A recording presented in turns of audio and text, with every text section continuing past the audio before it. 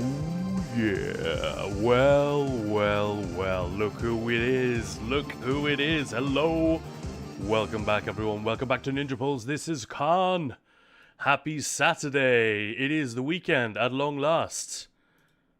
Let me just check that, yes it is. How we doing? Welcome back, this one welcomes you back. Hope you guys are all kicking ass this weekend. So sorry about yesterday. Our poor little cat was sick so many times. He tore his throat. So like the fourth, fifth times that he was, you know, he's old. Cats have hairballs and whatnot. He's always been a bit of a puker. And we're not going to get too graphic and gross with this, but just to explain, I felt really bad cancelling the stream. We had a big one planned. Maya was here and everything.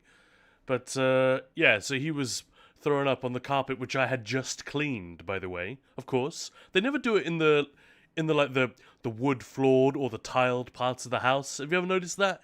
Cats, they always do their thing on on the carpet. Ideally, just after it's been freshly cleaned and hoovered. But at least that made it easy for us to see, you know, what was up. And then he did one more. He had another incident, shall we say, right next to his litter tray, and it was like something from a horror movie. It was just red. So we were like, this is at 5 minutes before stream time, and I said to Maya, no, we got to cancel. We're going to the vets. We're going together. She was like, oh no, I'll go. You carry on. I was like, nope, not doing it. We're both going to the vets with the little guy. Anyway, so that was why we cancelled. I figure if there's any reason gamers might give you a free pass, it's probably looking after cats, right? Feels like that is allowed. Anyway, welcome back everybody. Thank you so much for being here. Really appreciate it. Hope you're having a lovely time. Guns N' Raiders, first, second, and third. Oh yeah, baby. Love it. Fantastic. And Belorda, hello. Being first isn't always the best goal. I see what you did there. Hey, honey, I came first. I beat you. Again. That's 33 times in a row. Yeah, not the way to do things, I think. I'm no expert. Just ask Maya. But yeah, not the way to do things. Lily tried. Hello. I get 3 hellos. Or how many of those are for me? I hope one of them, at least. Anyway, Lily, how you doing? Welcome on in. How are you all? I am well, thank you. Relieved the cat is okay. Glad to be back here with you guys. Guns N' Raiders. Oh, just make sure to finish last. There we go. That's my man. That's the spirit. Don't gotta run fast. Just gotta outrun you. I saw that comment as the stream was like getting ready for liftoff, and I wasn't quite sure what it meant. Now I see the context. I like it. Belorda sleep deprived as always. Oh, I'm sorry, but we are privileged and grateful to have you here. Guns N' Raiders also shagged out. Well, if you're making sure you always finish last, I'm not surprised, man. Also sleep deprived and ready for Christmas to be over. Yikes, non-stop earning to get folks' Xmas out of the way. Yeah, that sounds familiar. But Lord, I'm not celebrating Christmas, so I'm chill. Do you never celebrate it, or are you just sort of opting out? And we get to relax a little before Christmas? Yeah, I absolutely agree. Absolutely. Lily tried. Yeah, let's go. It's not a culture belief of yours, if I can ask, or if that's intrusive. And Shnex, hello. Do hope the kitty makes a speedy recovery. He seems to be in, like, recovery mode now. Yeah, he's he doesn't want to come into this room, which is where the heating is on, which is a bit weird. In fact, it's a bit warm. Let me turn it off. Just realized I'm like cooking in here. That's no good. But he does that thing where he follows a little patch of sunlight around a specific part of the house until mid-afternoon when it goes away, and then he usually comes and hangs out with me. There's a great Calvin and Hobbes cartoon of that where Hobbes wakes up and is like, huh? What? And then he sees the sun coming through, you know, the window-shaped sunlight patch on the floor, and he moves over and sleeps in it, and Calvin's like, aw, did the darn old sun move some more? It's a full life. It's a full life, isn't it? And Schnacks, how you doing, man? Hope you're having a good weekend so far. I realize it's pretty early, but good afternoon to you, sir. Belord, just not into Christmas anymore. Stopped celebrating it a couple of years ago. Cats love to puke on carpet. Yeah, this is the way. Good to save some money as long as you're not alone. Yeah, that's true. Yeah. Christmas is expensive. I was relieved a few years ago. My parents were like, yeah, you know, we're kind of done with like giving expensive gifts. Maybe let's chill out a little bit and just like either, you know, just get a small thing or nothing at all. And at first we were a bit like, huh? But that takes the fun out of it. But actually, once you multiply that out by however many family members are going to be there, especially when my sister brings her entire family. She's got 2 little kids. Mine and I don't have any. But suddenly that's a lot of people. And if, you know, in-laws are there as well and whatnot. So yeah, the policy actually started, you could easily save like $1,000 at Christmas time by doing this. But they seem to have walked away from that now after like hipping us to the technology of being fairly frugal and thoughtful rather than big spending at Christmas time. They've now like decided, well, fuck that, we're spending big again. So we're a bit like, at least they gave us a warning. My mum basically told me what she's giving us. I think as a way to be like, heads up, we've decided to spend. So don't buy me like, you know, a card. I think she wants an Apple gift card, personally. Well, that's what she's getting, so I hope so. But, yeah, do you guys ever do that? You ever do that thing where you, like, negotiate, you know, sort of a spending limit? Or maybe even just say, look, here are a couple of ideas. Or maybe you get your dad to say what your mum wants. Or you get your, I don't know, you know what I mean? You get the person's other half to say what they want, that kind of thing. Yeah, but Lord, right decision, guys. Thank you, yeah. I'm alone, but it's okay. Well, never alone. You've got us. We are always here, always watching. Balorda. Oh, sorry, that's creepy as hell. We are actually contemplating doing quite a lot of streams over the holiday, the festive period. So, you know, around, probably not Christmas Eve or Christmas Day, but, you know, Boxing Day, the 26th. Maybe the 23rd, New Year's Eve, that kind of thing. New Year's Eve stream was actually a sub-goal for the mega stream, the second part of which we had to cancel, and the first part of which was a little bit quiet. But yeah, thanks for all the thoughts of the cat, guys. Much appreciated. Pop your message on Christmas, put a lot of, nice. I do gifting for others, I do not expect it back. Oh, I know what you mean, yeah. Yeah, I get that. Just nice to be nice and see other people in happy spirits. Problem is, there are people for whom it's very difficult to buy a gift. And you want to. You want to spend on these people, but it's like... just let me check something. You genuinely don't know what they want. So you think, well, A, I'm kind of wasting my money, and B, they're going to feel like I don't know them, or that I don't care as much. Much as I love gift giving, and I find it very easy to get into the spirit of Christmas, I think I was very lucky. Being sort of caught between 2 cultures, the Danish Christmas is excellent. There's a lot of really wonderful Danish traditions around Christmas time. It's no coincidence that hygge was suddenly, you know, this concept was suddenly adopted and marketed around the world. That's largely because of wintertime traditions in not just Denmark, Scandinavia in general, but the Danes have got that cozy thing. They've really got it down. And it doesn't tend to suffer as much from the rampant capitalism that we get over here. Like the sense of Christmas tradition in the UK, it feels very vulnerable to capitalist interference. Should we put it that way? Don't mean to denigrate it anyway, but I was really lucky in that we got to have Christmas Eve, which is when, like, most countries with a Christian heritage or history, most of them celebrate on Christmas Eve, just the way that you do New Year's Eve, right? That's normal, but for some reason the Brits and the Americans haven't clocked this and think it's weird that the Danes celebrate on Christmas Eve. But we always did that. We'd have our big thing on the 24th, and then we'd go to some British friends. In fact, we'd often go to my Italian friend's house, who also celebrated on the 24th. So then we'd have our family Christmas separately. And this is a dude I was in a band with. He was like my best mate at school. And our mums, our dads, his little brother, my older sister, the whole family got on really, really well together. They even liked our dog.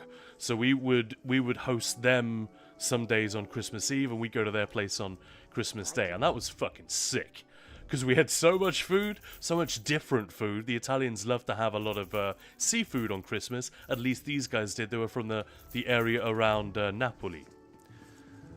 And, yeah, so we'd get this double celebration, double whammy, loads of gifts.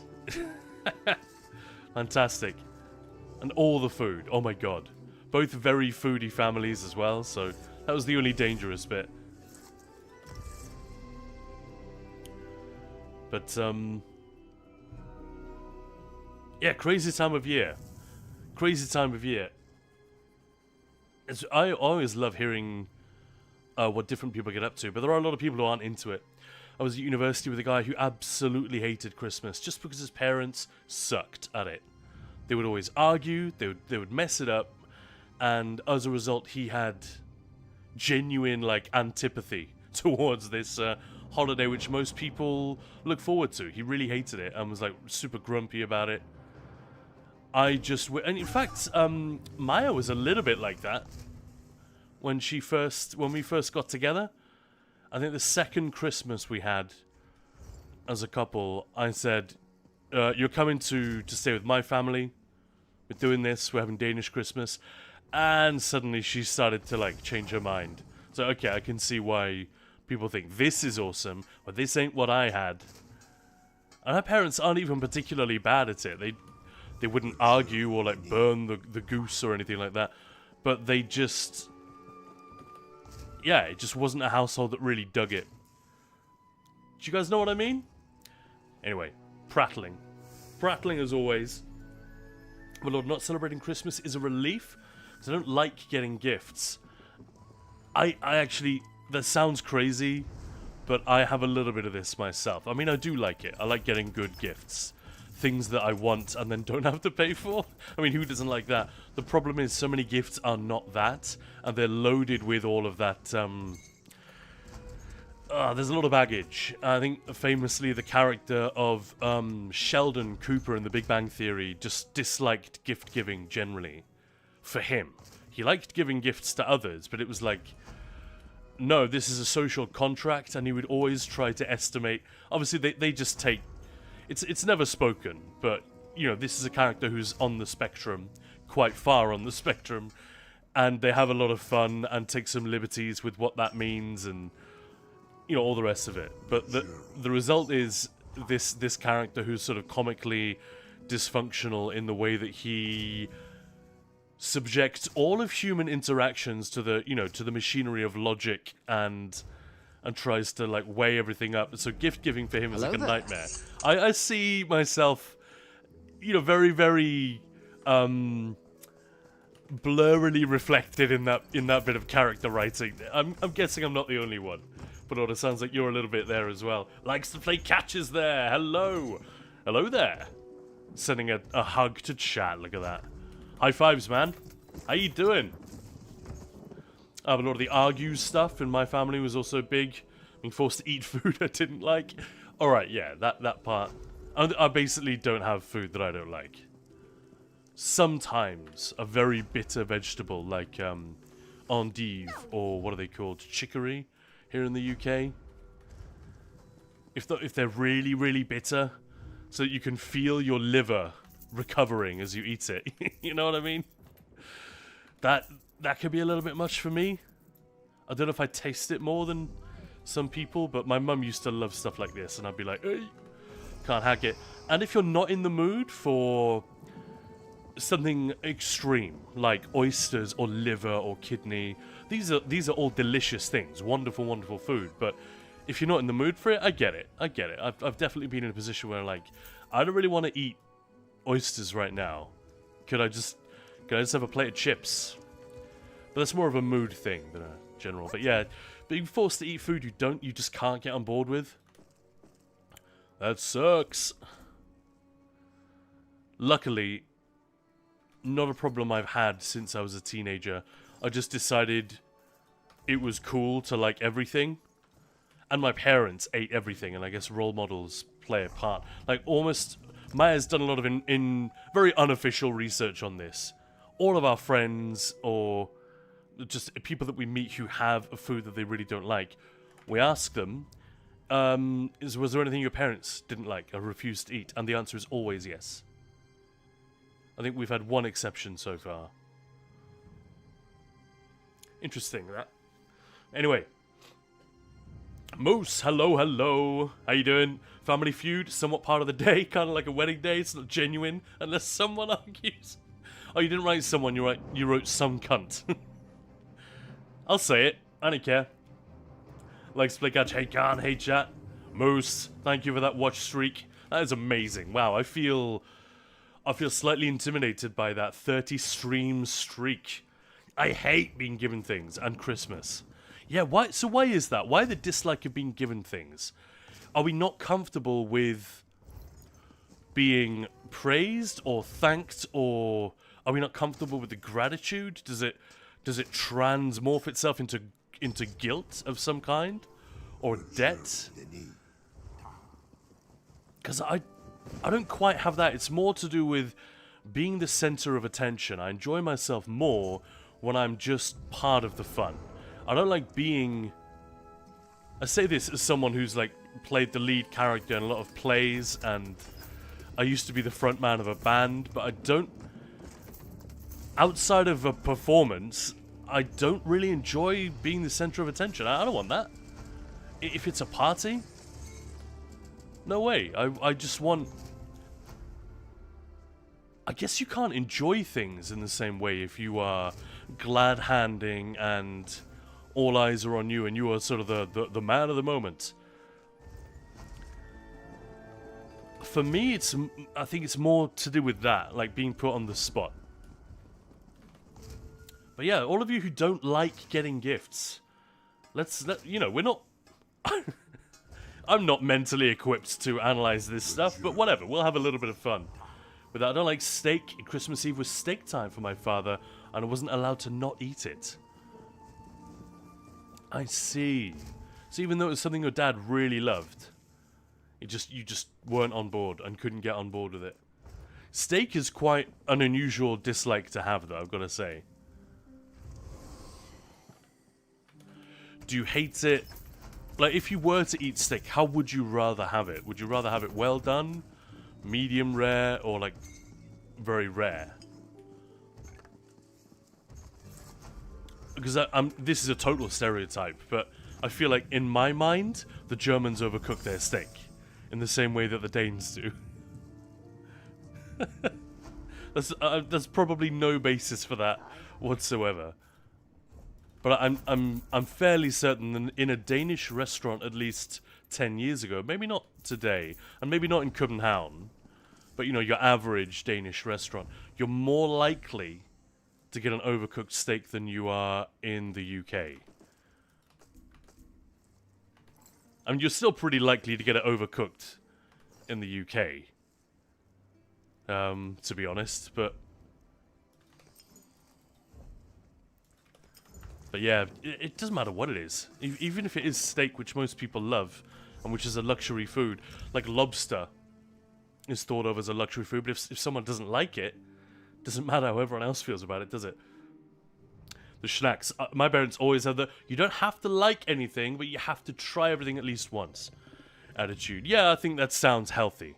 My parents were a little bit more strict than that. They basically called bullshit on this whole idea of, I don't like it. I think it might have been because I had a couple of friends when I was a kid who were, especially in England, who were very, very fussy. They just didn't like anything.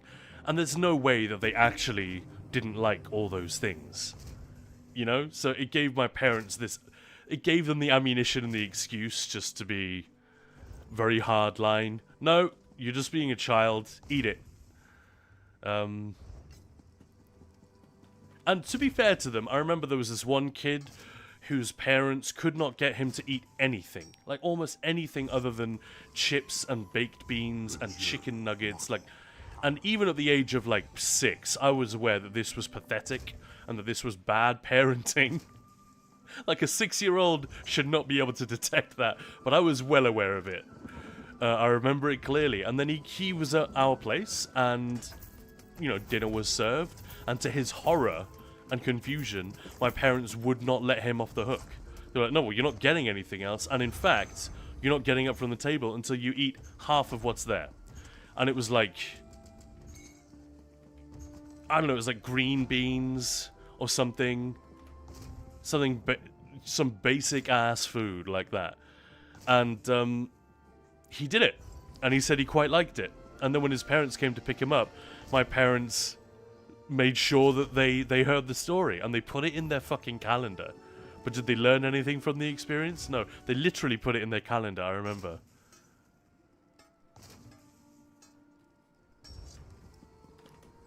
Yeah, not the right way to encourage your kid. So yeah, I like the sound of what your parents did, those snacks. That seems a little bit more sensible. But I'll always fear not liking the gift and having to say thank you, although I don't like it. I think the person who gives the gift is more worried about that. But yeah, there is a really horrible feeling of guilt if you genuinely don't want the thing that someone has given you and they might have put thought into. It's one thing if I remember one Christmas when I was like 14, I got a yo-yo from my aunt and uncle. And I remember thinking, what the fuck? It's only a couple of quid, but they should have just saved it. Like, nothing would have been better than this. But that's fine, because it's like cheap and it's not... But if it's someone close to you, yeah, like if it's your grandparents or a friend and they give you something you genuinely don't like, then that's rough. Does it make you feel guilty? Is that it? You feel guilty for not liking it? And that's a really weird cognitive dissonance. I'm being myself. I'm being true to me, but I feel bad about it. That's a horrible place to be in. That I can understand, Belorda. My parents were this kind of parents. As long as your feet are under our table, you eat what's on the table. Yeah, my parents are more like that, by the sound of it. Anyway, I don't like any kind of raw meat. I mean, steak isn't raw, to be clear. Oh, unless you get like a fillet steak in Paris. Or steak tartare, which I love, actually. Right, so you'd go for... You're grossed out by the whole medium rare thing, so we'd have it overdone. Okay, I can understand that. The problem then is a well-done steak is like the worst steak.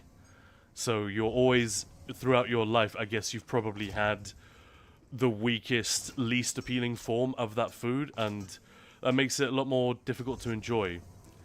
But yeah, totally, as a kid, I was a little bit confused by the whole rare steak thing. It just didn't seem right. Very strange. Insomnia Aaron, hello, how you doing? And Schnack, if the parents themselves treat vegetables as a necessary evil, the kids kind of notice that. I think there's logic in what you're saying, yeah. And I think the truth is that the dad in this family was also a very fussy eater. And he just wanted his meat and his potatoes and gravy and beer, you know, that kind of thing. And vegetables were kind of a nuisance. Begone, foul asparagus, you know, that kind of thing. But who knows where these things come from. It's complicated. Yes, so guilty, and I hate lying. Alright, so even the white lie of smiling when you're disappointed with something. Yeah. I'm okay with that. I worry that I'm not very good at it, and it's obvious. So like, there's one thing if someone says, oh, thank you so much. I don't love that handbag, but thank you. That is sort of a bracing level of honesty, and that you know that their gratitude is sincere. If they're saying, yeah, I don't like that. Have you got the receipt? I'll take it back. Thank you so much, though. Thank you so much for getting me that. Whereas if you're like, oh, yeah, I love it. And and they can just sort of read it in your voice and your reaction. You know, unless we're poker players or gifted actors who naturally revert to a performative state. Most people are terrible at not reacting to things, you know? That's pretty fun. I think it's been a long time since I ever had to do anything like that, though. To genuinely, like, make an effort to telegraph gratitude when what I'm feeling is like, what the fuck? You know? Anoxero, hello, and Meow, and Insomnia Aaron, hey, how's it going? Happy Saturday, everybody. Welcome to Ninja Pulls. This is Khan. We're prattling on about Christmas. In fact, let's rewind a little bit. We should be doing Christmas outfits. And for the, I should say festive outfits, just in case. But ultimately, I've grown up in two culturally Christian places. I'm not particularly... I guess culturally I am quite Christian. I went to Catholic school for a start when I was a teenager, but my family is not religious. I'm not religious. It is just a cultural thing. But yeah, so when I refer to the celebrations at this time of year, I'm not trying to be insensitive if I just default to the word Christmas. But I'm guessing everyone knows that already, I'm sure. Mo, speaking of food, I dreamt I shared a Dr. Oetker frozen bacon pizza with Pelota. Was it frozen when you ate it, or was it, like, cooked from frozen? And why were you dreaming about Pelota? That's so funny. Oh, that's gold. Thank you for sharing that, man. That's great. Pelota, as a child, I hated spinach because my mum's cooking sucked. Now I can eat it every day. Yeah, man, spinach is one of those things. If it's overcooked, if it's overboiled... Ah, we still have the moose outfit.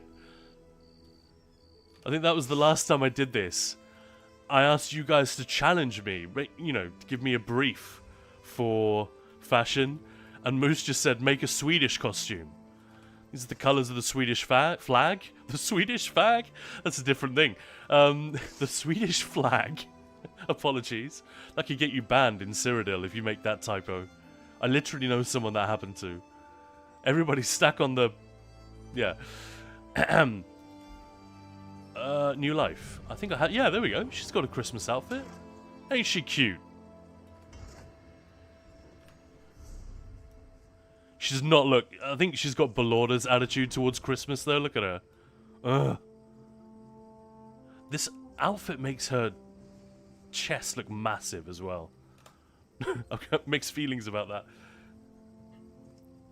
At work, so we'll leave a lurk, Alex. Thank you so much. And Erin! Erin is here, ladies and gentlemen.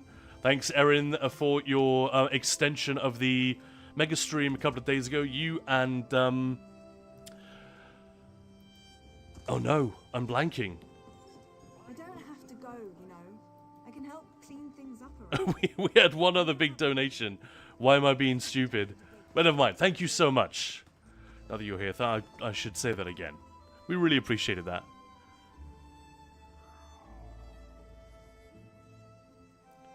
So busty. As a former child, I can relate. Yeah, but Lord, you're on point with that. A lot of the time it is to do with things being overcooked or poorly prepared or simply the fact that we're children and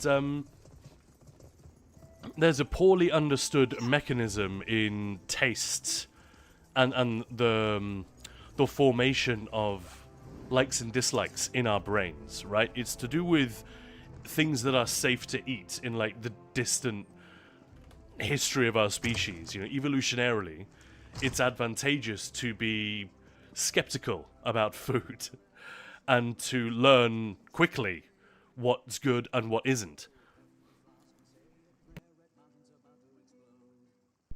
And one of the ways that manifests itself in our behavior is that we need to process new flavors a bunch of times before we can even, before our brains and our quote-unquote taste buds, obviously that's not the mechanism, we need an actual doctor or biologist to describe this properly. But before we can really detect the flavor accurately and decide whether or not we like it. Now, this is a thing I'd never heard of until Maya, who's a chef and who's worked as in nutrition and all of that stuff, until she learned about it and explained to me, it's like, check this out, this will blow your mind. Yeah, can we update this costume in any way, guys? What do you think? Let's see if we can add the hat. Where's the hat? Oh, there are loads of hats we could add, but let's just go with the standard. I mean, we could go with the crown of Misrule. Now she looks even less happy. Although she gets those cool dreads in the back if you put the hat on. Where's the New Life cap? That's it. There we go. Oh, Guns N' Raiders, thank you so much. Thank you for the donation on Ko-fi, man. That's amazing. And Van Hender, hello. There's something to that. I usually say I want my steak blue, and then they get it. Right, I get it. And you're talking about Denmark, right? Yeah, maybe you're right. Maybe that's it. So if you say blå in Denmark, blue, basically, for those who don't know, I'm sure you will do, but that is, you know, I think it just comes from what they would say in France. You just sear the outside barely even. So the inside of the steak genuinely is raw. It's not even cooked. It probably isn't even warm. Just the outside is seared and the middle is still raw. That's a blue steak. And in the UK, if you ask for that, I think that's what you'd get, depending on the restaurant. But in Denmark, yeah, maybe the definitions are just slightly different. So rare in the UK means one thing, but in Denmark, that would be a medium rare. And a medium rare in the UK is a well done in Denmark. I don't know. But that's the impression I've always got. Yeah, in Denmark. And yes, from the French. Bleu.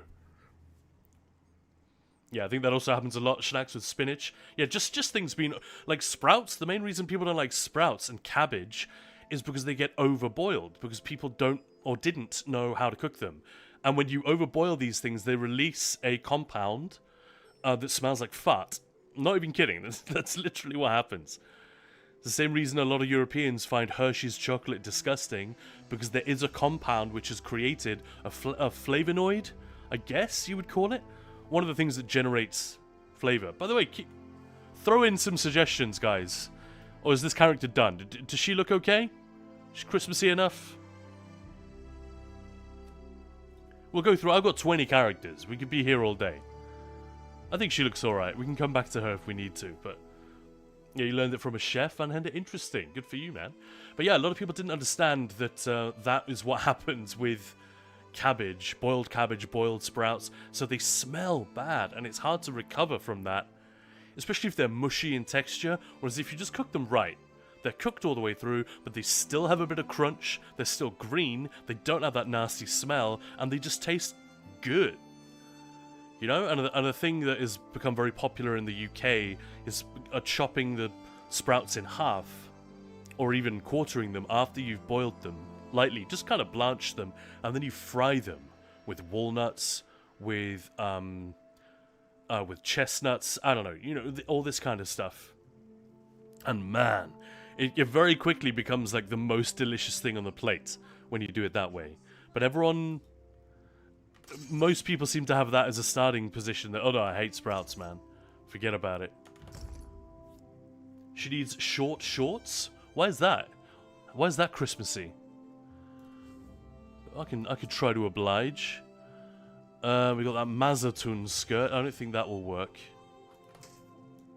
No. That one might.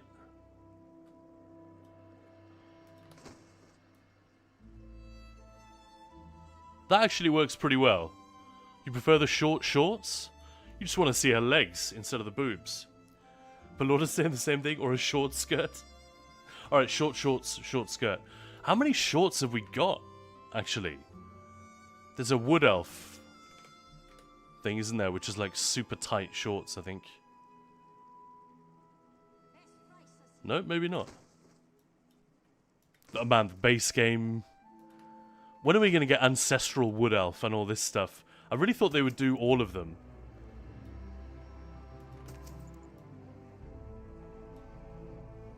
I think one of the shortest is that Deadlands Gladiator one.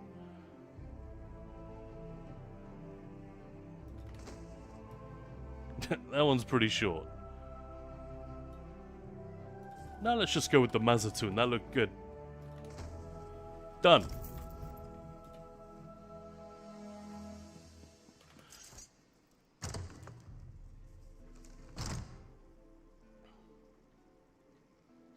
Catholic kindergarten and elementary school. There we go.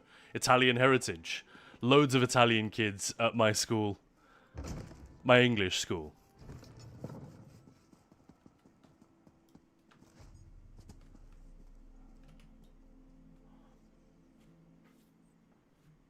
It was more generic Protestant and everything else just thrown in together at my Danish school.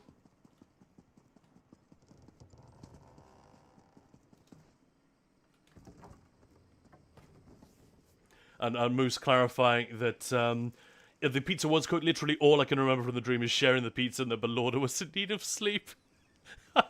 Well, you're a generous man then. Or you must like Belorda, in your dream world at least. If you're willing to share a nice pizza. That's a compliment. Alright, there's one character. Done, I think. She looks alright. Moving on. For me, it was the seasoning of the spinach. Belorda's saying... She cooked it with cream and instant vegetable broth. So the whole spinach just tastes like vegetable broth. I see, right. So kind of a different take. Gilly, hello, hello, hello. Yes, Ted is doing better. He's snoozing today. We got him to eat something last night. We gave him soup. Maya has soup for cats. I guess it's for older cats or when they're sick. And fortunately, we had a few cans of that in the house, so we gave him some of that. And I mean, he's still not eating a lot. But he was very, very ill yesterday. I don't know what caused him to throw up so much, but he tore the inside of his throat, basically, so there was blood. Ugh. But I guess the rule of thumb is if it's red blood, like fresh blood in the vomit, it's not good, but it's if it's it means that it's from the throat, probably. At least that's the logic I've always gone with. If it's dark and congealed, then there's something much more serious going on, like bleeding in the stomach or something like this. Anyway, bit of a horrible topic. We've already been on that, so let's move on. Move on to something else. And the Schnack's saying, the Lutheran pastor where I grew up is one of the very few people I would genuinely call a genius. Wow. I don't know if I know anyone that I would have described like that. Speaks a bunch of languages, plays every musical instrument I can think of, sounds like a legend. Taught himself basics of web development at 60 plus, was friends with his kids at school, so I always had a bit of a special relationship with Christianity.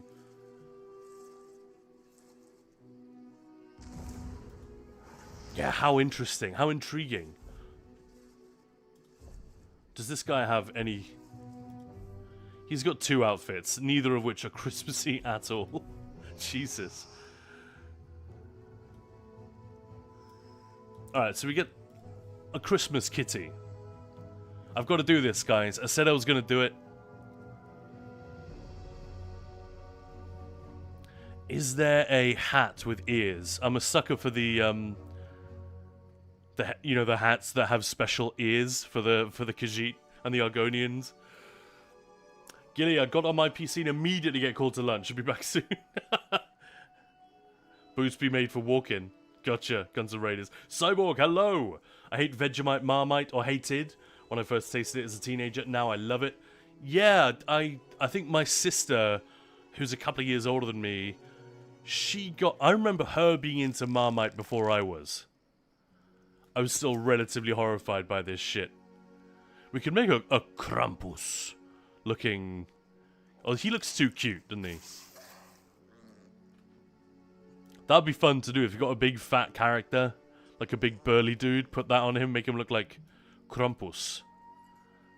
Guess we could try. Let's start with the Huntsman, see where we go. Nah, that's not gonna work. That one. What are the chests like? What's the furriest... the furriest chest piece we can think of? Sea Giant has quite a lot of fur in it, doesn't it? No, not really. Boo.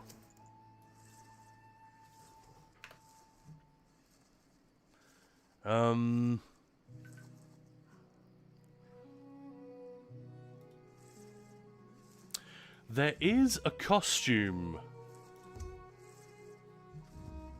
There is a costume I could use. It's called like Snowbound Dragon Priest or something. Frostbane Dragon Priest. So if we use that alongside the Huntsman's helmet.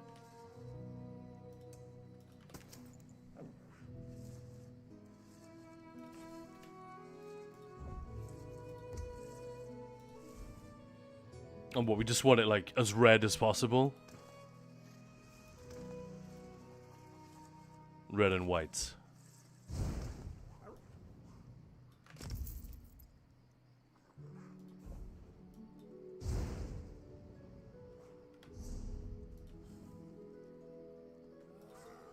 Just type in drag. There we go. This will be fairly Christmassy in a sort of aggressive kind of way.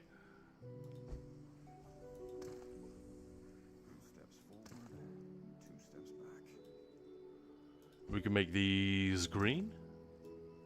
No, it's a bit too green. Yeah, we need a decent in-between green. We don't really have one, do we? Might have to be one of these. Nah, these are all really lame ass.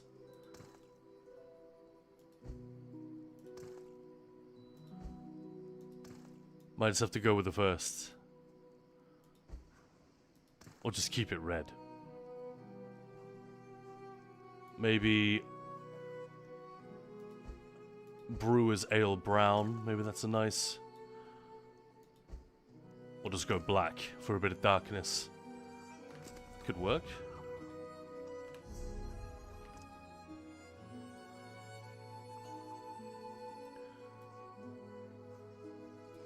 Oh, I can't do the... Shoot. You can do a collectible hat with an outfit, but you can't do a costume hat. Sorry, you can't do an outfit hat with a costume, can you? Didn't think this through, did I?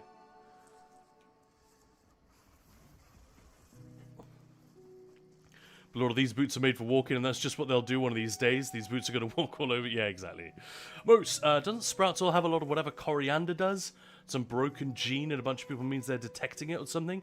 I've never heard that about Sprouts. I think it's more the fart thing. I'm not a geneticist, so someone else might know more about that. But yeah, I've definitely heard about coriander, that it tastes like soap to some people, and the theory is... Maybe it's been proven. I don't even know. But yeah, the theory is that it is a genetic thing, that it just tastes awful to some people, like genuinely bad. And no amount of like training yourself to acquiring the taste is gonna help. Van Hender saying, thought forever that I was a picky eater. Turns out my mother was just a crap cook. I still hate Brussels sprouts, but other cabbage, yum yum. Oh, I feel bad. I feel a bit bad for all the mums trying their best in the days before the internet, probably. You know, before they could go on Mumsnet and like, don't make, you know, top 5 mistakes that mums make in the kitchen. 1, don't let him have sex with you in there. It's not worth it. I've no idea. But yeah, Moose, I don't know about that. It could be the same kind of thing. Guns N' Roses, this reminds me I need to call Jessica up. I need my car washed. But Lord, I lived in a town right near to Cologne where I could have been sent to a girls' school, but my parents didn't do that to me in the end. Yeah, fair enough. Only boys, only girls' school is such a weird and old concept. Yeah, it doesn't tend to... I don't know. I do know plenty of guys... Well, plenty. I know 2 or 3 who went to all-boys schools. I worked in a very, very... a workplace which was extremely middle class / posh for a while. There was me, one other girl, and the office manager. I think we're the only 3 people in this entire floor who hadn't gone to private school.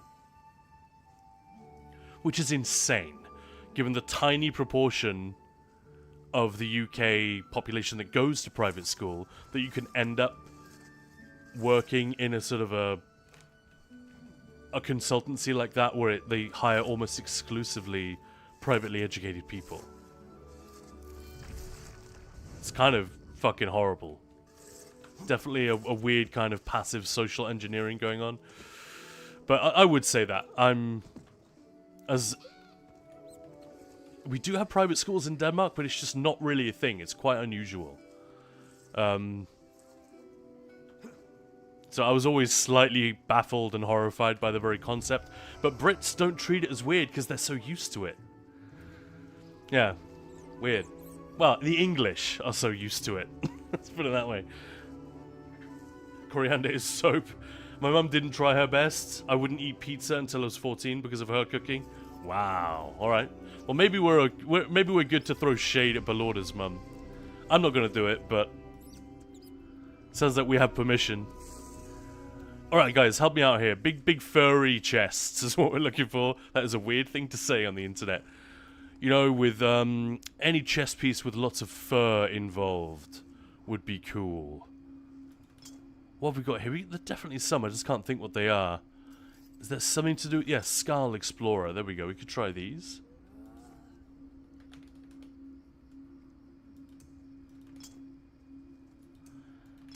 Maybe bits of it. Like, the hands are pretty cool. I want to keep the... Oh, the legs are the rubbish. The boots and the hands are pretty good. Especially the steel toe caps. They're not even. What's the word I'm looking for? These are like crampons almost, aren't they? Yeah, may want to look at some special sides of that. Thanks, Lily. Lily's got my back. Well, come on then, help me out. Like, big, beefy shoulders is what we need next. To make him look, we're giving him an imposing silhouette. I am not particularly into the fashion in this game. I'm not like good at it or anything, but the thing I do understand better than most is that you should start with a silhouette.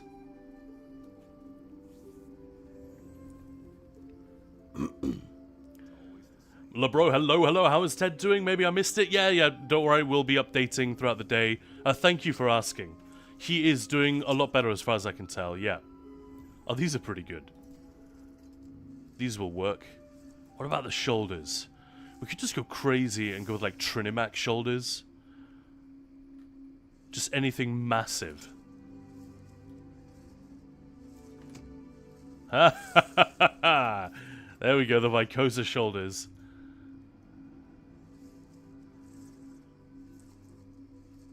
But we should have some scary hands as well.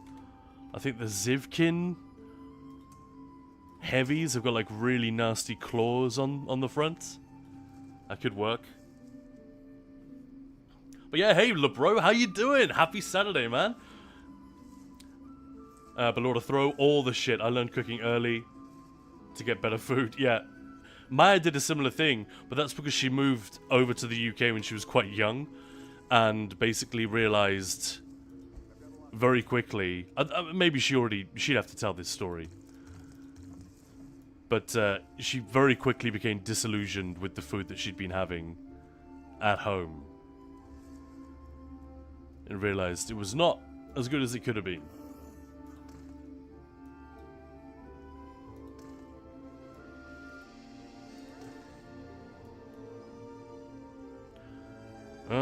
Let's go with scaled court for the wolf's heads. Maybe something a bit darker. What other browns have we got? This is probably not going to work. No, not at all.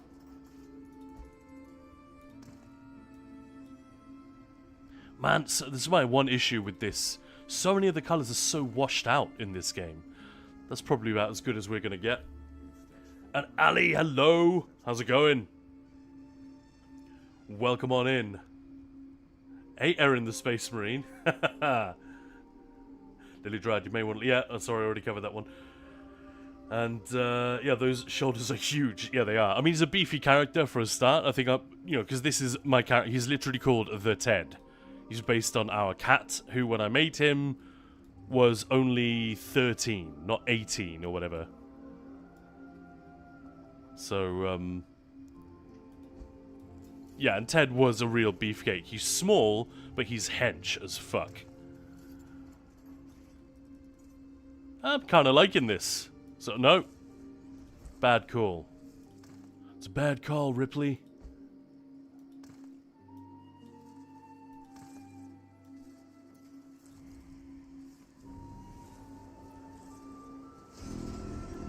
LeBron, I'm doing well, thanks. How you doing? How you doing? My wife and I are learning to light weave better as we play through those base game zones. Nice! Oh, fun. You're actually focusing on light attack weaving? This is not what I was doing when I was, starting out in ESO, but yeah, good for you, man. That's cool.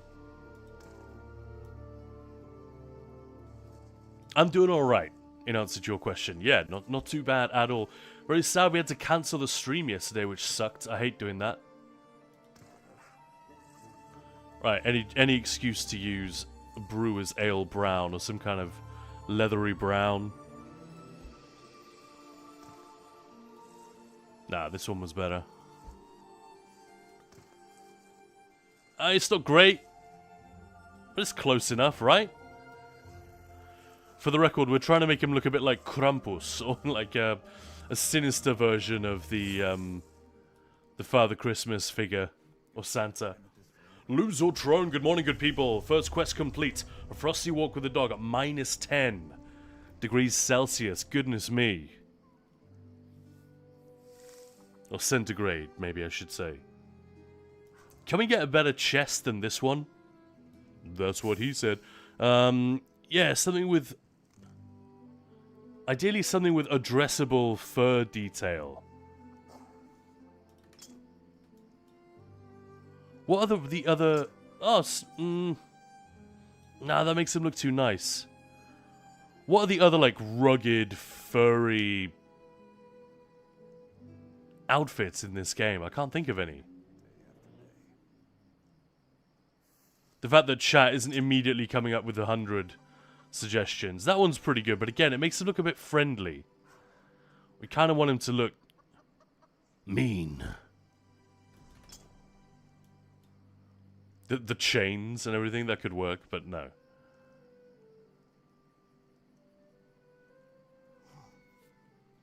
Well, congrats, Luzortrone. I did walk the dog, but it was only just below freezing here. I think it's already warmer. It's now above 1 degree. But yeah, first thing, the car was a frosty bad boy. Had to scrape that kid. Could just do that.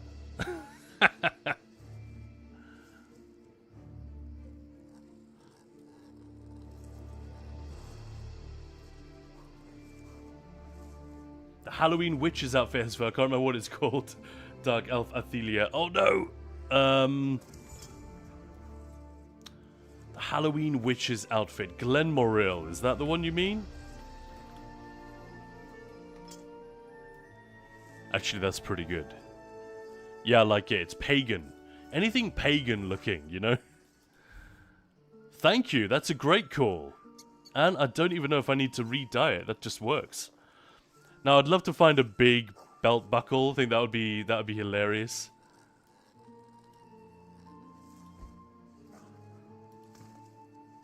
Yeah, there we go.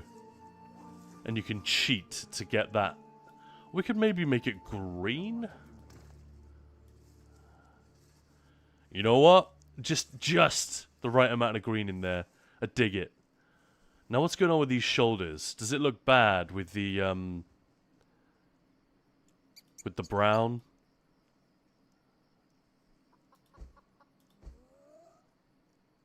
Maybe we could just make it silver?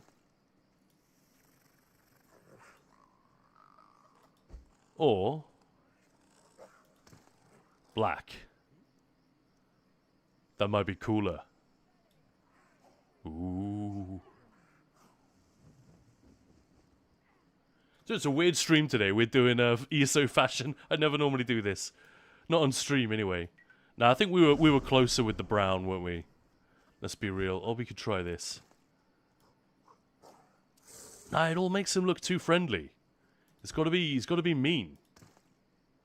What about this one? There we go. That's probably the sweet spot. Done.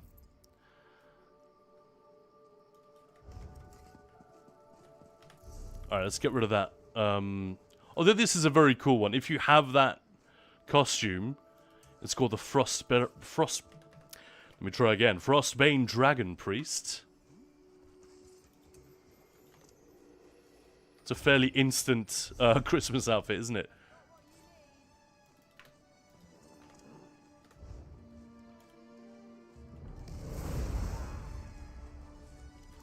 Maybe we should give him a shinier staff. What kind of staff would Krampus have? Something nasty.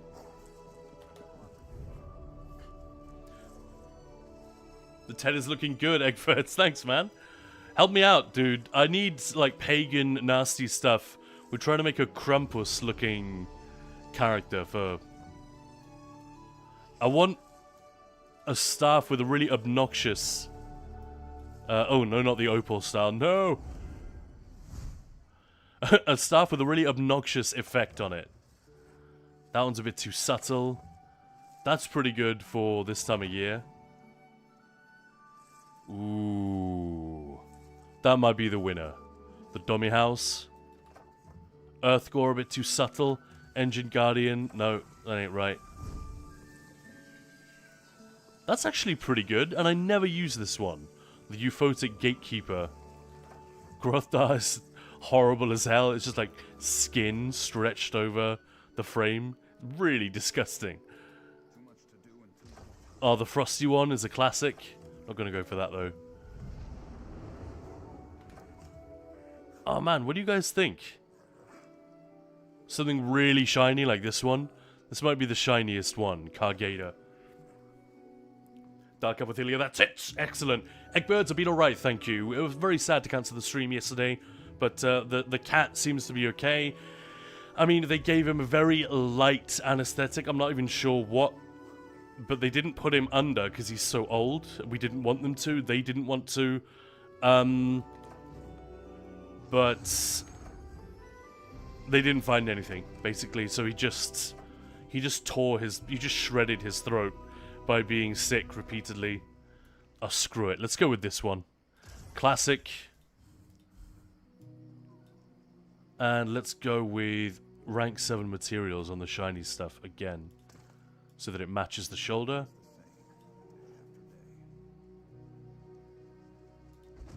Or... Nah, it's hard not to go with Frozen Blood there. Alright, cool. I think we're finally there, boys and girls. We did it.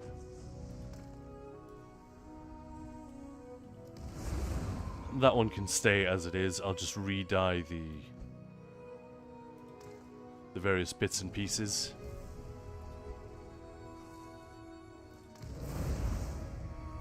Done. That's a Christmas kitty. I'm into it.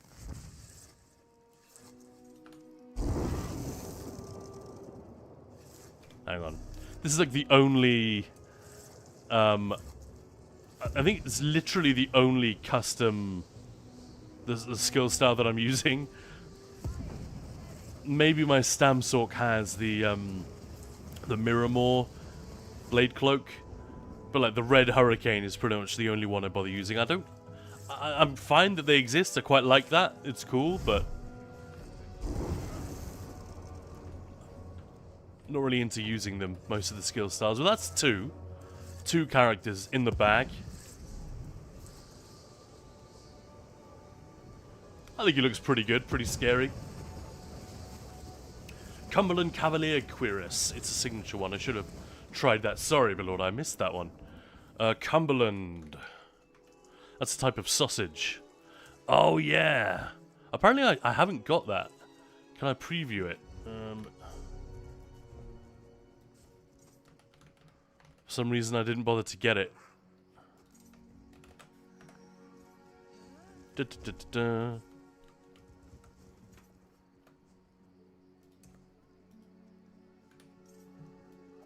Yeah, that's pretty beefy. I think we did well, though, with this one. The more pagan, raggedy one. Bit more scary, bit more freaky looking.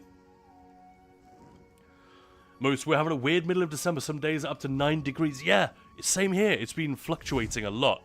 We've had really, like, cold snaps, as they call them here, where suddenly it's way colder when you wake up in the morning. It's so much colder in the room than it was yesterday. And then you go outside to, like, start the car, and you're like, oh, I'm going to be here for 10 minutes. Shit. I once saw the worst thing back when I lived in Bristol. It's a pretty big city. I think it's 4th biggest city in the UK. I can't remember. But anyway, I had got up early and got my car sorted, and I was on my way into work, and I drove past someone very near the city centre. It was in a residential area right by the city centre, and he was out in his driveway frantically, like, running around in his suit, but with the jacket, like, off, hanging in the car. He'd, like, chucked it onto the passenger seat, running around in his little, I don't know, he worked for an accountancy firm or some shit, but he was running around in, you know, suit, trousers, the shirt, the tie, the braces, rather, not bracers, that's something else. And in an effort, I don't know if he'd run out of antifreeze or if he was just a numpty, he poured a kettle. Wow, this character looks fun. He poured a kettle of boiling water down his windshield, starting at the top. You know, to get rid of the ice nice and fast. But what do you think happened? The windshield just fucking split. Boiling water. Oh no, it was so painful to see. You're definitely going to be late for work now, buddy. Most 0 days with negative degrees in the upcoming week, supposedly. Weird as hell for where I live. Yeah, I'm guessing you are pretty far up north, man. That's crazy. I feel like this outfit could very easily just be... We could just re-dye it, couldn't we? But yeah, for a Nightblade Argonian, what do you think, guys? We got anything? We could just give her a bunch of Argonian gear. Couldn't we? If you do this to them on the login screen, they get really angry with you, don't they? On character select, they start shaking your head and getting annoyed. If you spin them around. Doesn't happen in game. Lord, it's fun. Sea Giant stuff is a good one as well. Yeah, that would have been cool. So why am I missing all of Belorda's suggestions? Just not looking in time. But it doesn't have an effect on it. That's the only thing.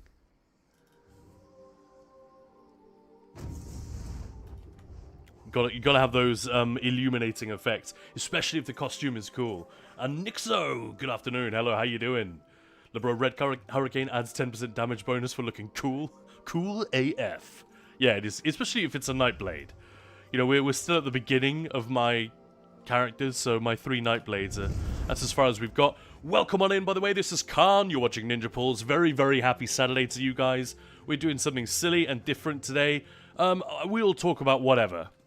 I'm not putting any strictures on the conversation, but what I'm doing in game right now is trying to give as many of my characters as I have time for a little bit of a holiday or a festive flavor.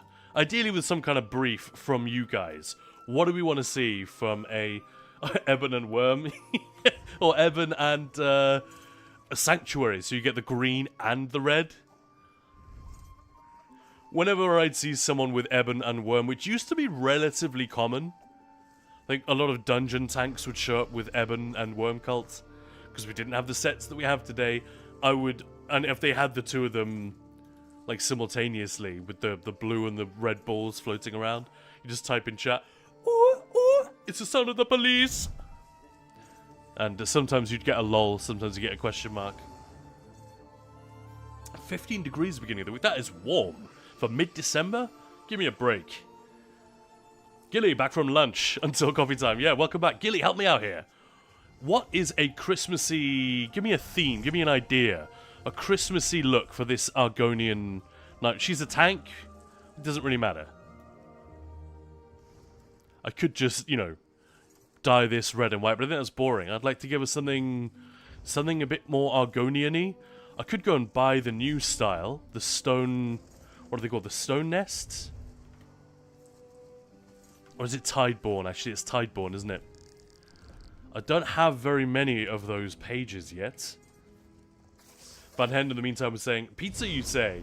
Take a pan, fill it with the most basic wheat bread dough, then boiled minced beef and pour over the raw dough. Then you take the cheapest salami and slices of fat cheese. Throw the whole abomination into the oven until the cheese is nice and rubbery. Then you are done. That's how my mum made me hate pizza. You are welcome. Man, it sounds like you and Ballora should get together. and just commiserate about this stuff. But yeah, look at the Tideborn style. It's really fun. I think it would be easy to make that Christmassy. There's already a lot of shiny green bits on there.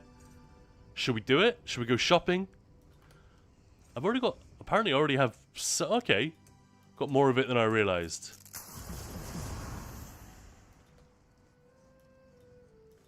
Yeah, I've been seeing people run around with the medium head especially. We don't need the head, just the chest, legs. Oh yeah, I think this is a winner. I think we're onto a winner here. What does Gilly say? Had fries and fillet. Oh. Or filet. I should say. You need to wear Ebon and Worm, yeah. But I love spinning them around on the character screen. I do it sometimes when I'm not sure what to do or if I'm just on voice, chatting with people. But they spin a lot faster, don't they? I'm sure everyone's seen this. And they look at you and like, stop it! Nixo, what's the extra bonus weapon damage while using dual-wield weapons? What is the extra bonus damage? Alright, so we're talking about, dual wield, no, twin blade and blunt. Each dagger increases your crit rating.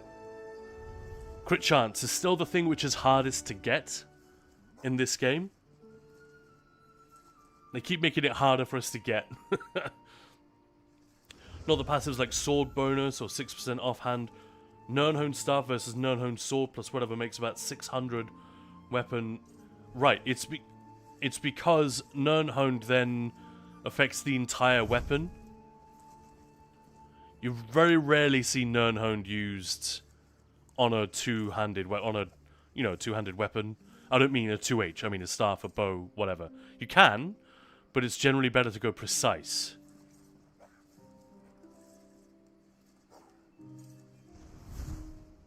But dual wield expert, look, increases weapon and spell damage by 6% of the offhand's weapon damage.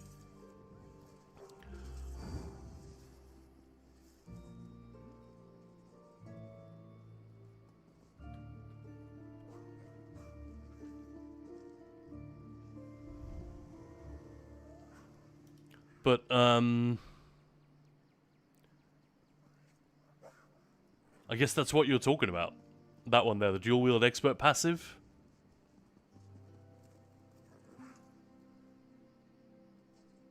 So if you've got daggers, that's crit chance, and then it'll be the dual wield expert passive. But I wouldn't worry. Like, if you want to use a staff, the main reason I use daggers or dual wield almost everywhere I can is for this. But sometimes it's because cloak is just amazing. Major evasion is not a buff you're that likely to have from your allies, and it's super useful. It will save your life all the time in trials. Well, it shouldn't, but it probably will now and again if you're in a tough spot, or if your healer's busy with something else, or whatever. It's just really nice to have. It applies your glyphs really, really consistently because it's ticking all around you all the time. So whatever glyphs you've got, absorb stamina, poison, flame, whatever, they're all going to be popping like crazy. You'll see this in the uptimes. It's really, really nice. And yeah, finally, dual wield allows you to run 2 glyphs on a related note. But the main reason I try to use dual wield is, honestly, it's this. And usually I don't use Deadly Cloak. This character's set up for PvP at the moment. And she has Deadly for some reason, but not actually slotted. But Quick Cloak is normally the one I go for. But they're both really strong. And you could pre-buff it and it's strong and trash and all the rest of it. But that's the main reason I use it. If you want to go for a lightning staff, for example, if I'm running Banner and I don't need I don't want to have like the stamina restore from heavy attacks in my back pocket just in case I need it. You could do fine with a lightning staff on a lot of the setups that are sort of current and strong. Lightning staff works really well, and if you don't have room for cloak anyway, you're really not losing that much by switching to a staff. And you can use a bow as well. Both will give you that little bit of range, that little bit of extra ulti-gen from your light attacks if you have to stand outside of melee range for a little bit. So I wouldn't worry too much about it. It's not that far behind. I think because all builds by people like me tend to recommend dual wield because it's slightly better, people assume that it is a shitload better. You know, oh my god, every build guide recommends daggers, so they must be amazingly ahead of everything else. It's not the case. I would ask the question, like, why use anything but daggers? You know, if you don't need if you don't need the range, which relatively rarely you do, just run daggers and you know, or whatever dual wield you want, and make use of all the extra damage and utility that they provide. But because there isn't really a compelling reason to use a destro or a bow a lot of the time, unless you need a specific weapon like the Black Rose bow, which often will go on the back bar. So I would ask that question. But if you just prefer the feel of a staff and you don't mind losing a little bit of damage, yeah, don't worry about it. That isn't what you asked me, but I hope that helps. Those dual passives don't make 600 difference. That's why I ask, what is not shown formula? I mean, is it the same set that you're using?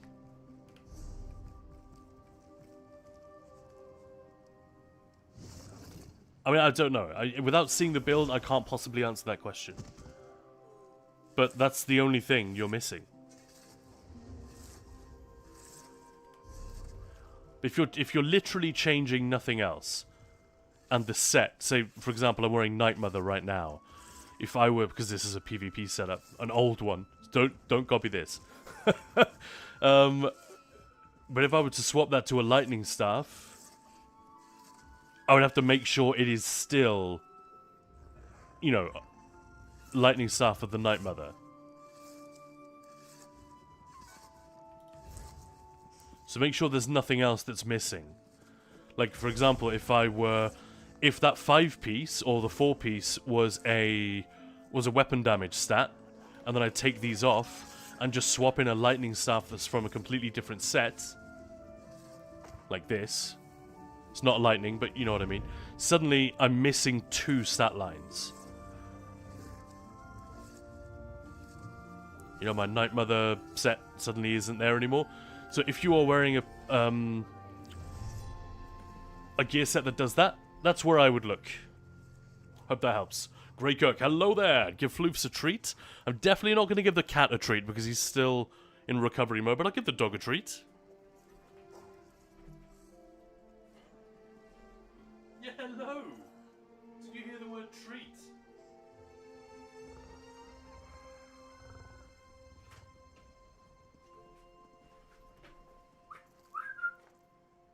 Come on then. Alright, dog needs convincing for a change. Let's do some doggo ASMR. I'll be right back.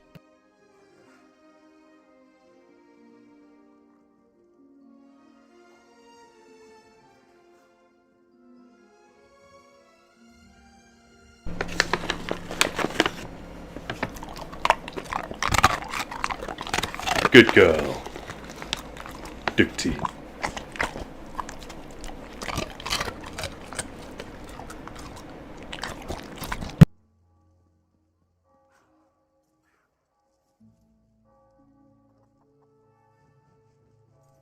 Oh, that's a very happy doggo. She says thank you, Grey Kirk.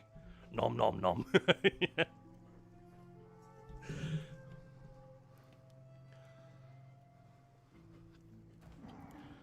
Yeah, Nick, so okay, you already thought of that, good.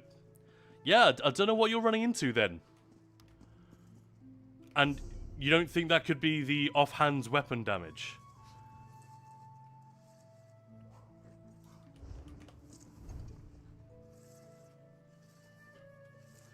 Alright, so what do we need? We need the shoulders, right? We got chest, legs, shoulders. Feet is what we need. Feet, hands, waist.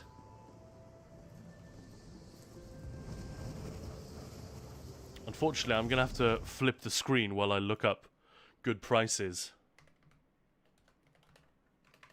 Don't worry, I'm still here. So what are we talking? Tideborne gloves. I have to make sure I'm not buying the actual item, just the,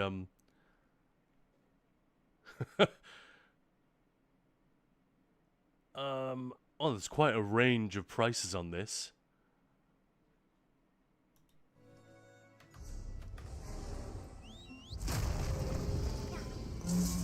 See if we can pick some up for cheap. Or for, you know, not rip-off prices. I have been expecting you. Character needs a skin applied. Lord is saying some shiny glowing skin. Argonians have such highlighted scales, could try to make the outfit blend into the scales. Ooh, interestingly. And Guns N' Roses are saying, I would strongly suggest going with what Coca-Cola had done with Santa over the years. Blue, green, brown, red, even white. That still blows my mind, and I think this is a true fact, that Santa Claus was often depicted as red, but more often as green in that outfit. That's why he appears in most, like, illustrations of,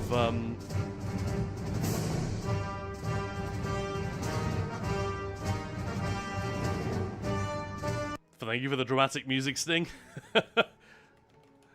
But yeah, Santa Claus appears as dressed in green in, like, the Christmas Carol, for example.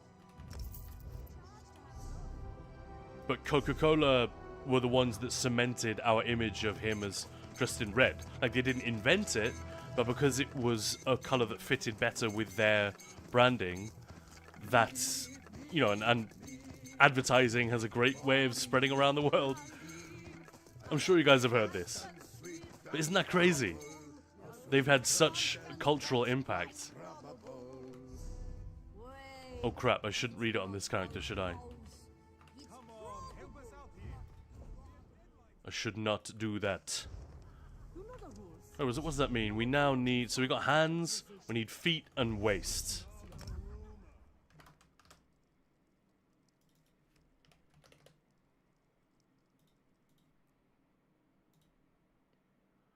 Looky, looky.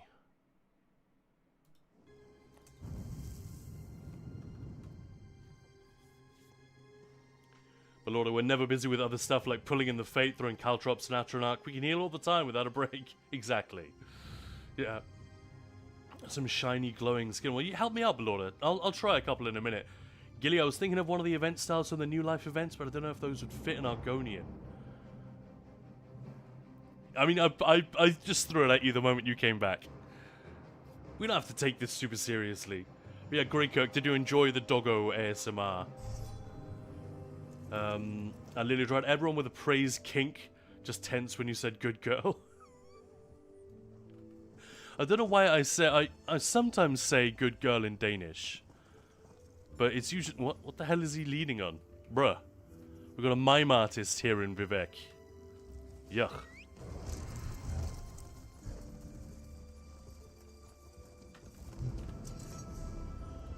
Where was I going? I think it was in Grotwood, the next one.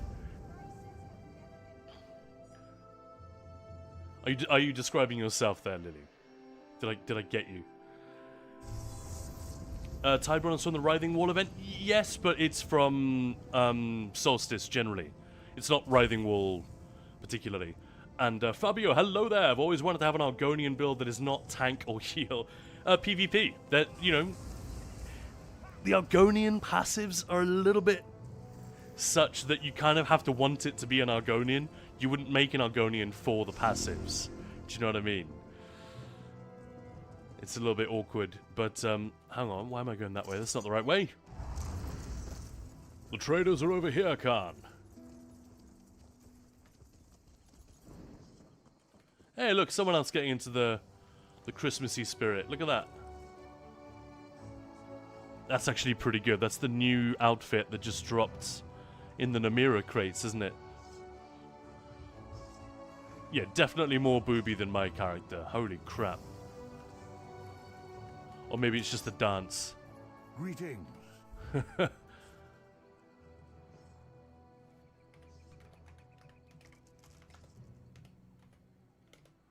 Sideborne belts.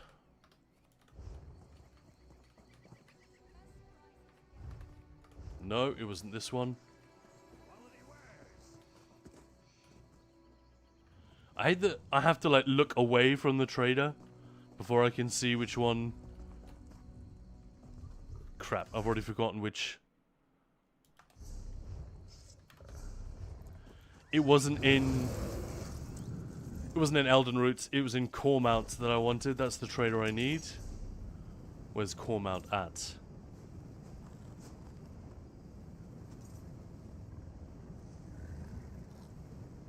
That's here, isn't it? Yeah. Most hasn't stuff just always had less weapon and spell damage than dual wield, and they just have the numbers they have.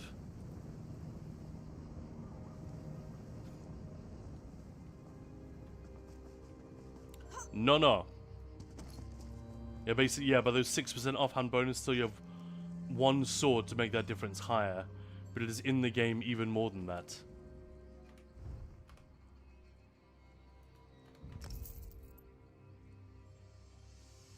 Why is it not disappearing? I bought it, didn't I? Yeah, there we go. So now we need the boots.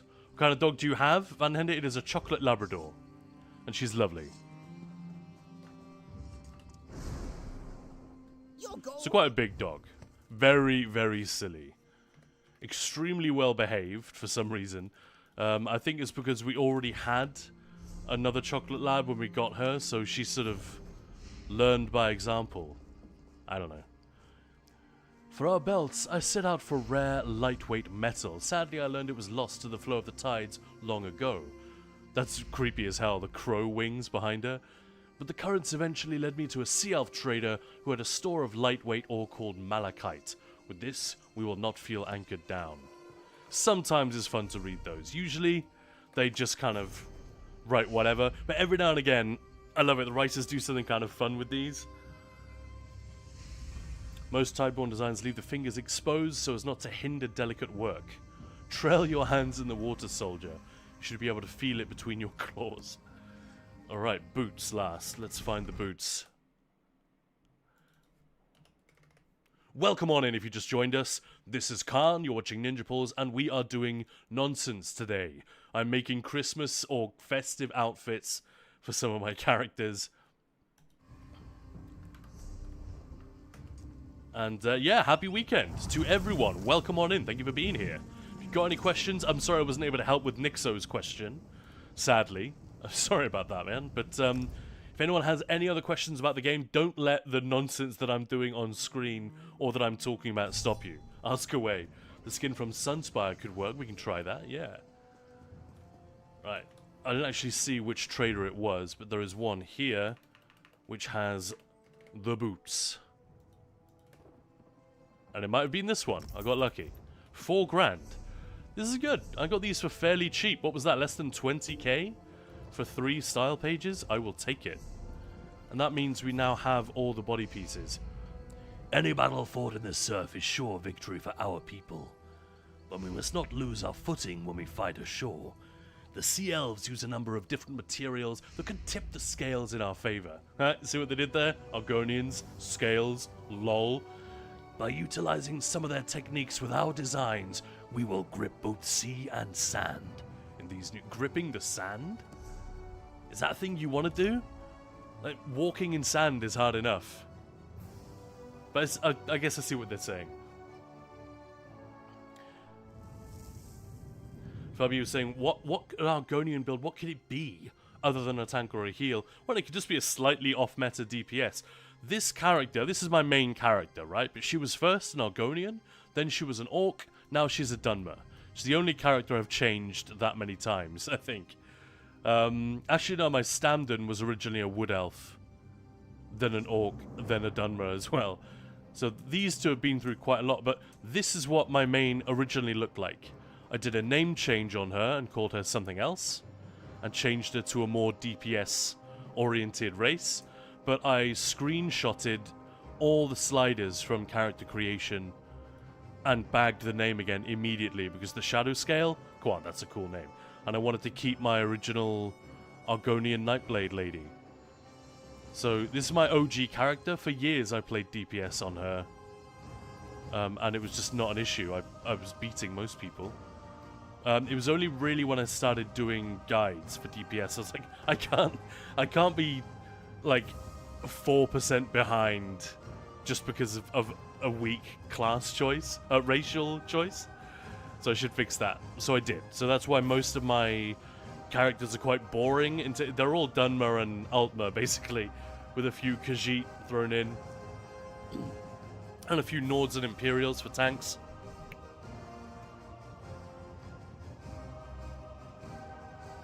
But yeah, just have fun with it. If you're not bothered that someone who's playing slightly less well than you might still come slightly higher than you in DPS, like, that's not a big deal. But, you know, if that really bothers you, then don't make an Argonian DD. But if you can live with that, then yeah, just go for it. Just do whatever. The racial passives aren't that big a deal. It's like 5% at the most. And that's if you make a stamina DPS out of a Breton, you know, which is literally the worst. They got nothing good for stam. And Van Hender, was Dog sitting at Chocolate Lab? She was so well behaved, it felt like she was telepathic, lovely animal. They're not always. That credit to probably to the owners in that regard. I think we did a good job, but we also got very lucky with this one. Like I said, we had another dog when she arrived, so I think she just learned from his example to be very, very good. And she's much better behaved than he ever was. He was a good boy, don't get me wrong.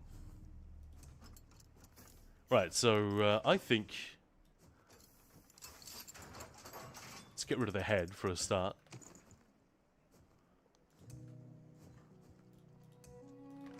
I think this looks pretty good, and the fact that it's new means that it doesn't look as generic as it probably should. I'll look like I'm using more imagination than I actually am.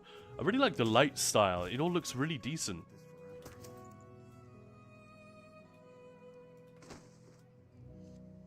Yeah, that looks cool, man. I'm down. Right, now let's make it garish as fuck with some over-the-top color choices. So we definitely don't need any green in there, do we?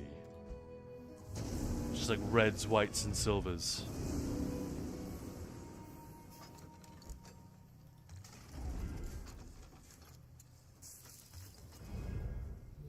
Where should the whites go?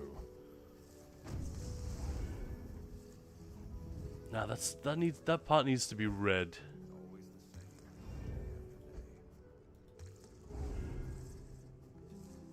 That's just the metal, so that can be... we can make that silver.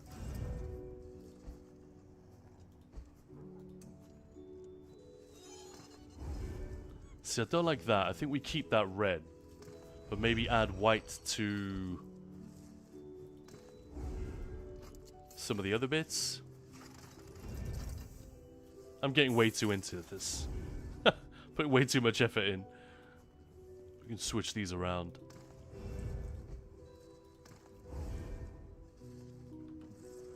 It's quite dark as well. Maybe I should go with Nah, not really. It just this doesn't want to be red. This particular one. Nick, so no worries at all. Sorry for bothering. I got it after asking not for the basically common passives, specifically when dual wielding. I mean, I'm not saying it's wrong, but just be wary of anything to do with AI. I think this would be the first time AI has said anything correct about ESO's combat system. When dual wielding, the game automatically adds a base value to your character sheet. You gain approximately 17.7 of your offhand weapon's damage value as both weapon and spell damage. This is separate from any actual passive skills you put points into, and it is a core mechanic of how dual wield stats are calculated.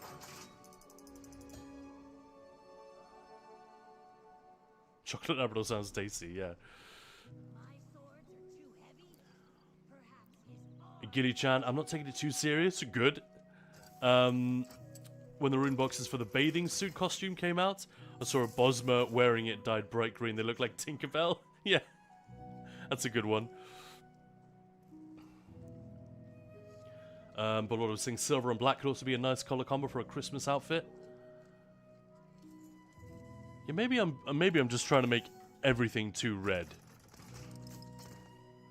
Maybe we just need to chill out with this stuff. What else have we got? We've got blood gold. Or just white. Problem is the white looks kind of dirty on this. It ain't great. Silver looks pretty cool. We could just go for a wintry look instead, couldn't we? Should we do that? Blue.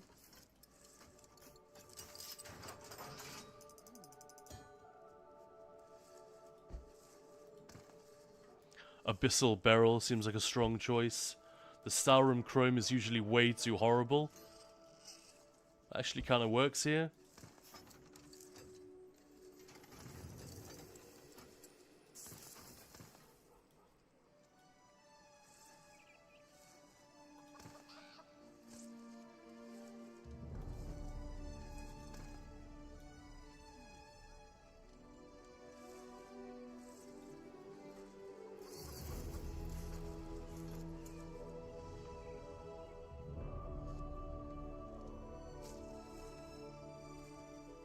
Catching up on chat here. Don't know if you got it, but because it's a crown crit, one might look nice. Frosthaunt Glister. What is that? A costume? Oh no, we're talking about a skin. Well, fuck it. Let's save that for now. I don't have a. I just stopped for a while. I was getting all of the skins because I just had them all, and I thought, well, I need to keep these. Yeah, I'm not sure about that one. Jeez. So Shimmy, I can't preview them. Actually, no, I could just put them on. My favorite is this one for an Argonian. Actually, that kind of works with the crazy outfit. And there are quite a few skins specific to Argonians now, aren't there? That no other race would be seen dead in.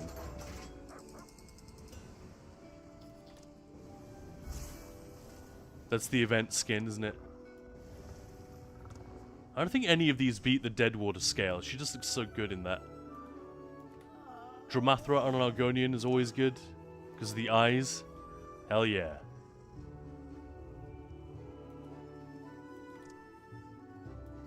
That's always a strong choice as well. Yeah, don't need the doggo most. My main salad is a Breton, took a break from being Altmer and is now a Dunmer, I see. Zdenia, hello, man! I know about this a lot lately, but the game is completely different since running vet trials and dungeons. It's like a new game, so much more fun. I'm so delighted to hear that. I'm kind of heartbroken that it took you so long to take the plunge, but I'm so glad you did. That is great. Congrats, and long may it continue. I'm not sure. None of these are really popping. None of these skins. And I've got a lot of them, as you can see. That one's alright, but it's not very festive. You know what I'm saying? I really want to use this one on an Argonian, but it's just too weird, man. The impish epidermis is pretty good. Good six-pack on there. I think this is one of the only skins with an application animation, isn't it? This one always looks good on Argonian characters for some reason. But again, it's just a bit subtle. There's a Maya skin that is the same colors as your arm. I forgot the entire name though. I think it's Maya Heart Scale. This one that you're talking about. There's just none of them really pop, I feel like. It's also, this is a weird costume station because it's super badly lit. So maybe I should go somewhere else. Maybe we should go to Vivek City. Where there's a light next to the outfit station. Genuinely, I know the game applies a light to you when you go into this UI, this part of the menu, but actually it does make a difference. Crazy. Welcome to the fun part, Zen. Yeah, says Valorda. Schnacks, for wintry, a robe could work. Yeah, we'll definitely revisit that. I just want to get the Christmassy Argonian. I wanted to either use like Sulzan or the new one. I kind of want to use the new one because it's new. You see what I mean? Immediately the light here is so much better, even outside. I should consider mounts as well, man. This is the tragedy. Usually I just do like the character that I'm bringing to trials. Currently I'm playing 3 different characters in the trials that I'm in each week. Because I'm only in 3 groups that are running weekly at the moment. There we go, that's a bit better. This is the Black Rose Prison skin, by the way, which looks rubbish on like everyone, but looks pretty good in this case. There's Maya Heart Scale again. That's an option. Man, there are so many, and most of them are kind of rubbish. I've got to say, this is why I stopped trying to collect them all. Because you get things like this. It's like, I'm never going to use that in a million years. Like, it is horrible. I'm sure I have actually seen characters that make this work. But I don't think any of mine have a shot. Some of these are fun. They work on Argonians. Yeah, look different on the pictures online. In-game, it's not nice. The green one was nice for a Grinch. Yeah, Florida. And Gilly, I used to have a Breton too. Was very unhappy with how he looked and his name, so I changed him to an Altmer and changed the name. Now I like him better. It's just racist. But no, I know what you mean. If the character doesn't pop, you gotta fix it. Man, I feel like I'm not doing Zos a favor by just scrolling through all these very mid skins that we've got. Whoa. She looks like a complete psycho. This is the Sable Man-Beast from Moonhunter Keep. Look at the eyes. Oh, Jesus, that is horrible. Sanctified Silver. Always a winner, especially with an Argonian. You get those magnificent markings on the tail. And up the legs as well. Nice. This one actually is pretty good. I can never keep this one on for long because it looks so silly. But on an Argonian, it works a little bit better. Maybe, is this the one, guys? Is this it? Did we find it? What do you guys think?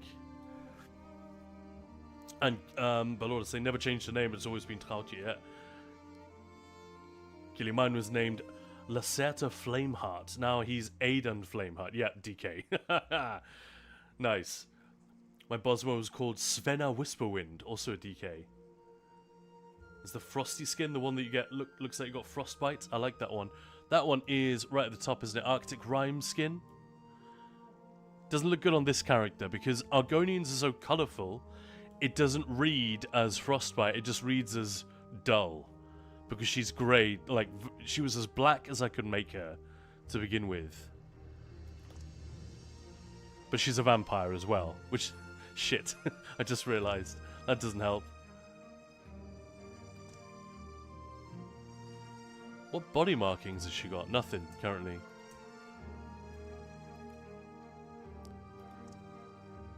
This is a skin I wish was a bit better. Very cool. That's Christmassy. What do you guys think? It's going to be between the scales of the Celestial Serpent, the dark green, or the Warrior Star skin for red. This is peak Elder Scrolls gameplay right here. Figuring out fashion and cosmetic choices for the holiday season, man. Looks like a famished cannibal. That's a great description, Gilly. Yeah, it's a pity. She's a vampire. Yeah, it's a tank. So yeah. All right, let's go with this then. Then we can lean into the green of the costume. Done. Ah. Right, what we got? I'm just gonna try a few different colors for this. I don't know why they make some of them. They color really dirtily. You know? Why do they do that? What are you doing, Zos? We could just go with green instead of blue. That actually works pretty decent. It's pretty good.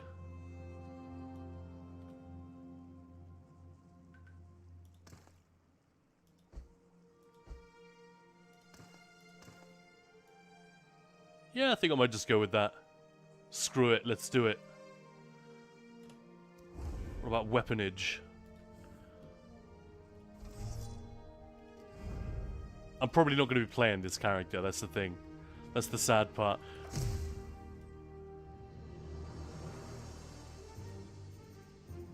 We don't really have any Argonian looking. I suppose I could go with the...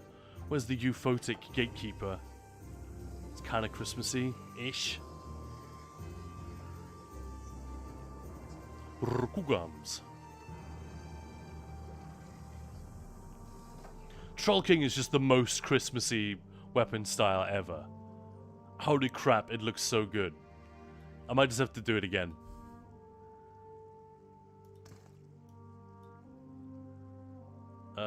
Let's go with red this time.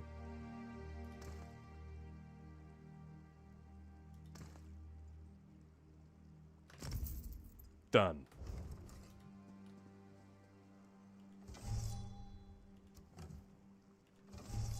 The red and green weapons. She looks like that is an extreme. That is definitely a Saturday night outfit now. It's not particularly nice to look at, but it is festive.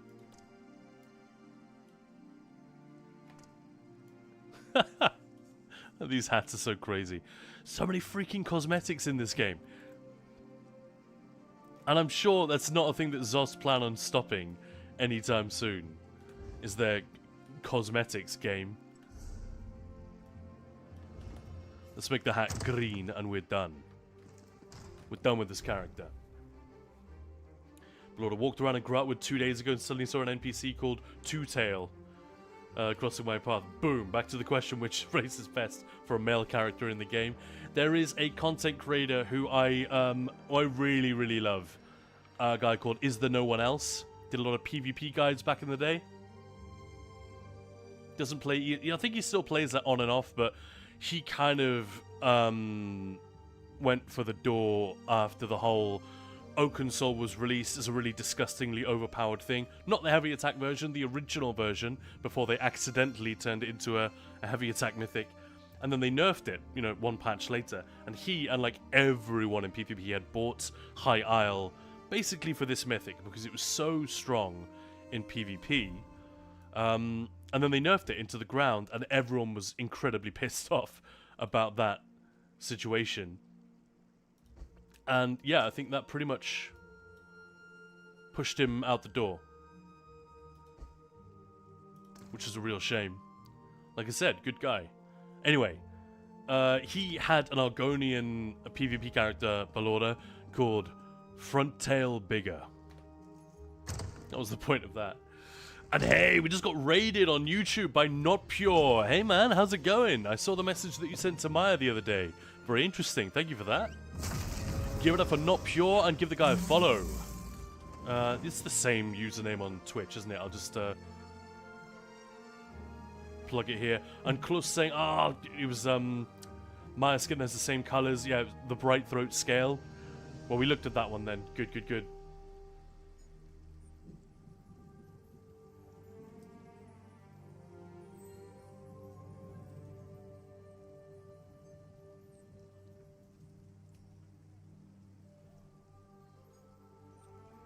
I did that wrong, didn't I? Balorda, would you mind helping me out? Or one of the mods?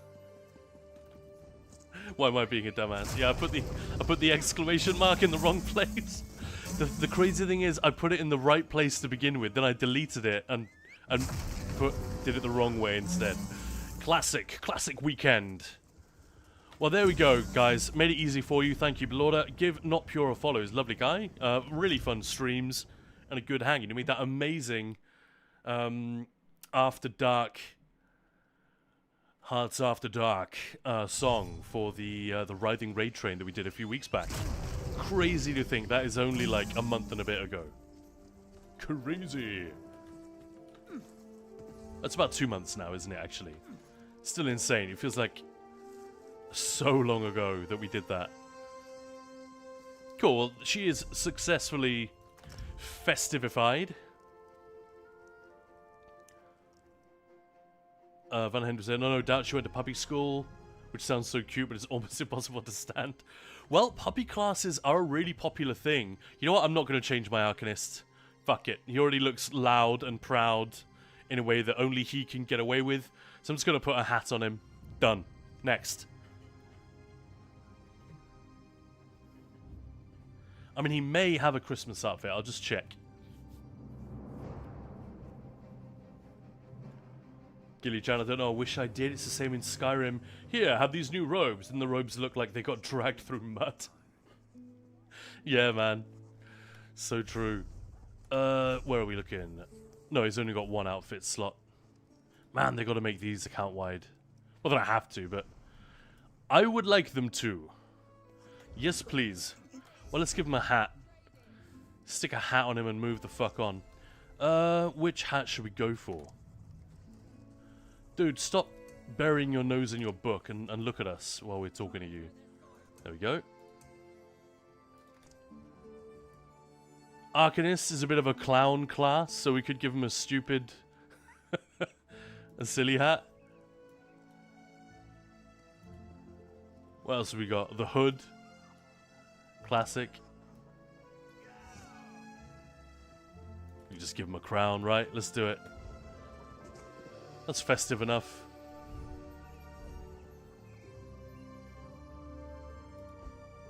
Alright, what we got here? Which bit's which? Oh, you can't dye the... Oh, you can. Excellent. Well, then that's perfect. Look at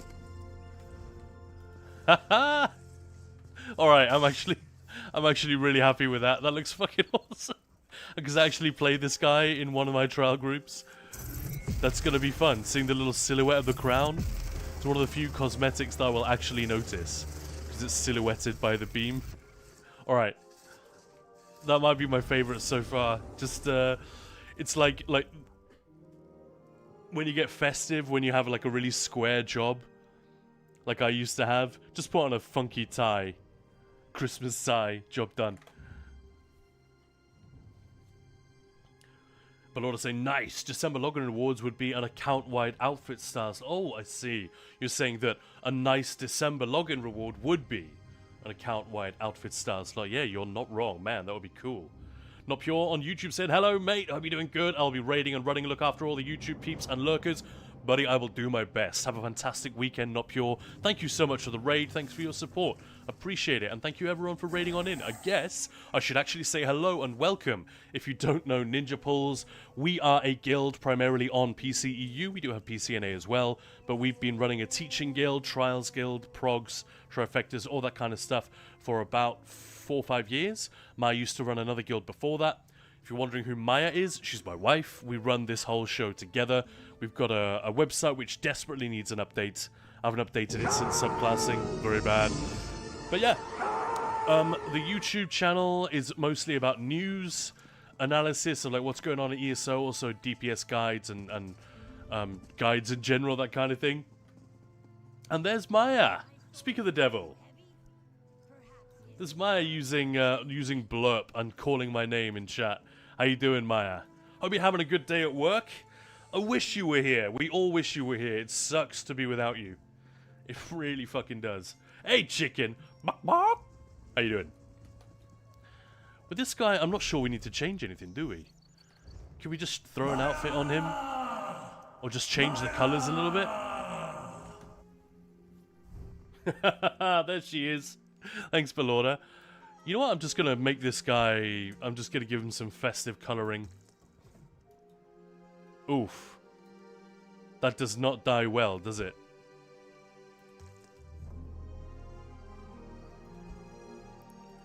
That is not an honorable death.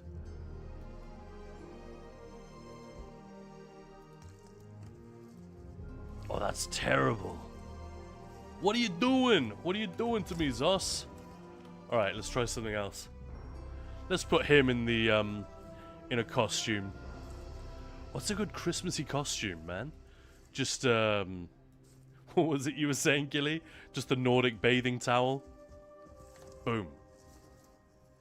This guy's also a vampire, so he looks like he would be blindingly pale if you go skinny dipping with that guy, despite the dark hair. Again, the muscle definition in his arms is insane. It looks like something's popped there. It looks like he's in a lot of pain. Like his muscle is just like spasming, tensing up. Kind of sexy. Yeah, Maya likes this character because it looks nothing like me, probably. I mean, pale skin, maybe, as a Danishman. But yeah, the dark hair, the goatee, definitely not me. Green eyes, not so much. Ah, chicken's on vacation till the 29th. Well, congratulations, man. That sounds amazing. Make the most of it. Hey, do it for us. I'm sure you will. What do you think, Gilly? Should we just go with that? Chat, what do you reckon? Or should we try and find something better? Wasn't there some Jubilee stuff? Some, like, companion... Something to do with the companions?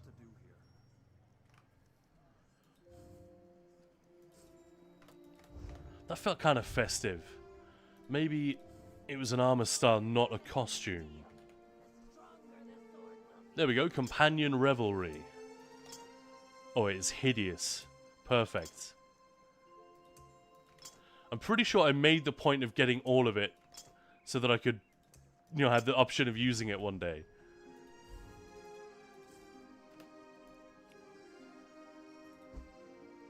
That is impressively garish, isn't it?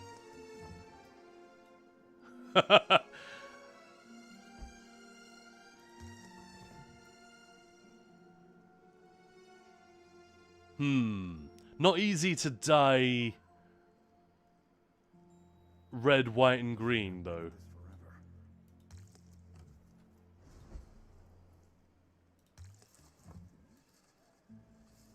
That's close enough, isn't it? I feel like. Done.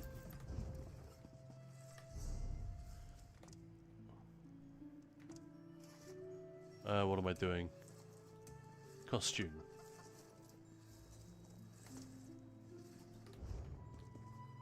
With or without the hood? I think without, maybe. Maya would prefer it without the hood, right? That looks cool. He's like some festive pilgrim. Yeah, right? Or a performer of some sort. Definitely looks like he's about to sell you a glühwein. Or something. Or do some tricks in the street, in the shopping center. Instead of the white, we could go with gold, actually, couldn't we? How about...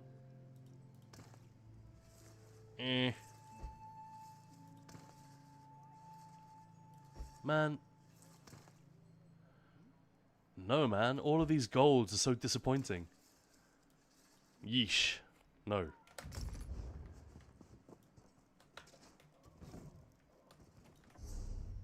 Alright. Welcome on in, everybody, once again. This is Khan, you're watching Ninja Pulls, and I am happy to do something else if you guys would prefer it. Just going through characters one by one. I'm not going to go all the way down the list. I think we've done enough now. How's the Ted? He's snoozing next door. I can't get him to come in here, Maya. Don't be so hard on yourself, Khan.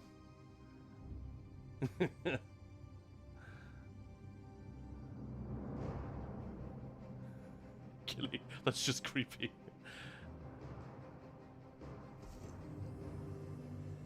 Oh yeah, going back to Xenia said something earlier. I've just scrolled up. Next step is to handle tanking on veteran, but that's going to need way more training. I think you'd be surprised, man. Here's my my tank's Christmas outfit. She already has one ready to go because this is probably the character I have played the most in Dungeons and Trials over the years, and I'm pretty sure she has either a hood or one of these ready to rock as well. Let's see if we can make the colors pop a little better. Now that's about as red as it'll go, sadly. But we can make that green pop a little better. That works. What about... Is that too much?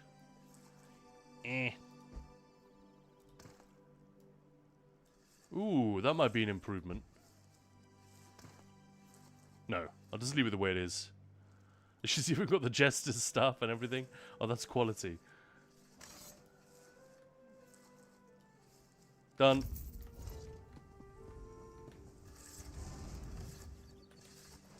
I don't think she's a vampire. She might be my only tank who isn't a vampire at the moment.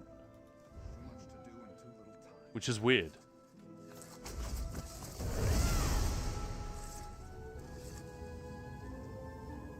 Anyway, that was easy. Moving on. So Zdenia, not used to the tanking playstyle at all yet, and well, if you underperform as tank, it shows pretty quickly. Yeah, that's true. But other than the pressure is the main thing. And yeah, Maya, poor little dude, poor little Ted. Let me go and check on him. I'll be right back.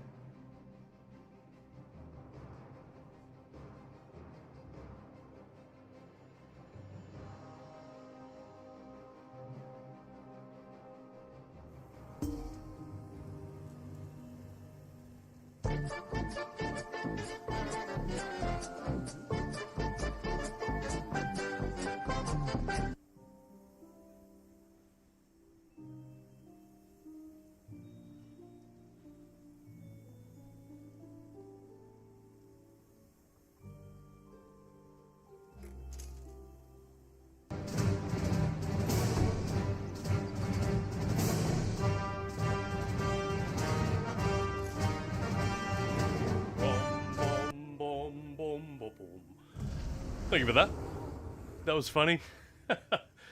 Maya, I heard the Star Wars cantina as I was like halfway down the stairs. I decided to feed the dog. Because it's just after 1 o'clock.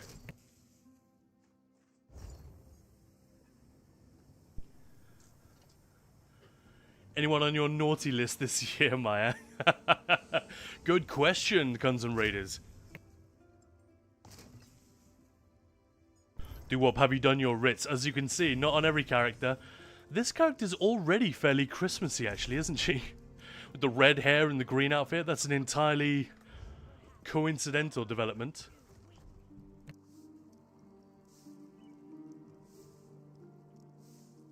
This character's face, the sliders for like eyes, nose, all that stuff, that is extremely close to my main.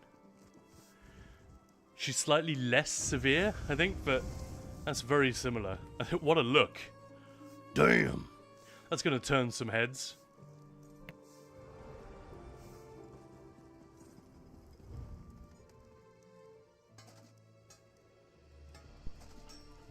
And Zdenia saying, trust me, Khan. I need more training with tanking. Oh, I trust you. You're right to have that attitude. It's just, jump in.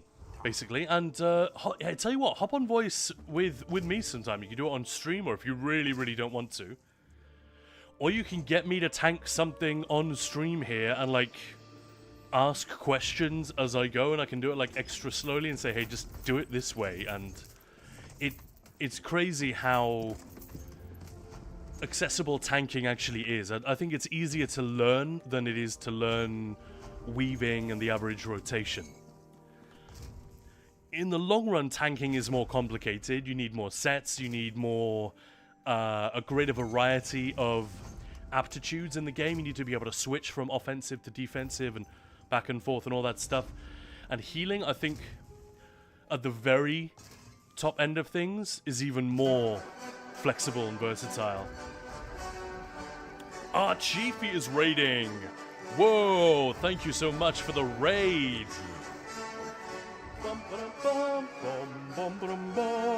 Welcome in, everybody. Thank you so much for raiding. Hello, this is Khan. I had to think of my own name for a sec. You really threw me off there. Hey, Archiefy, how you doing? Happy Saturday, everyone. This is Khan. You're watching Ninja Pulls. I am one half of the team here. The other half of the team is in chat. That's Maya posting as Ninja Pulls Gaming. Hey, Archie Raid. Hey, Kazi, how you doing? Welcome on in, everybody. If you don't know Ninja Pulls, you don't know me. I'm the guy who does the YouTube vids for this guild. Ninja Pulls is a guild on PCEU, PCNA. The Twitch channel, we don't tend to do anything that serious. We do stream some trials and dungeons. Dungeons especially.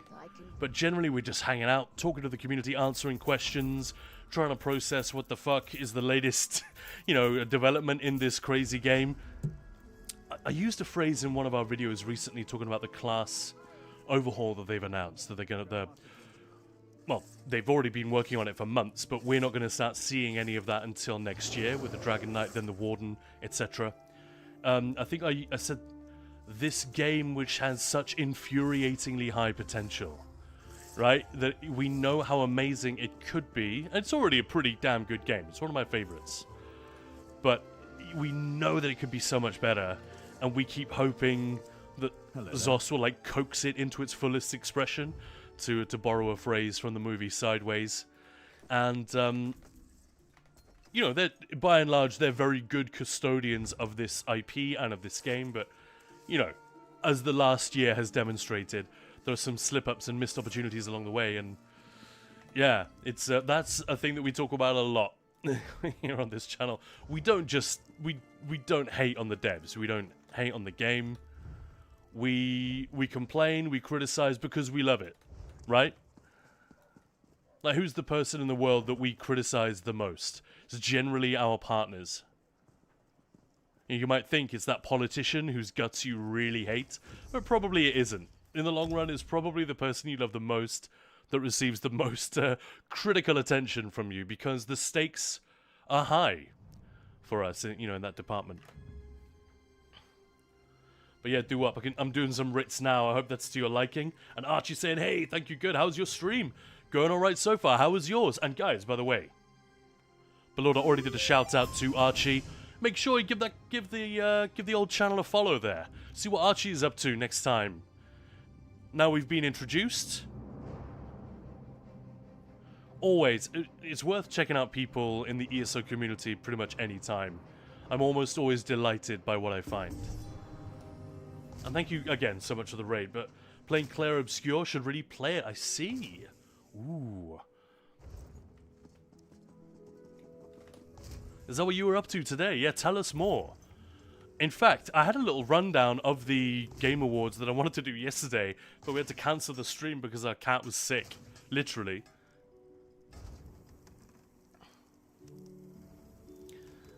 And the Guns N' Raiders, howdy there, and welcome to Ninja Balls Gaming. Thank you, Guns N' Raiders, for the welcomes, everyone. Thank you so much for the shout-out. Yeah, thank you, Belorda. And thank you for the follow. Is it Archie or Archief, or... This is a point of politeness that I often will just stop for a moment. I'll hit pause and ask, and then I'll probably forget exactly what they told me and how they'd like their name pronounced. But I feel like it's a nice gesture at the very least, and then hopefully some of the time I will remember. Everybody calls me Archie. I mean, just because everyone does it doesn't mean... I mean, for years, everyone in my family pronounced Maya's name wrong. It was like, could you not? But yeah, I take your point. Archie it is. Welcome on in. Thank you so much. Tell us about Claire Obscure, Expedition 33, because I have not played it. I was delighted to see the reviews when it came out. I thought, wow, this sounds like something I have to check out. I've just had a very crazy, busy summer and autumn in terms of gaming. I haven't been able to make time for that many games. And generally there have been others that are like higher up in the running whenever I have had time to dive into something else. So I would love to know more about why, not from the way that I can go to a review website, I go to IGN, I could go to PC Gamer and see what they think. What I'd love to know, and what I haven't really got so far, because Maya started playing Claire Obscure and gave up pretty near the beginning, but intends to start again, as she says. What I haven't got is a friend's recommendation, you know? this moment in the game blew me away. Or this thing that the game did, I loved it. Best example of that I've seen since And you know, the way that you have that conversation with a buddy who started watching a TV show. It's like, oh, the Fallout show is great, or that new Hey Maya Pluribus show is fantastic, or this particular game, or whatever. You know, it hits real different when it's someone saying, this was my experience and it blew me away. I mean, if it didn't blow you away, feel free to say that too, but I'm struggling to, like, until I actually get to play it, I'm struggling to see what I'm not clear on what I have to look forward to, I guess, is the right way to frame that question. That goes for anyone, not just Archie, but anyone who played the game. I wanted to ask about this, because it absolutely routed the awards, man. Didn't Baldur's Gate 3 win 6 awards a couple of years ago? And that was a crazy victory. An incredibly strong showing. And Claire Obscure just walks home with like 10 awards a couple of days ago. Crazy shit. Oh, it's amazing, Archie says. Absolutely recommend it, but be ready for amazing music, feast for your eyes, challenging combat, and lots of feels. I guess the feels and the combat is the stuff that I had no idea about based on the trailers. I knew it looked amazing, and honestly, that kind of put me off. I assumed it was going to be all spectacle, just because the trailers looked so pretty. You know what I mean? And there are a lot of games that do that, where they very much focus on the aesthetics, and then the actual game design and the combat feel has not been worked on that well. They've thrown all of their money at the visuals, and it shows. A little bit like one of those champagnes that is extremely well marketed, so everyone knows the name of the brand, but then you try it and you're like, wow, I could actually get something if I go to the dedicated wine shop round the corner of the town where I live, whatever. I could get something for $10 less that is slightly better than this, because so much of the budget for that product goes straight to the marketing. It's the same with video games. We talked about this a lot in September. You know, where do you think the money has gone? Because no game has an infinite budget. There are corners where they might have to cut them. So that's really cool. Really cool that they managed to hit all of those so satisfyingly. Lots of feels. And I cried like a baby multiple times playing the game for the first time, and by the end it broke me. Wow, see, I love a game that can do that. And there aren't many. There aren't many of them. The end of Half-Life 2, Episode 2, that got me like that was a real sucker punch. It didn't get me hard, but it was because it's fucking Half-Life. Half-Life is not supposed to move the emotional needle. It's a great game, don't get me wrong. I love the first, the second, and the 2 episodes. Excellent, like beautiful, beautiful games. But primarily, you know, if we subject them to the same analysis, you know, where do they throw the money at? It is things like innovation, making the world come to life in a way which is technically, but also sort of inherently psychologically satisfying. It's very pleasing to interact with a Valve game. And a lot of that is that, you know, the technical sophistication and advancements they make, the sheer amount of testing they do. They test until the game is blue in the face and dead on the floor. They test, and keep iterating until it is perfect. They do not spend a huge amount of their resources on trying to move the emotional needle for the player. So when, I'm not going to say anything that happens, but towards the very end of Half-Life 2 Episode 2, what? You suddenly realize that the emotional stakes have been building in the background throughout this gameplay experience, and suddenly you're hit in the feels with something pretty harsh. And, wow. There's that one. The Witcher 3 got me a bunch of times. Actually, the latest story in ESO, Seasons of the Worm Cult, that kind of got me a little bit. Twice.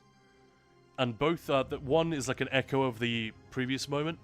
So I love it when games can do this, and most don't even try, do they? I think the entire industry, and we as consumers, seem to operate on the assumption that games are not very good at this stuff. Better off leaving that to films, theatre, television. And it's just not true at all. The level of immersion you get in gaming sets you up for some real emotional manipulation if it's done skillfully, right? Lots of people agreeing here. Maya cried within the first 10 minutes, and Dark Alphathelia, my thoughts exactly. Well, there we go. If you just joined, we're talking about Eclair Obscure. I haven't played it yet. I emphasize the word yet. I absolutely will. Having completely underestimated what the game was based on the little snippets of trailers and marketing that I saw, I thought this was going to be some candy-coated rubbish that I didn't need to pay attention to. And then it came out and got these amazing reviews, and I was like, ooh, now I'm excited. I've got to play this thing. And taking home 10 awards at the Game Awards. It almost feels like too much. How could it possibly be justified that it wins that big, that many times? But I haven't really heard anyone say that it's overrated. I don't think I've heard anyone make that claim. Even though, to a degree, it's almost inevitable that it is at this point. So yeah, I'm excited about that. Thank you for sharing your thoughts. Really appreciate it. And Archie's saying, yeah, it's a piece of art. You can find games that might be doing some parts of it better, but as a whole experience, there are very few that can pull that off. Well, I'm glad I asked you. You worded that very well and compellingly. Thanks, Archie. From the sound of it, you will really enjoy the game, yeah. Yeah, I hope so, because I'm definitely going to check it out. And Kazi is saying, Expedition 33, interesting story, beautiful soundtrack, very emotional. Gameplay not mine, but it looks like a very deep turn-based combat. Yeah, it doesn't look like my preferred gameplay, but then again, neither is Baldur's Gate 3. It's not going to stop me from playing it. Probably. Well, so far, I still haven't played much of BG3, despite Maya buying it for me in like week 1 of its release. She bought it for herself and was like, oh, let's get you a copy as well. And I was like, no, this is 50 pounds. Please, let's not spend that much. For those of you who don't know, that's like $70. Don't spend $70 on a game I will not play. It'll be on sale multiple times before I actually have time to do it. But she was determined, got it for me anyway. Lo and behold, 2 years later, still haven't played it. But not because of the turn-based combat thing. That's not the reason. Just haven't had time. There are other games that are higher on the list. Got to get those out of the way first, man. That's how it goes. And welcome, Tzatziki ESO. Thank you so much for the follow. And Zotius. I hope I'm pronouncing that right. Thank you very much for the follow. Thanks, guys. Guys, you only watched E33, but the combat looks a typical Final Fantasy turn-based. I see, yeah. We also have a parry. I've seen that. I know all about that. Quick time component and a lot of combo potential limitations to make it intricate. Yeah, that's definitely not my preferred combat system at all. Especially if it's got like a deep story. I feel that will take some getting used to. Because one of the things that I struggle with, it's definitely a personal thing. It's not like a general complaint. It's something that is specific to me and some other people as well, but if something is working on me immersively, like, for example, Baldur's Gate, it's so cinematic the way it looks. It's very well designed. It draws you in. There are loads of details to intrigue you and pull you into the world. So you've got, on the one hand, this really immersive experience and the dialogue and everything. Then when combat begins, it's like it slaps me in the face and yells, I'm a video game. Stop being immersed. This is a game. It's not real. And, of course it's a video game. And it has... The only way it could have the deep combat system that it has is to work the way it does. I get that. I don't think Larian did anything... I don't think they made any mistakes in designing it that way. Clearly not. But it's that weird juxtaposition where you're sort of sinking beneath the warm surface of this immersive experience. And then there's a rude awakening which insists that you sit up and not just push a bunch of buttons, because you're already doing that, but it puts a layer of user interface between you and what you're doing. And there's nothing wrong with that. But I think it's my tendency to try and just get swept along, like a really great book. You know, imagine a book that suddenly confronts you with a menu, it would be jarring. That would work fine if it was an ebook that does. I'm sure that's a thing that exists. There are even those old adventure books, like very D&D adjacent, where it'd say, "Do you take the left tunnel or the right passage? For the right passage, turn to page 68.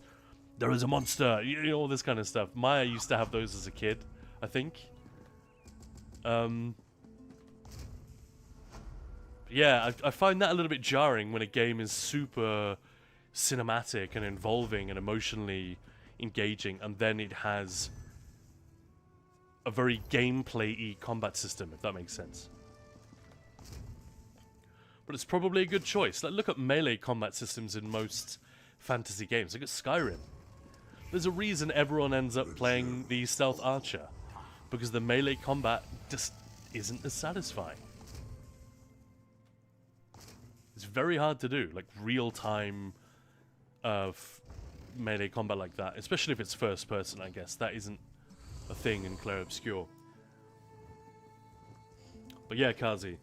A lot of combo potential limitations that make it intricate, having to charge up attacks, changing stances to get certain boosts. Each character seems to have their own talent tree. Yeah, exactly. And Archie, yeah, you're very welcome. Hope you will love it once you play it. I've got a raid and run. Have a nice stream. Good afternoon, everyone. Well, thanks, Archie. Thanks once again. Have a good weekend.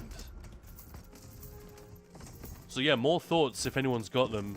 Very, very welcome on Clair Obscur and what you particularly enjoyed, or just on the Game Awards in general. So I did make a couple of notes ahead of yesterday's stream. I know it's old news by now, but let's actually see what I wrote down. Yeah, highlights from the Game Awards. I've written here, Clair Obscur won everything. As we all expected. So that wasn't a very interesting, because we all had sort of predicted it, but it does seem to be well deserved. We got 2 Star Wars games announced. Was it Galactic Racer, one of them?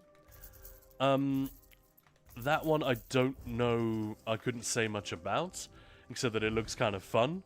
It didn't look like it was going for crazy next-gen graphics or anything like that, but was aiming to be a really satisfying Star Wars steeped racing game, which is cool. And apparently not a pod racer. That looked kind of fun. But yeah, the Fate of the Old Republic was the other one. Did anyone get excited about this, guys?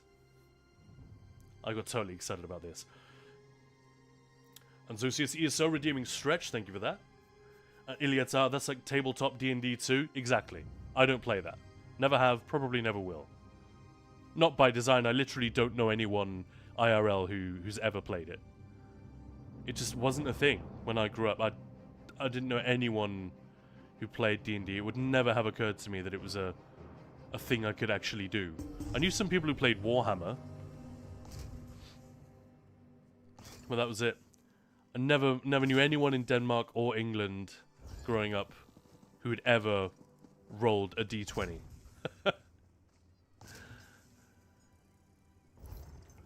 It's a little bit like with comic books as well. They just weren't a thing. I thought that comic books were like a really niche thing that only little kids actually read, X-Men comics and stuff like that. And then when Marvel started to get really big, whenever that first was, it seems like decades ago, suddenly all these people came out of the woodwork saying they were huge comic fans. I was like, what? No, you're not. No one reads these. Like, what? But evidently there was this invisible group of people that I never bumped up against growing up. Or they're just full of shit and everyone claims because they read a couple of comics when they were 6. And then when they were 18, Marvel started getting big. They just imagined that the rest of those, those 12 years in between, they'd remained a steadfast fan. I don't know. One of the two, probably a combination of both.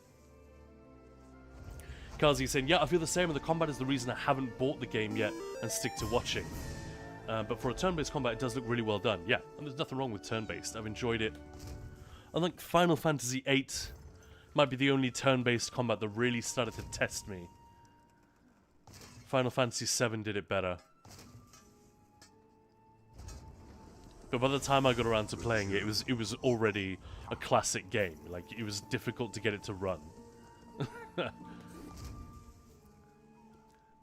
Yeah, and for me, combat is quite important, Kazi. It's why I can't find another MMO besides ESO, despite being angry with them this year. Yeah, I'd be the same. From what I hear, New World would have been the most likely to satisfy, to scratch that ESO itch, you know, in terms of combat. But honestly, I don't like MMOs. I play this one in spite of the fact that it's an MMO.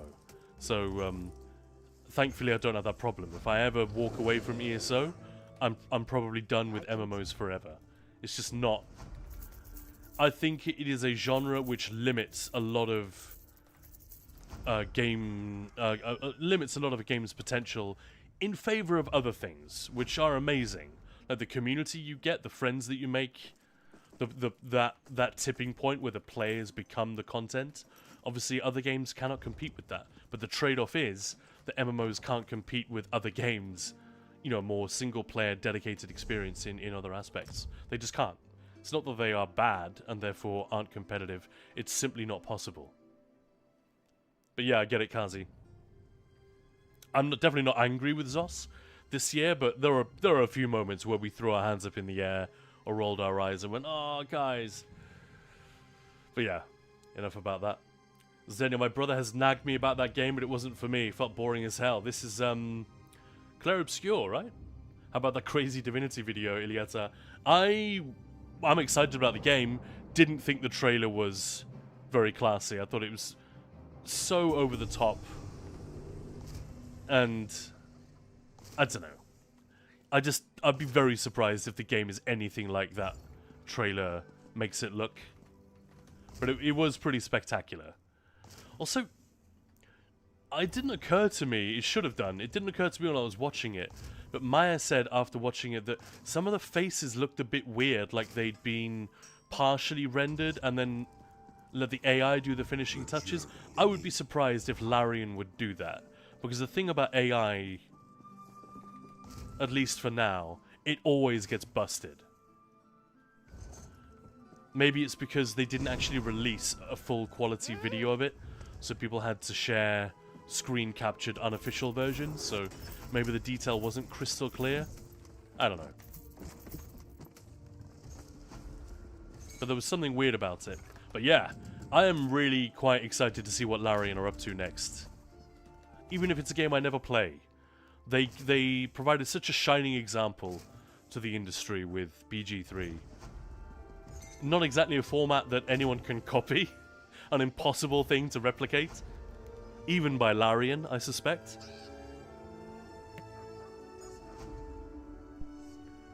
But yeah, that'll be cool to see what they get up to. Lord, I didn't get a look at anything regarding the Game Awards. Gilly, I got to Act 2 in BG3 and then got stuck in a boss fight. Trying to post this as spoiler-free as possible. Big fight with a group of NPCs to help you. I was casting a lot of CCs to deal with a big group of enemies. And there's one very important NPC who I want to keep alive, but she keeps charging into all of my AoEs, getting herself killed. I heard you were there. Sounds frustrating.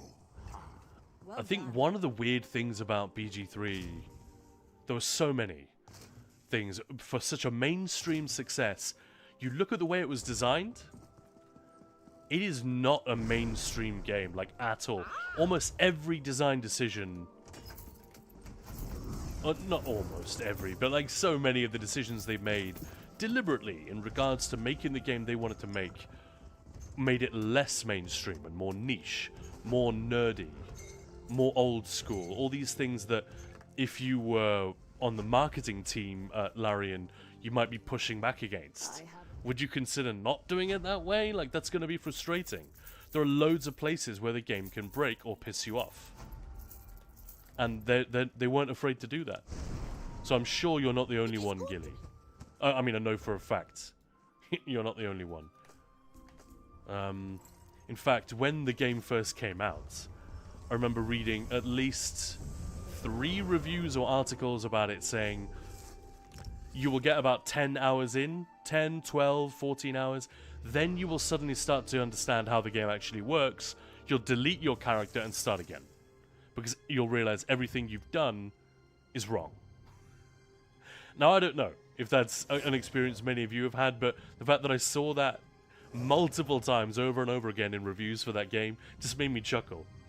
And again, I don't think it's a failure necessarily by Larian. They wanted to make a deep game which can wrong foot the player, just as if you approach a tabletop D&D campaign and you're new to it and you design your character poorly, it's not going to be long before you find out and you wish that you could make some changes. Glinjin said the old Warhammer MMO was insane. Yeah, Mike Finnegan worked on that one, as in the encounter lead at ZOS. He was big in boss design for that MMO. I think I've got it under my desk. Got like the box set. Warhammer, Age of Reckoning. I shouldn't read it in an American accent though, should I? It should be like a Cockney accent, if anything. Warhammer, Age of Reckoning, innit? But that was fun. I didn't play it a lot because, like I said, I tried so many MMOs. I just couldn't. WoW, it just didn't work for me. The Old Republic came close. I really enjoyed bits of that, but the combat I found so underwhelming. Warhammer, same. It never quite. It was the world, you know. I wanted to check out a Warhammer MMO. It just sounded great.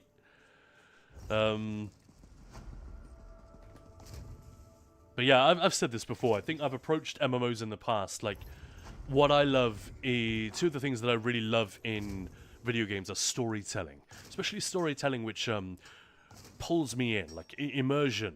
That gets me going, that excites me. The way that you, like, when you read a really great book for the first time. It doesn't have to be a fantasy or a sci-fi, but just something which really pulls you in. You're like, damn, I really want to know what happens here. Like, I love games that do this with their storytelling, and I love combat systems that take me a while to master, perhaps, but are really, really moment-to-moment engaging and satisfying. MMOs are terrible at doing both of these things. It's just extremely difficult. Like, doing good storytelling and dynamic combat in an MMO, that's doing those things on extra hard mode, isn't it? It's doable, but it's really hard. And so MMOs tend to prioritize other things, like deep endgame features, social systems, things like that. I wasn't paying enough attention to those to get anything out of them. So the fact that I tried WoW and was deeply dissatisfied by the way it told stories, or rather didn't tell stories, it was kind of my problem that I was bringing to that, bringing to the table. But it meant that I struggled with MMOs for a really long time. And when I say struggle, I mean it. I really kept trying. I've tried WoW like 3 times over the years. Never tried Final Fantasy or Guild Wars. But, you know, most of the others at some point, I've given them a go. Interesting. Hey, Lively Bailey, thank you so much for the follow. There's anything indeed. And Gilly, coffee time will be back soon. Cool.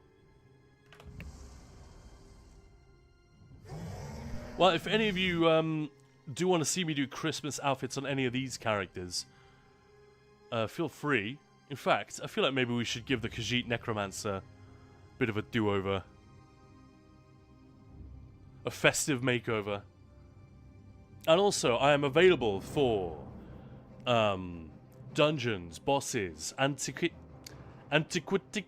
farming, antiquities, you know, stuff like that. If there's a thing that you need to do or want to do, but it's a pain in the ass or impossible to do it by yourself, and you're on PCEU at the moment, feel free to hit me up. I'm down. I can help.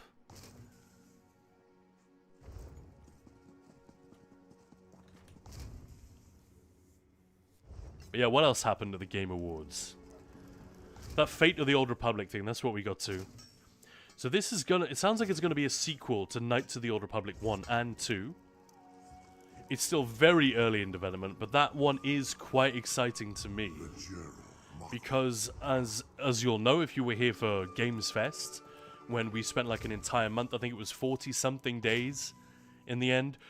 We would play ESO every day, then we'd play a completely different game for an hour or two at the end of the stream and talk about what made it great, what made it special to us, or nostalgic, or unique. Whatever. There were old games, brand new games, everything in between. Huge AAA titles. Borderlands 4 was in there because it released in the middle of Games Fest. So like, fuck it, let's play that. And it's a great example of a certain type of game. But Knights of the Old Republic was one of the ones that was in there. And I think it's the one that took me the most amount of work to set up. To get Knights of the Old Republic from 2004 to play in 4K and bug-free and everything was crazy. But I put in the work, I got it done, and we discussed it at length. So I wouldn't mind having a chat about Fate of the Old Republic, but I'm going to have to do a quick AFK. I've got a phone call right here. But if you guys will sit tight for just a couple of minutes, I will be right back.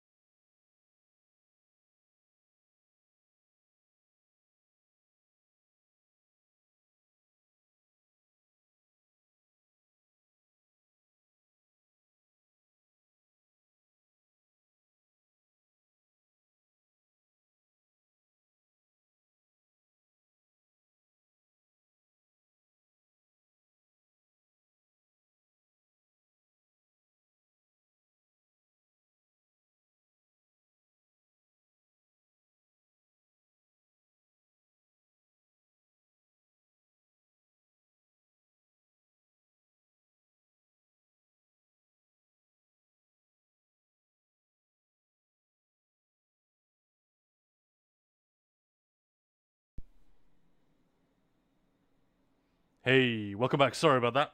Or rather, I'm back. You guys didn't go anywhere.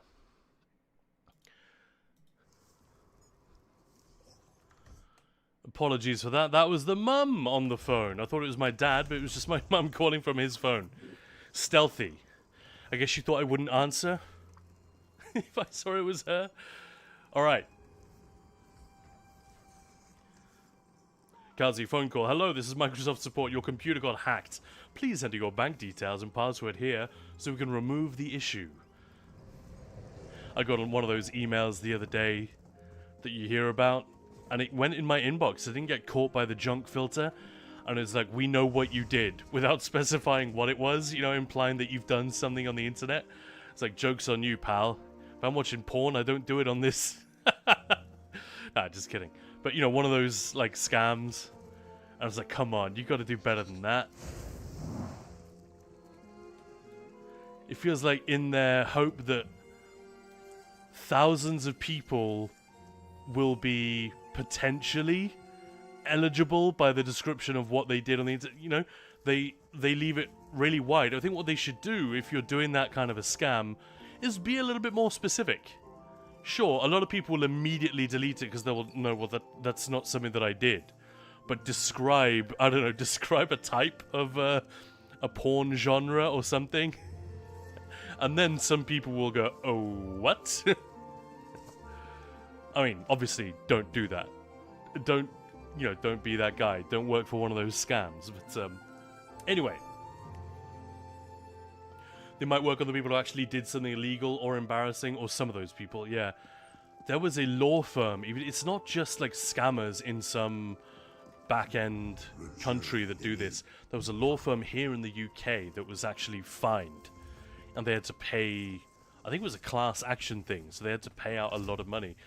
They had actually found, this was real though, they had found evidence that such and such a person had in fact downloaded something that was protected, like an actual movie, that they'd actually broken the law in a sort of a provable way. But the way that these guys did it was very much like the ambulance chaser law firm that calls you up and say, you were involved in an accident they know nothing about. And then you tell them, because chances are in the last year, a lot of people have had some sort of accident. You may be entitled to compensation. And, you know, like 1 in 100 of those calls actually results in something. It's the equivalent of that, but they scare a bunch of people and then offer them this, like, well, pay us this and we will just bury the case and we won't pursue it. That's the part that is illegal, as I understand it. I'm not a lawyer. I did do some work in the legal sector years ago, but yeah, that was a pretty horrible. I think that's why I heard about it, because I used to read the legal press and all of that stuff. So I always knew which law firm was trying to acquire which other law firm. Man, fascinating information at my fingertips. So much more interesting to be working in the gaming sector and talking about that. But yeah, I remember coming across this thing, and that is some cold shit. Because yeah, you know, some random guy who doesn't want his wife and 3 kids to know that they downloaded I don't know, an Emmanuel movie or something fairly innocuous. You just don't want to have to go there. So they tricked a lot of people into paying out, I'd imagine. And they got in big trouble. Because I guess they sent one of these letters to someone who knew what they were talking about. So I'm pretty sure this is not allowed. Broad, I love the scam calls from other countries. Right, I'll pick up when someone is calling me from another country. Yeah. Probably with some way to reverse the charge as well.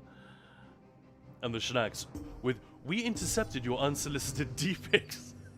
Send money, or we redirect them to your boss. They will at least get people who deserve it. Yeah. We intercepted your unsolicited D-pics, and frankly, we were not impressed. We will forward these. Yeah. That's funny, man.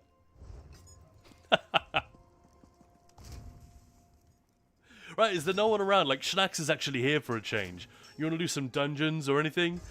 Any of you guys, if you are in the mood, or if you just want to do a pledge, or if there's a lead that you haven't got, anything at all. No pressure, I'm happy just doing my writs, I got my surveys, whatever, we good. As long as I got my microphone and we can chat about stuff, gameplay isn't necessarily that important.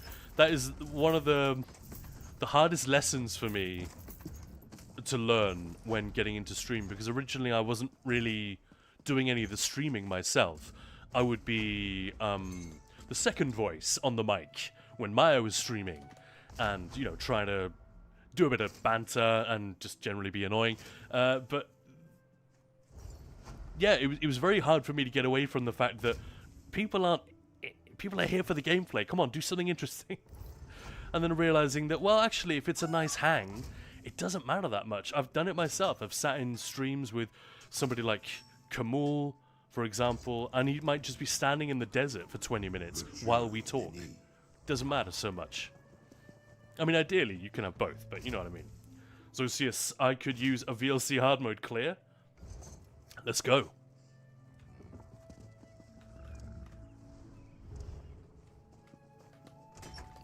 Out of curiosity, I'm sure you're kidding, but what do you want that for? Is there actually a specific achievement that you'd like from there? I didn't even realize it until months after, but I joined. Do you guys know Olibo, another UK ESO streamer? Lovely dude. I've only met him a couple of times. He's really, really nice guy. A great player, a really cool hang. He and a few other buddies have got a guild called Pathfinders. They used to do a lot of world first hard mode clears, sometimes trifectas, when a new trial would go live. You scared me with the title, 00. Sharp and blunt, and have no qualms about Specifically, the title is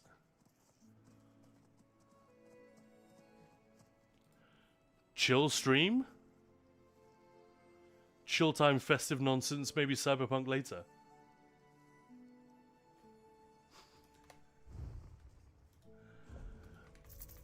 I didn't mean to scare anyone with that. But anyway, the point was, I'd sent Oliver a DM, I don't know, a few months before PTS was due to happen.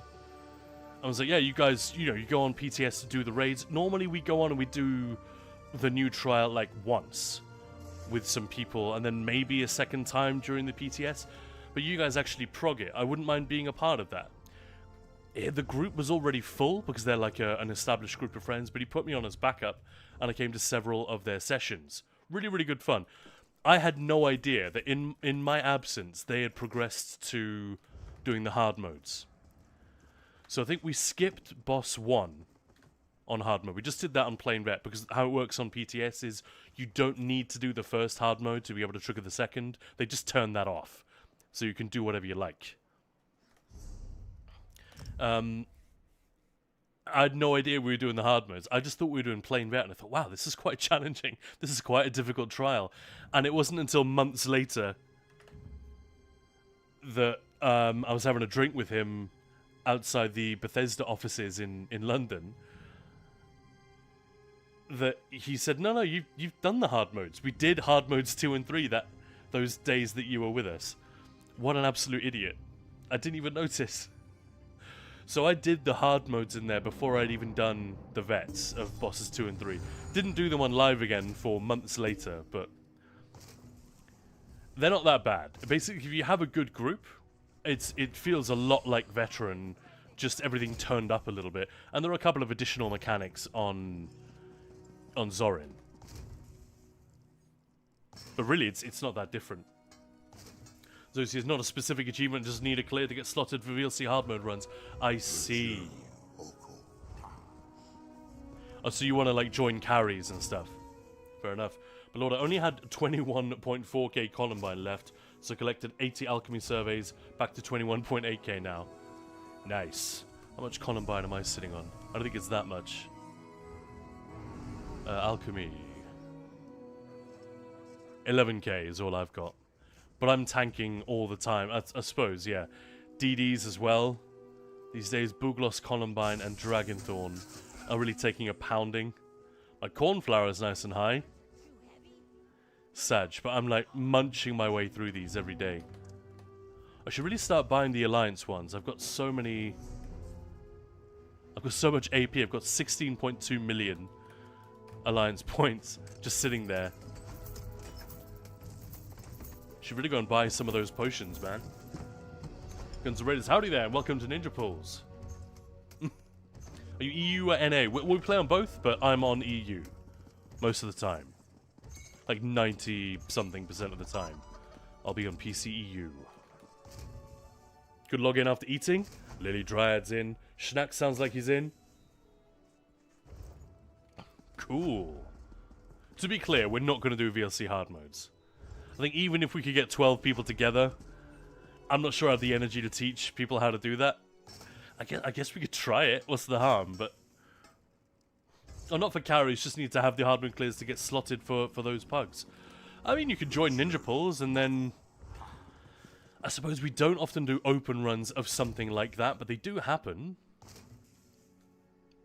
But that's the sort of thing that we do. If I run a teaching, if I'm teaching a bunch of people how to do Rock Grove hard modes, I don't insist that they've already done them. What I suppose we would ask for other hard modes, maybe? Something that's roughly equivalent, you know? And we just ask for evidence. And if someone shows up and says, I've got a TikTok, I've got my Griffin Heart, I've got my God Slayer, then it's like, yeah, you're definitely good enough to learn this stuff. And we'll see on the day. But if someone just says, oh, I need those hard modes, and provides no evidence that they're ready for them, then, you know, maybe we'll ask for something. But yeah, that seems, I guess it's just to save time, isn't it? If people want to pug something, they can't be bothered looking at logs or checking somebody's readiness in a more probing manner. It's just like, well, if you've done them before, you can do them. Oh, Zero, Shapeless. Festive. Oh, I thought the event had started. No, not until Thursday. I believe Thursday the 18th. Is that right? Because it's got VSO hard mode. That's it. Well, let's fix that. Balorda, ready to start an argument here. Why would you run hard mode pugs? I would look for a hard mode prog group instead of trying to pug hard modes. Yeah, I mean, I'm guessing these are pugs from Discords, maybe. But yeah, I would, jokes aside, I would ask the same question. If you can find a decent guild, that's probably, I would recommend that 10 times over pugging. I know pugging can be fun because of the inherent chaos, the unexpected stuff that can happen. You hit the jackpot and you get a really good group that gels and whatnot, but you can also get an absolute shit show. I very rarely pug using the group finder these days. Pretty much random normal dungeons is all I will do. And even that, I would rather do it with friends, because, well, not friends, but just guildies who have some reason to behave themselves. Because of all the outcomes, the worst case scenario is so bad with pugs. And yeah, our time is precious, man. And there's a tendency to think of our gaming time as, oh, it's just chill time. Chill time is at the most precious time we have.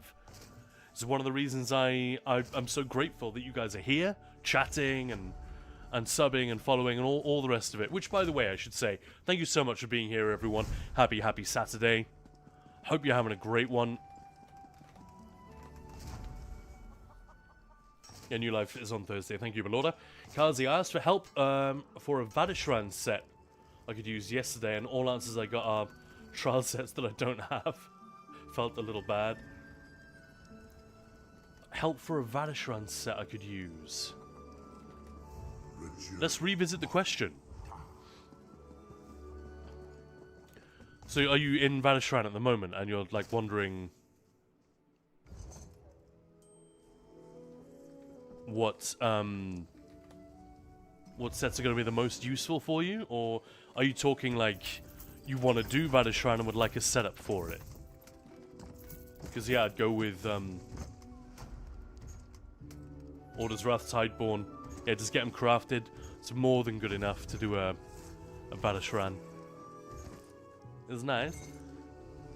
And you've seen the build that I've used in there. If you don't mind just putting roleplay or whatever it is to one side. The Storm Calling, Herald of the Tome, and then ideally Assassination, but it doesn't have to be. It could be anything, really. Herald of the Tome plus Storm Calling. Oh my god, it's so easy. And you can take it at your own pace. You can add extra survivability, extra healing, and go a little bit slower, but be safer. Or you can make yourself vulnerable to mistakes, but go really, really fast. And basically, unless you make a mistake, you are not gonna die. It's crazy how strong the survivability and damage can be simultaneously. I made a whole video about it, as you guys know, a few weeks ago. Oathsworn Trifecta, I have the ones after that. Schnacks, well, let's give it a go. We probably won't get it, but let's do an Oathsworn in a little bit. Hey, Lily Dryad's here. Guys, you already got Deadly. Did my first clear yesterday. This is Vadashran, I guess, yeah. Today I realized I did not enchant any piece I've been using for months. Oh, shit. No, that's not true. That's impossible. Search your feelings. You know it to be true. Oh, stop. No, I can't do that. Can't do that impression. Want to do Naj Kaldish? Lily Dryad, like, asking for the most recent dungeons. Yeah, I can do. Should we just do a plain vet there? But yeah, Schnacks, I mean, you've already got a kick-ass group. I'm sure they'll take you to Oathsworn. It's just a matter of time. You got to finish getting your, what's it called? Oh, what the hell is it called? Ice Heart. Ice Reach Coven thing. Don't tell me. Is it just called Ice Reach? Yeah, just Ice Reach. I thought there was a second part to that dungeon name. You just gotta get that Ice Reach clear under 5 minutes, then you're good. Alright, so we got a group of 3, by the look of it. I will tank, if no one else is dying to. We've got Lily Dryad, I guess you want to do deeps. Schnacks can do anything, I think. Would anybody else like to join? This would be a plain veteran Naj Kaldish. I mean, we could do the hard modes if we want, I guess. I don't think I've tanked those, ever. No, wait. No, I haven't. We didn't do that hard mode on the PTS. We just did the other one. It's 8:02 now? Nice. Yeah, I was kidding about the 5 minutes. That would be crazy. But orders up for healing? Oh man, we got a group. We got ourselves a group. Let me relog. Now, I have to bounce in about half an hour. Not stop the stream, but just go and get Maya.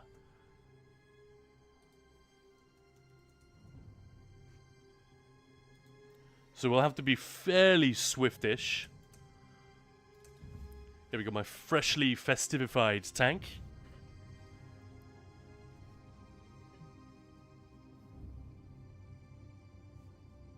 We could try no death. I mean, if it's plain vet, we should just get no death. Surely.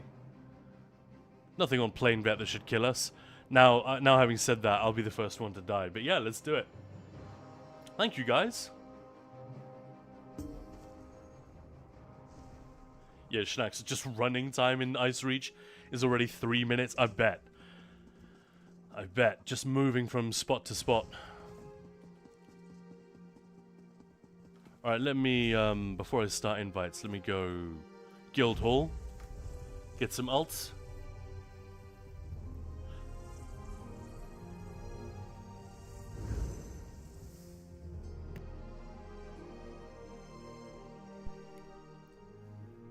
All the doors are annoying. Yeah, man, once you really start focusing on the time, little things that shouldn't be a problem, they become so irritating. Like, come on, you know, the animation while the boss is talking or whatever. Like, I've never gone for a speed run or anything in Dragonstar Arena, but you just want to get through it quickly. Schnacks is here. Lily is here.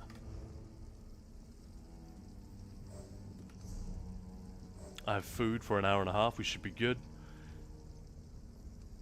Should we check that it's not a pledge? I'm sure it isn't a pledge today. Because Black Gem was like a couple of days ago, wasn't it? So it can't be. Let me turn a couple of settings down as well before we start. And is anybody not ready to queue? Just let me know in Twitch chat.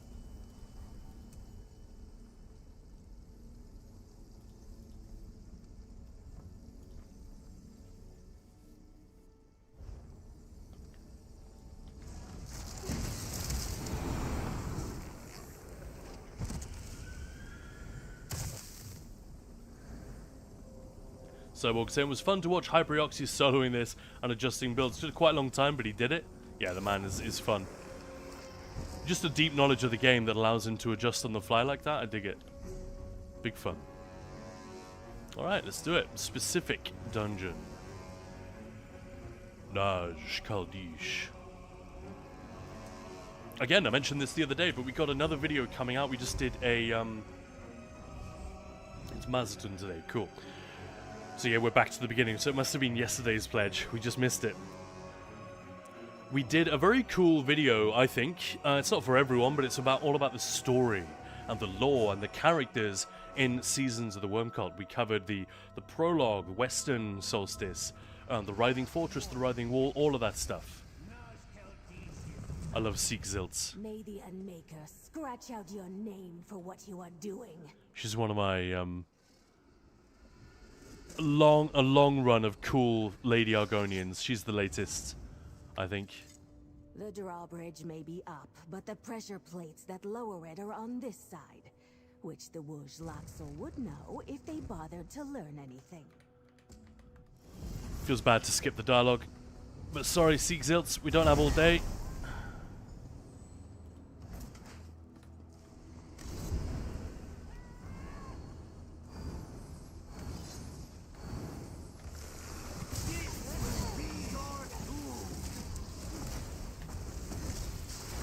I should have ultied.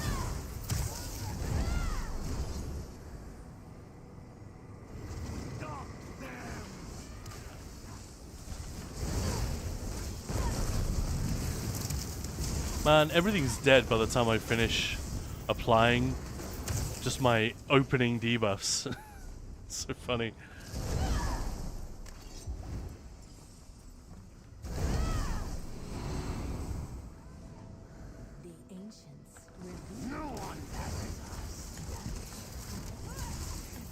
We can do secrets or skip secrets, it's up to you guys, but since I'm pushed for time, I guess we should skip.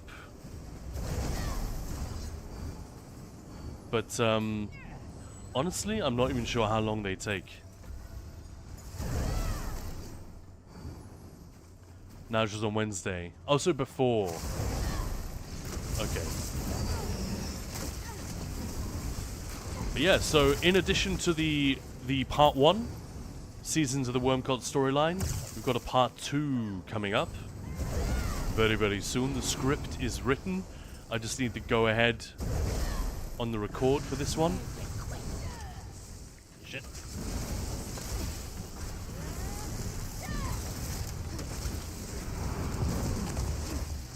That may have been the wrong alt.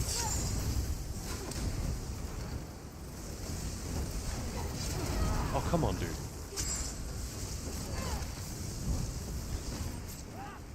Sorry about that. That was a mess.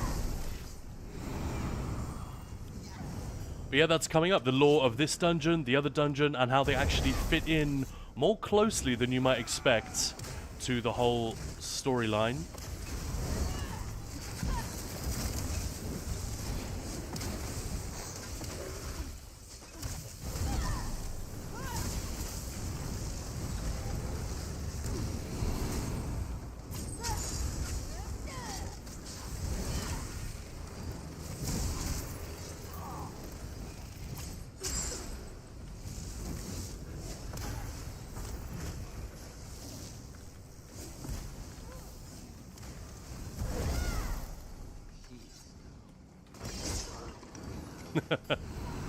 Always got to trigger the traps.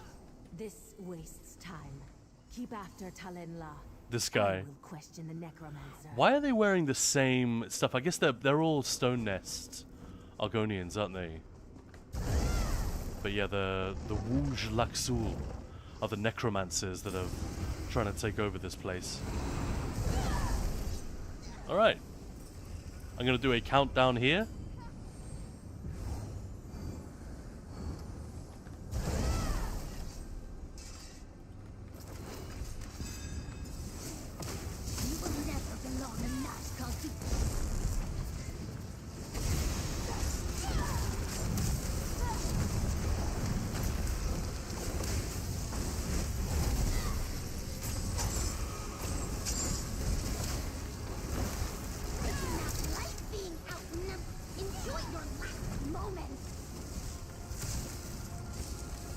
chain in as many as I can.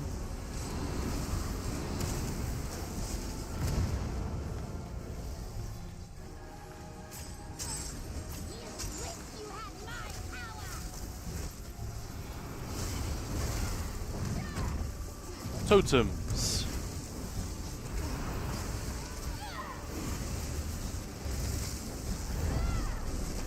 And come and stack up for an Atro.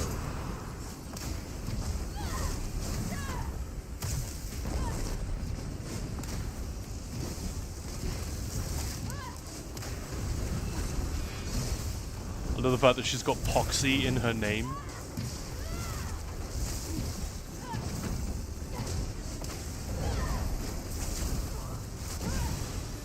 I do love the effect that it's basically Necromancer bone armor, but with a cool headpiece that goes with it.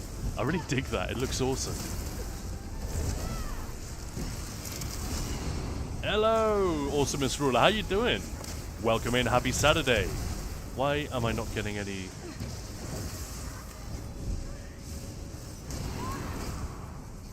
I'm running drakes. Why is it not popping?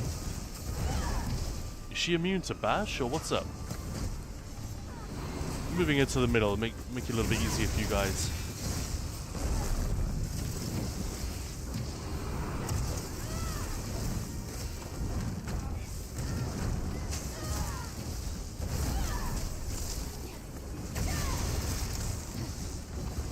I'm guessing the set is popping, it's just not... My add-on isn't showing it going off, so yeah, but it feels like it's running. Welcome back, Gilly. How you doing?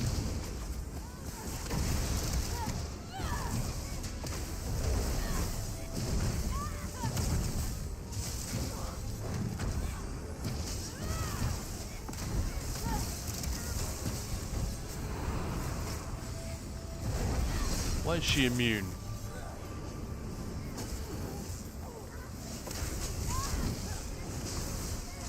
Get her on the saw, alright.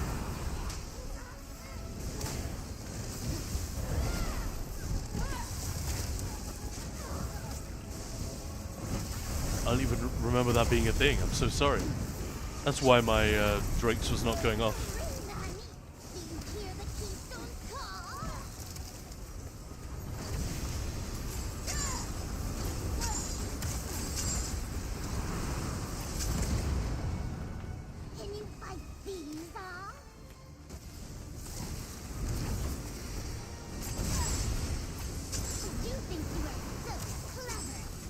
I like the voiceover.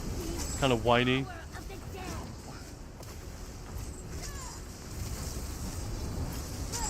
Trying to get everything stacked. I think I got them all. And now we can execute.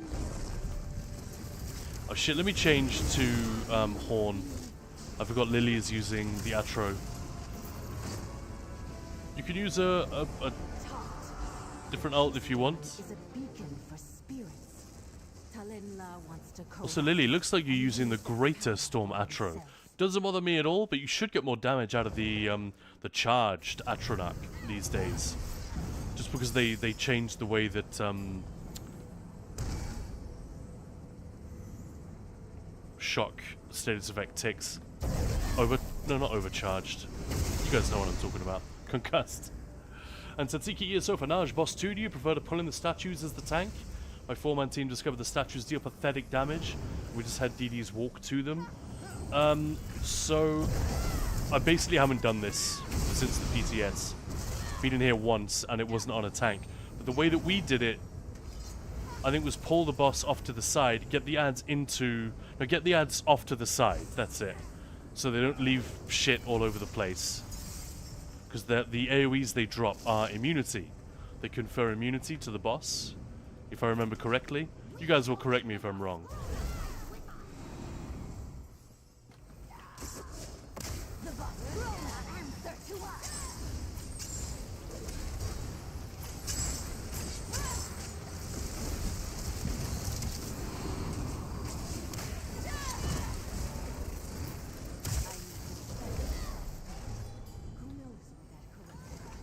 Yeah, that was the priority for us when we did it. But yeah, ask me again in like a few weeks when I've had the chance to do it some more. I basically haven't had time, and I haven't had a dungeon group until literally this week. Maya and I got a dungeon group back together.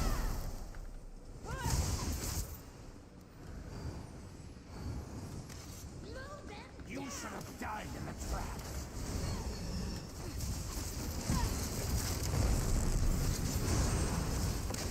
But yeah, the ads are not there to be a threat. They're a mechanic.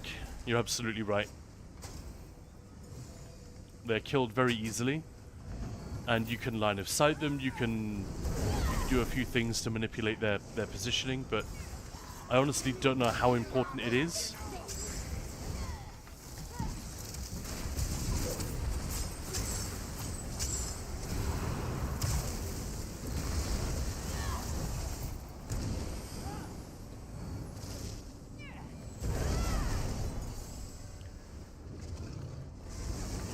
Sorry, Schnacks. I was reading chat. Reading what Gilly was saying about winning at Triomino. Nice. That sounds like a space, but you know how like you put on Star Trek and they have 3-dimensional chess and shit like that? Whenever you're talking about Triominos, that's what it seems like to me. Like the space version of a game. I do not like the way these guys just always run off.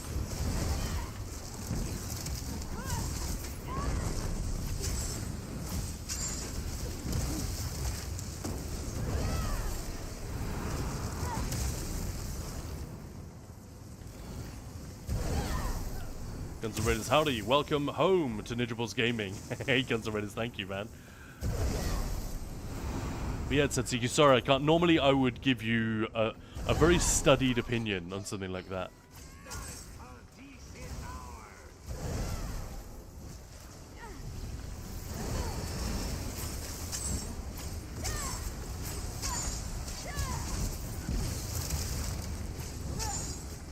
I think I got them all. Oh, come on. There's always one. I thought there was a Colossus in this room. Evidently not.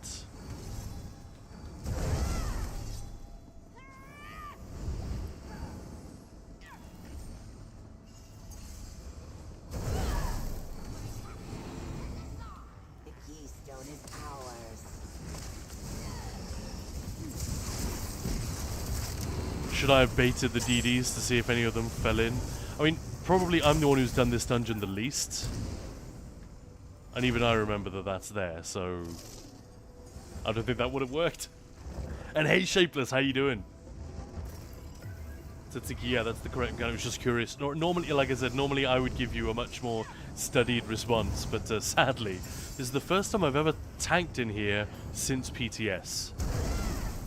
And on PTS, we only did the plain vet. We didn't have time to do hard modes in here. Just in the other one, which is the right choice. Black Gem Foundry hard modes are the really fun ones, in my opinion. So what I'll do is do my best to avoid these guys being in the middle. Because that'll make it easier for us to not move the boss around so much, I guess. But yeah, apologies in advance if I have to do any figuring out on the fly. But it's plain vet, so it shouldn't be too bad.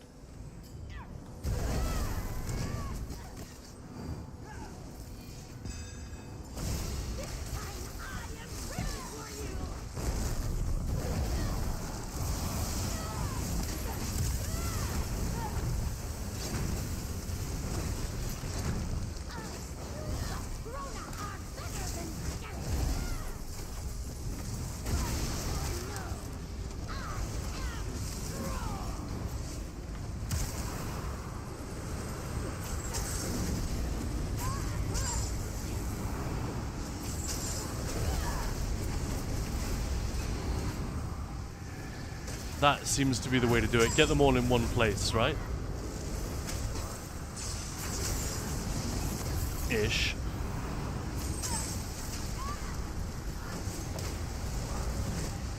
Come on, why is he not coming?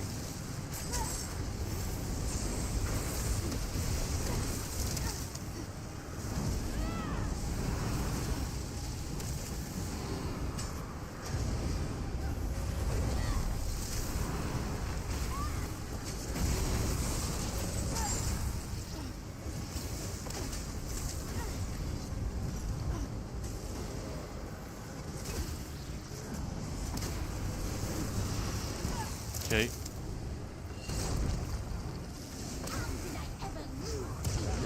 Oh, that's bad. Sorry. That's completely my fault. Don't worry about it. Just wipe it. We kind of made a mess of it anyway. So, they were being chained in by something that wasn't me, initially.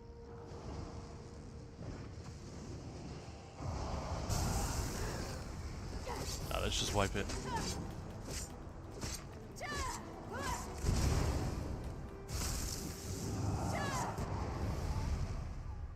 This is revenge for killing you in SCP. Honestly, I didn't even remember she did the breath thing. So just try to kill him at the edge. And if they are in the middle, try to wait for me to pull them out. It's not the end of the world. But it seems better if I can drag the melees out to the edge, and then I can chain the mages out to the edge as well. We only have, what, 6 of them?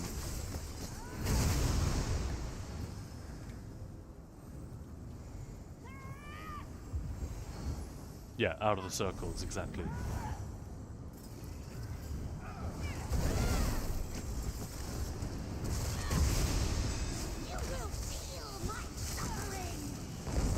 And I forgot to change my ult again.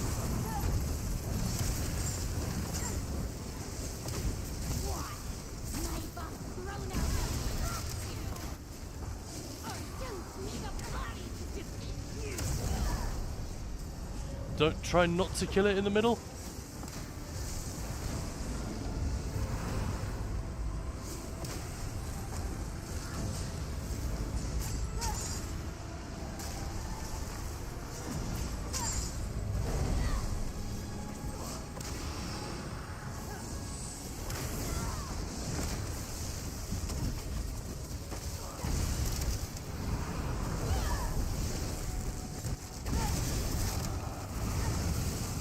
Oh no, a mechanic.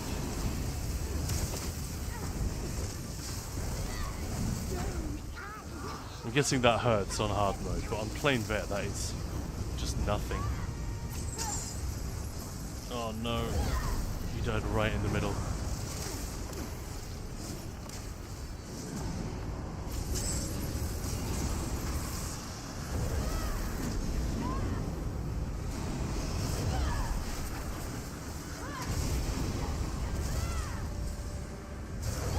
Still not too bad.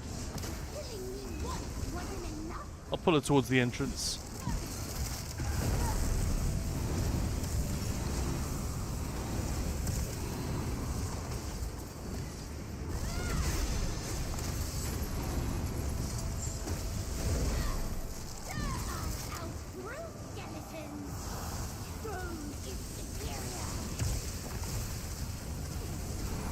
So Tiki saying with good damage, strange as it sounds.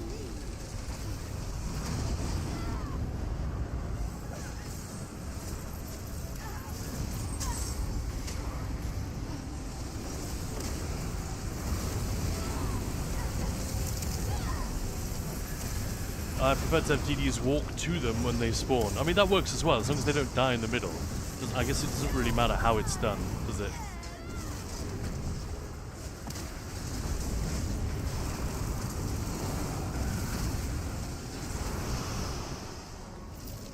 It's just so much easier if the boss can stay here, and because she generally doesn't chase you during that phase, you can just keep them off to the side. But yeah, I haven't done it enough to figure out a preferred method or a preferable strat for doing it quickly. I'm open to ideas, basically. Let's just give Lily a moment. They would get soft aggro and eliminate them when they spawn, which helps manage the immunity pools better, in my opinion. Well, they chain themselves in, which I confess I hadn't noticed before. So that's no good. The melee ad will immediately chain itself to the middle of the room.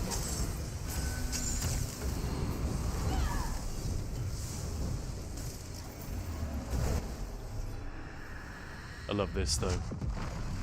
So what exactly is it in there? That must be the keystone, and it is in danger. It's not really a stone, is it? I think she does say that at some point. She's like, keystone is a mistranslation. Heart would be a better word. Hold them off. Why? I taunted you. Come on.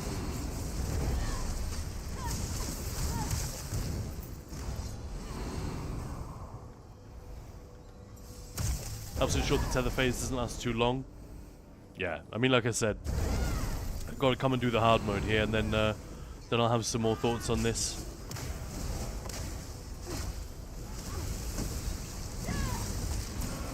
But on plain vet, it's just, you know, business as usual. Like, that was incredibly easy.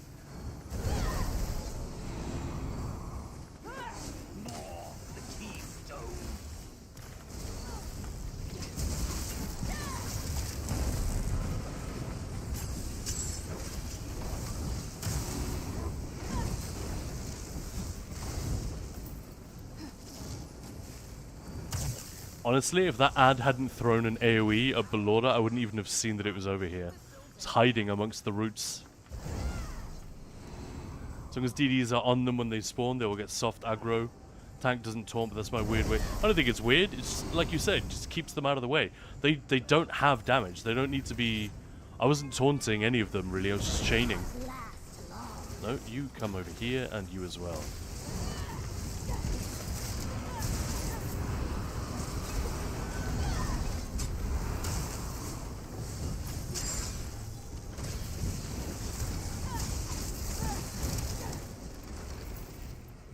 Six Lils just appears from the corner. Love it. Alright. Over here. The ritual is nearly done. Whoever the voice actor is, I'm not sure that they've done an Argonian before. Doesn't sound like a familiar Argonian. She's doing all the croak and all the mannerisms and everything, but doesn't feel like a familiar Argonian voice. Guys, I'm sorry, this boss might have to wait a couple of minutes. I'm gonna have to bounce and get Maya, unless we do it very quickly. Let's try and do it very quickly. The keystone answers to me.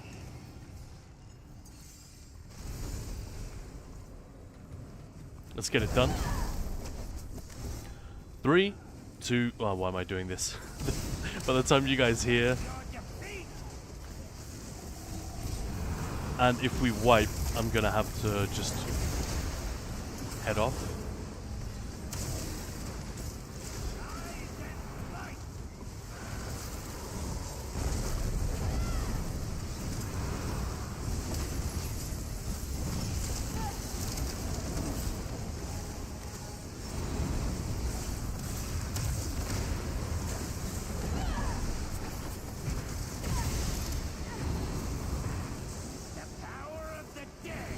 DDs try to stay together.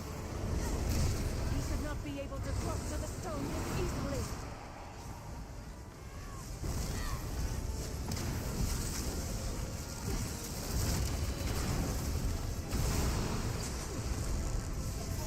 No reckless turn. The wounded Laxor will wake all the sleeping dead. Well, like I said, I've seen it all on PTS the very day it came out. I didn't like this dungeon, honestly. I didn't like it very much. We didn't do any of the secrets. We just did it on plain vet, and we thought it was too easy, and it just looked cool. But none of us were that. Like, we all thought Black Gem Foundry was amazing. But this one, it just kind of, the whole dungeon just kind of fell over. Much as it's doing now. But of course, we're not doing the hard mode, which is a different story.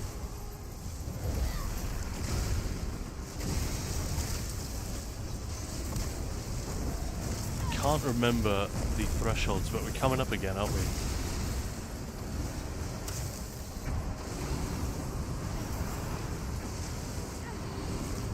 %? Yeah, here we go.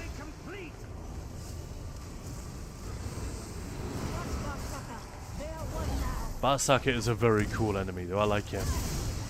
Just look at him. What a magnificent motherfucker.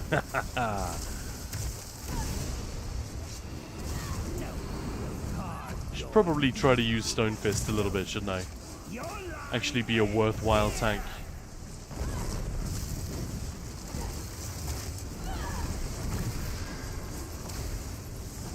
Sorry for the movement.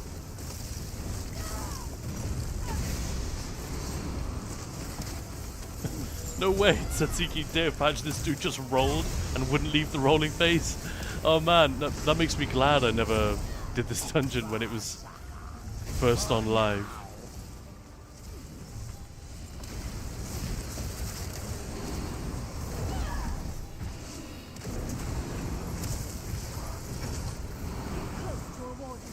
Please kill him.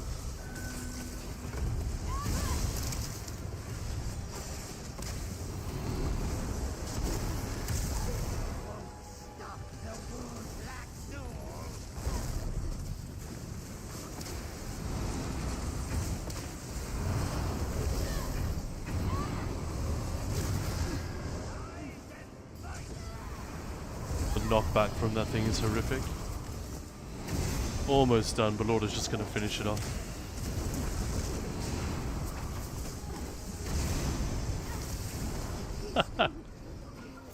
Who needs DDs anyway? Thank you guys.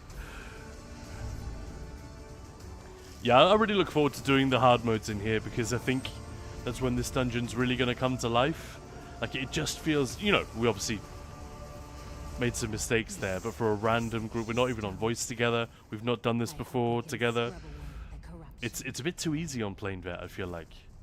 Black Gem maybe similar, actually. Anyway, guys, thank you, Lily, Schnax, and Belorda for that. That was really good fun.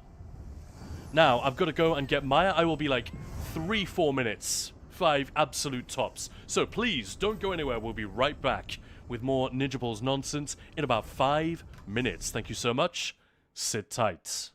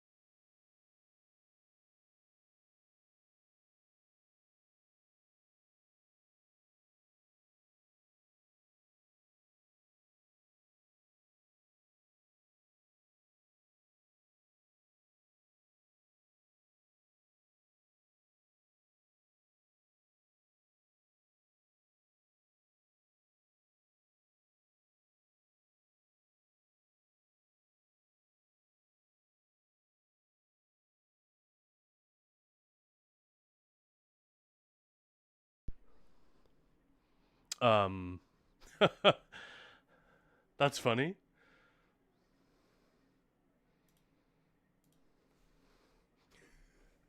This is where the stream should have been left. Apologies for that. Well, we'll be right back in 3, 2, 1. Hey, I'm back. Thank you for waiting. Sorry about that. And sorry I left you on the wrong screen, just looking at OBS and my AFK game for 5 minutes. Hey guys, I have good news. She has returned. We have Amaya with us. She'll be joining me in just a moment. Let me hand in this quest real quick. Still, I hope the ancestors. Hey, Goabs, how you doing? Maya's home, yay! Yeah, Belorda, thanks for the run. Love that dungeon, even on plain vet. Yeah, it's not a genuine complaint. Or it's not a big complaint from me when I say these dungeons feel a little bit easy. We have had a huge spike of power creep. And it's tricky. It must be tricky for the devs to know what to do, right? Do they balance it to people like me and Schnacks and Belorda and Lily, who are the people who are taking full advantage or quite a lot of advantage of subclassing? There are plenty of people who don't do that. And they shouldn't necessarily have to either, you know? If it's just plain vet, that's what hard mode is for. I do believe that the hard mode should be balanced for the very tippity top, maybe even slightly above what is currently possible in the meta, in the most optimized, most organized groups. That's how you balance a hard mode. Especially a trifecta. Make it so that it's very, very, very difficult to get when it's new. And then power creep being what it is, it will naturally come.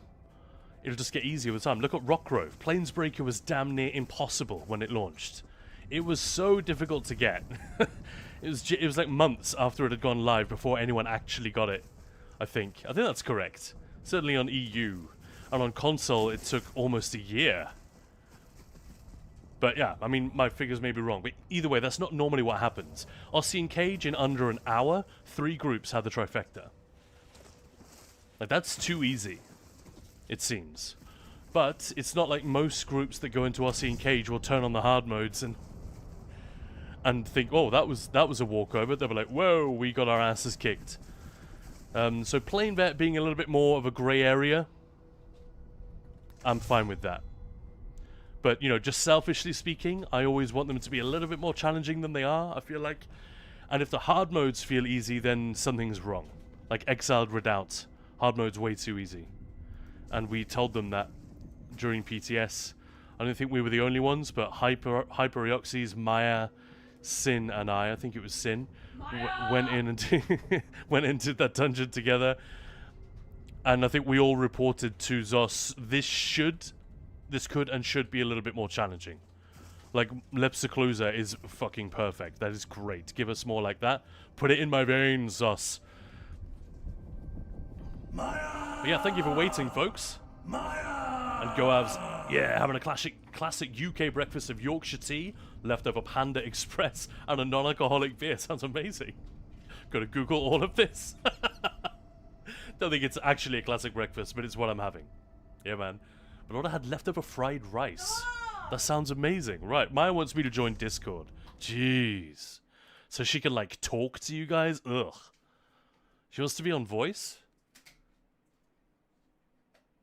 Alright, I'm guessing she's in the channel waiting for me already. There she is.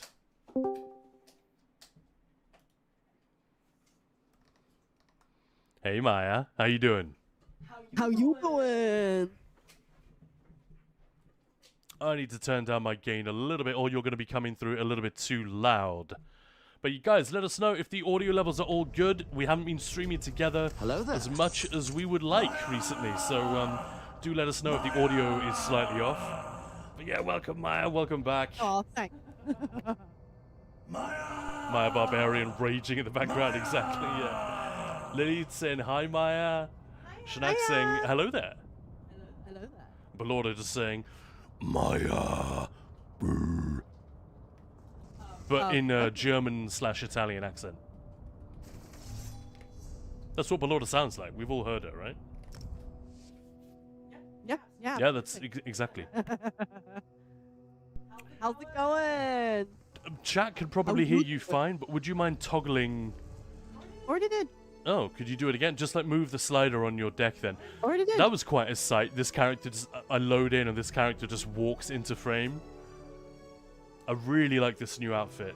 Actually, I might have to get it from the Crown Crates. This character looks very cool in that. Very sexy. What does my tank look like in it? This is the... Have you seen these crates, Maya? I mean, I know you've seen them at a basic level, but have you... Do you want to have a quick look through the stuff before we switch? Sure. I'm not like, it's a perfectly decent round of crates, but I'm not that bothered by... Like, I'm not sure I'm going to buy any this time, which is... I think that would be the first time ever.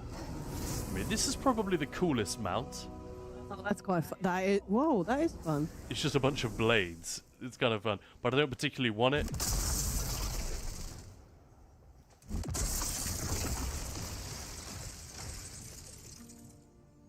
This one's fun if you're an aggro Sork.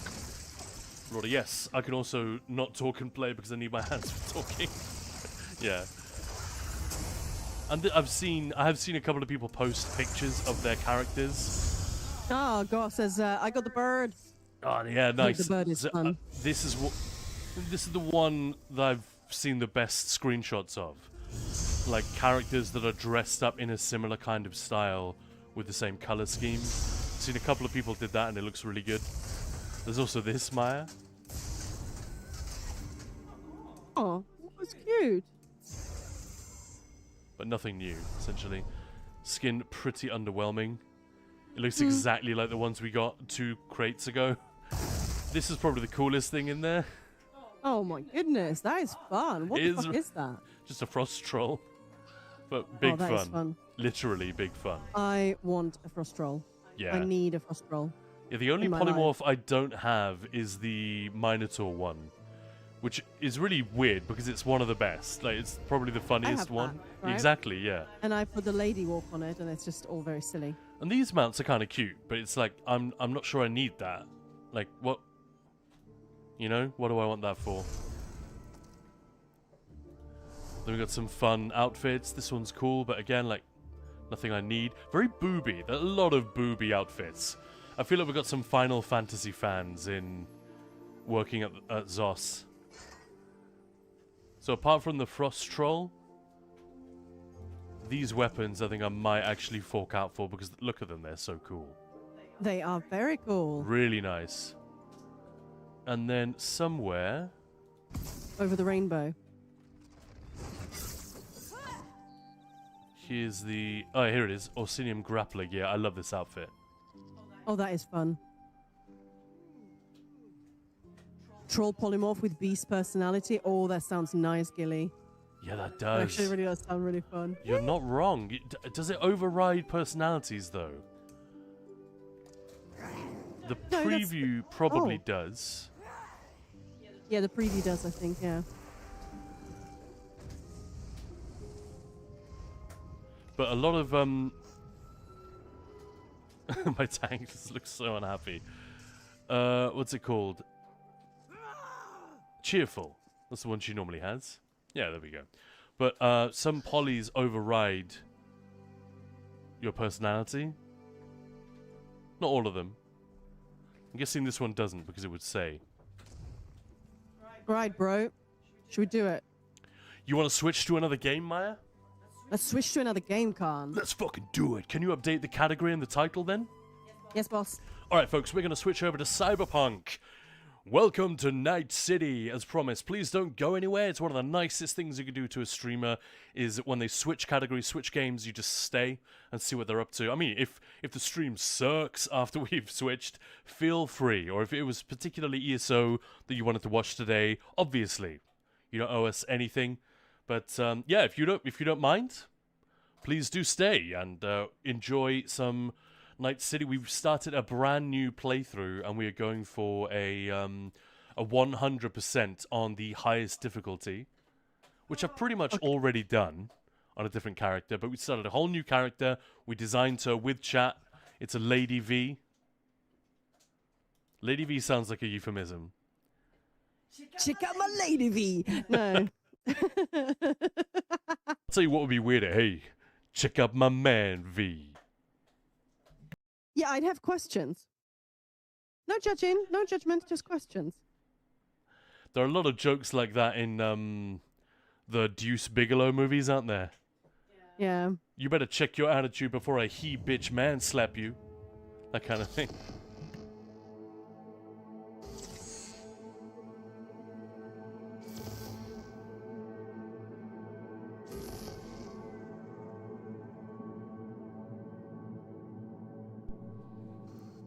You can hear it in the background, I'm sure. What? Well, the game firing up. Oh, I see, sorry. Well, thank you, Maya. It's lovely to have you here. Maya's only here for a lunch break. Will Maya stay too? Yeah, exactly. What? And Nixo is asking if Maya's staying too. Yeah, Maya's staying. So Nah, fuck that. we met Jackie. We moved into our own place. That's pretty much as far as we got. We did our first job with Sandra Dorset. Kujira. And now we're off to meet Dexter Deshawn for the first time. Ah, Dex! Yeah, Dex, man. Jackie's driving. The game still won't let us drive. First stop, Aww. Ripper Duck. This is... Oh no, this is the first time we get to drive. I just ate. I always zoom that's out fun. maximum. I was supposed to stop by Vic's anyhow. I got a date. Me and Miss Driving in this game with mouse and keyboard. Yeah, I can't drive I can't drive. I can... It's the arc that I It's can't so do. hard. Is it the bike? Which one am I worst at? Arc No, or- cars are or- way more difficult than bikes. Yeah, no, I think arc I can manage. The bikes tend to be a bit more responsive, and they're just smaller. So you have more correction time. Or more room for error, if that's the right word. You guys are fucked up, man. Yeah, this No, is that's it. all. That's as Come far on, as the V. game will let us go. We are quite boxed in this early on in the game. Like, this area is pretty much all we can explore. They designed it pretty cleverly, so there are just roadblocks that won't, and you can't get around them without, you know, you can't like walk your way Well, that's not what around. Dex has cooked up for us. Oh my gosh, she already pretty ate clever. that whole thing that I just gave the dog. The dog. She's already had Ooh, 2 monster treats munch. on mic today. Oh, doggy ASMR. Yeah, man, it was good. Do not belong to you, or rather, Dancing troll go brrr. only to you. Hey Maya, check out that ass. Truly I was. that those who have sold you It's quite funny the way she's walking. It's very unladylike, and there's ass like great ass hanging out. It's just funny sort Yeah, of. right. Dr. Vector will see you now. It's like a I'll sit gunslinger's tight walk. over here. Me and Yeah. Misty got a little catching up to do. One of my biggest tips for this game, if you play it on PC, Cause I am always make liberal use of the right crazy click living. during But dialogue, Until we it got a goes new click. job lined up. just to zoom in. I'm a big hitter at the And you get a little bit more resolution on everyone's faces and Is it gonna expressions. be dangerous? Don't you worry, mi amor. We're bulletproof.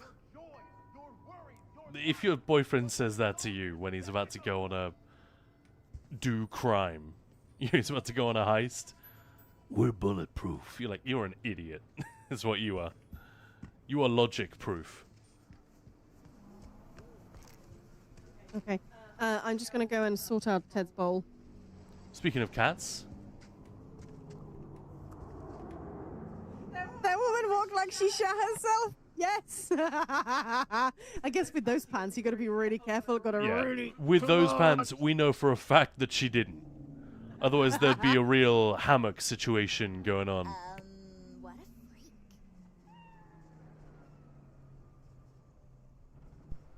A brown banana hammock. Gross. Vicky, spry as ever, you old ripper. Good to see you. Good to see you too, V. It's been a while. To what do I owe the pleasure today? Last gig, had to jack into a client's neuro socket. Think I might have got Ah, you don't need that. spiked. Experiencing migraines, nausea, hypersensitivity to bright lights. Whole kit and caboodle. All right, Man, this kid. game is so We'll beautiful. sort you out Even in the a shitty flash. clinic where Victor Besides works, that, they find how are ways. things? You know, a little bit of dry ice, whatever you call that, and just a little bit of mist in there. Some unnecessarily V? colorful lights. Yeah, Vic is getting bugged out that we're not talking to him. They do this a lot, especially in the shitty parts of town. They just sort of dull everything up with liberal use of bright red Nightblade lights. It's like everyone's casting Path of Darkness everywhere. And it Yeah, works. Sorry. Game done. From now on, cat snuggling. Yeah, Ted was all about the snuggles. Oh, poor thing. This morning, he slept just in his little basket next to my desk. Normally, he comes to, like, hustle us and snooze with us in bed, but I guess he was just really shattered. But when I came in here in the morning, he sort of woke up and I was like, oh, you're here. And was sort of going to follow me on the desk as I sort of walked by. And he fell off the desk. And I was just excited, but also a bit wobbly. Just fell off the desk. In my app. Poor dude. Creepy. Yo, Mr. White. Yeah. Jesse. Nice.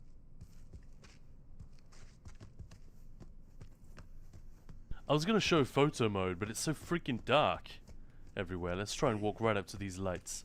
See if that helps. What were you guys talking about? Because Schnax is saying does about as much damage as Twisting Path as well. As in the red lights, there's like Nightblades everywhere casting Twisting Path. Why can I not move the camera up? Oh my god. There we go. Dayhawk. Never get behind Satan at the DMV, for the devil takes many forms. How's it going, Dayhawk?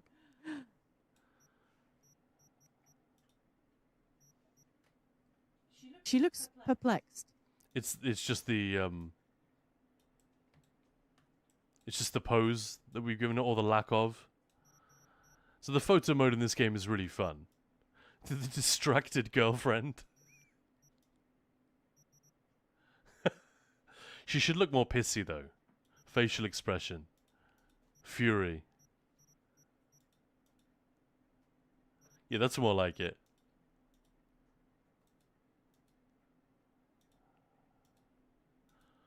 That's still one of the best memes we've ever had. Distracted girlfriend. That's totally it. Does anyone else think the distracted boyfriend, I guess, but does anyone think his actual girlfriend is the hot one in that meme as well? Yeah. Dayhawk, did you know that Jesus was originally named Gary, but then Mary stubbed her toe?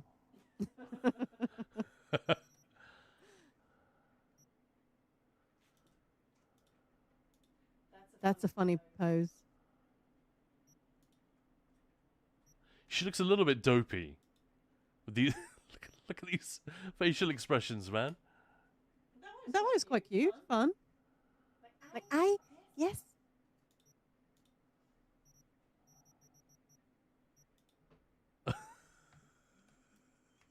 Not a merc you can take seriously is V. Practically shooting off her hairstyle. That is, yeah. Anyway, we're not going to bother with that. Just wanted to show it very quickly. We made quite a silly looking, a less serious looking V, I feel like, this time around. Met a new fixer. Gave me a job. Name's Dexter Deshawn. Known quantity from the afterlife. No denying Dexter you're Deshawn moving is up. just a great bit of naming. I feel Something like you you're can not telling me, immediately Vic. read certain things about the character based on Keep that. your guard up, that's all. I've heard some things about Dex. He's not as chill as he makes himself out to be. Yeah, definitely.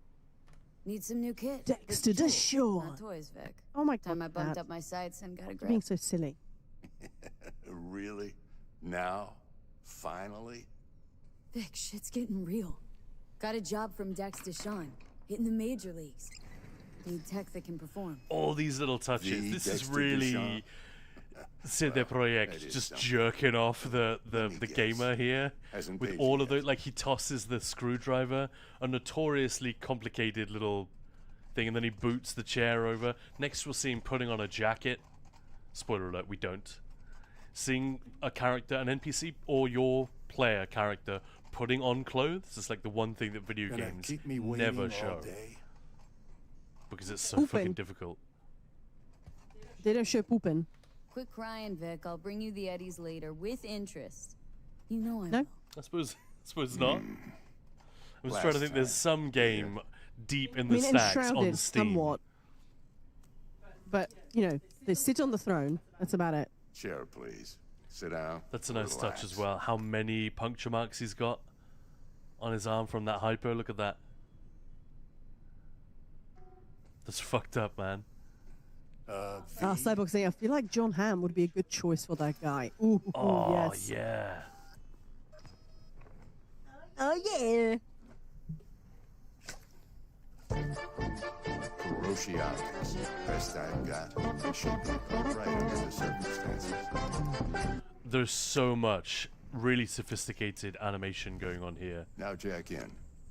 and they can afford to do it because it's so Kuroshi, whoa. Vic, nothing tops that on the market. this is a part of the game that everyone has Sounds to like it play. could come You know, in we're on handy then. rails to an Give you extent my word I'd for pay you this back, bit, but so this they know it's worth doing. Everyone's going to see it. From my blood. We'll work something out. Right now, I'm just out to You know what I make mean? sure You get don't back in hire one piece. fucking- Eddie's in hand. I don't know, Wes Johnson or what's a better example? Ian McKellen or whatever to do a character, an NPC that 30% of players are going to Gonna run keep into. me waiting all day. Yeah. Yeah. Yeah, hey, Moose. And choose while I Truly, scan. 2003 Dog's Life on PS2 vividly showed the dog pooping. Yeah, okay, you were the dog and could enter a combo to do it. Thank you, Trulip. That is exactly why I hesitated, because I thought, I bet there's a video game that has shown that, but like a And you can character... poop on command if you enter the combo. I think there are several scenes in Star Wars Outlaws, for example, where, what's her name? Is it Vex? I can never remember her name. Hey, Insane Shadow, welcome in. Where she puts on her jacket in like in a badass kind Right, of yeah, way, yeah. ready for business, let's go. And it would be a really cool moment, but it cuts to, I don't know, like her little pet doing a react or something. It just cuts to another Yep. angle so that she's picking up the jacket, it cuts away, then it cuts back and she's got it on, is like stretching her arms out to, you know, to get the sleeves in properly. And that's it, because imagine animating that. That's so freaking complicated, and it's just not going to look right. Very, How very long did difficult to Fan do. spend designing the crotch? Well, she had a dingleberry for just to have a I peek. think about 2 seconds. Yeah, And we did look at different haircuts. it's an important question though, Moose. A dingleberry.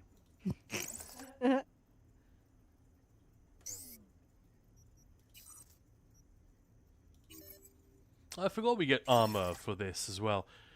I think this stuff may have been added a little bit later. Like, this might not have been base game that the tutorial showed you all of this. But yeah, now we get a sense of what's up. We're not going to do anything fancy. She had a dingleberry? Yeah, just to Mark just one, see like what I said. Decent enough scan. what the options were, I Displays guess. data Yeah, on it's you funny. can- It's funny the tray on way it sort of top's a built-in unfurls. external lens disruptor. But yeah, then we just looked at a few hairstyles, and that was that. Oh yeah, because it like pops in and is then subjected to gravity. Yeah. So you get a little bit of jiggle physics on that knob as it appears, and then Isn't a dingleberry in the back? to I don't know Kuroshi what you Tech, think a too. dingleberry is. I'm just thinking dick. Just I'm to, ready. you know. Carve away. Excellent. I Let's do thought this. you meant dangleberry.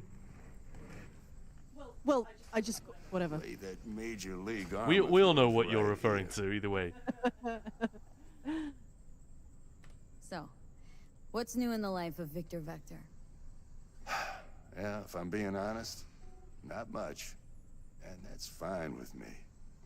I used to live in a world where all that mattered was who's who, what's what, and how's why. Poop And what ball stuck in the hair. One day I no, just dropped it and no. never looked back. It did I'll not. never Oh be my a legend God. in this town. But Okay, there's I've got lunch sleeping coming bags up ever since. in every sense of the word. Let's change the subject, man. Just like that. I didn't see Enough about Shadow. this. No. Now, Played it bit of through. Can't played it anesthetic, through I can like start cutting. 3 times probably by now, 4 or something. Th- This is just a brand new full playthrough on stream. We streamed it, but not like the whole Same as thing. Oh always. my god, my dog is. Don't feel a thing. No, we recently me that every committed to a proper 100% Not as if things are gonna be any playthrough. different I'm not today. going to play this character off stream. Kid, I mean, not like there's any risk of a stroke. We're or gonna do it all paralysis, together. but what do I know? I'm just a doctor. If you hear That's weird what I noises, thought. that's Maya talking to the dog. Lights out for a minute, all right? Okay, let's test. Yeah, this whole sequence See is the like magic in action. a showcase. Linking you in. This is like a demo that you would take to E3 back in the day. This whole You might sequence. feel a little discomfort at first. Blurred vision, low contrast, glitches.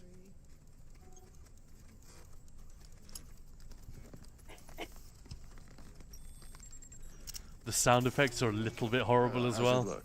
Feel all right to you? Oh, this is fantastic, Vic. Sorry, I got attacked. Oh, beautiful. Time for the scanner. Time for the scanner. Ooh, Moose is asking, have you already decided if you're going to do X or Y for certain things, like decided in romance, stuff like that? No, I figured I'd involve you guys in that Scanner when we should get there. eventually sync with your thought process. Yeah. Just Intentions. I streamed Cyberpunk a few times as well.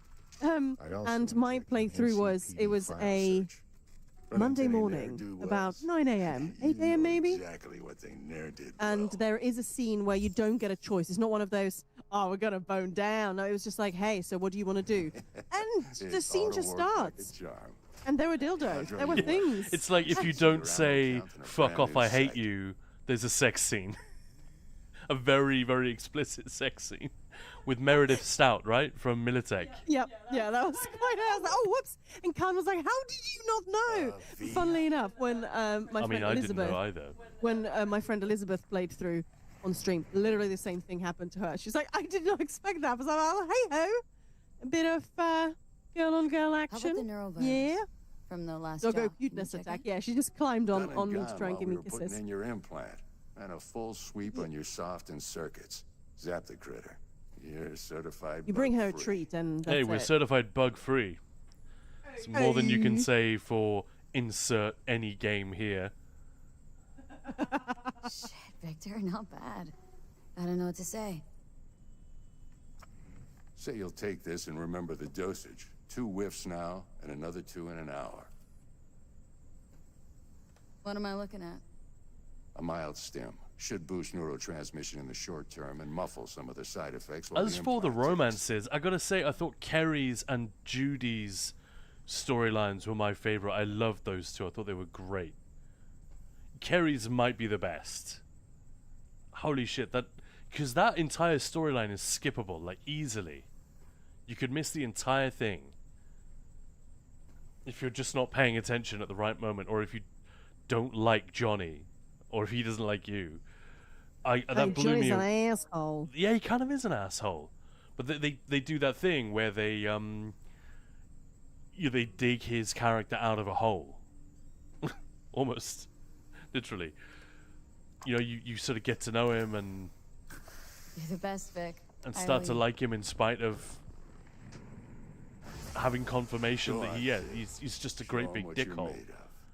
But there's more to him And than once that, you you hit know. the big leagues, don't forget And the where fact you that he came from. The fact that he knows he's an asshole as well, and he has that self-awareness and self-criticism, is a little bit endearing. You know what I mean? Anyway, Girl on girl action, yeah. Well, yeah. so yeah, I'm just talking about the storyline, not necessarily the romance part, but in terms of the actual character and the endings, without saying anything spoilery, I think Pan Am is always going to be my favorite for that. I'm a sucker for the feisty bitch, you know, and she's got some real fire, that lady. And she's quite nice as well. She is easy saying. on the eyes, but then they all are like they all Yeah, look true. fucking amazing. You know, of all the love interests, River Ward is probably the least like stunningly, know. and that guy's pretty fucking fine as well. You know, winning. so, Yeah, Moose saying no build choices or anything decided. Triple Malone would have Nope. been flat on the boards. Now every last fighter's got extra skull lining. Absorbs 75% of every blow. Got cash writing on this? Nothing wrong with girl-on-girl action. I didn't say there was. It was just a bit of a It's shock. gotta Did happen not more expect than that with my anything else. coffee on Monday morning. But Yeah, that's it's all. like first thing in the morning. Boobs! And dildos and whatnot. Yeah. Miss it, don't you? How's biz going? Can't complain. Corporals learn to keep their distance. It's a real and dump. Sokka's back hiring lone mercs. Isn't it? They all gotta have the newest, shiny. I would have loved a storyline where Vic And you ends got up Misty here to help.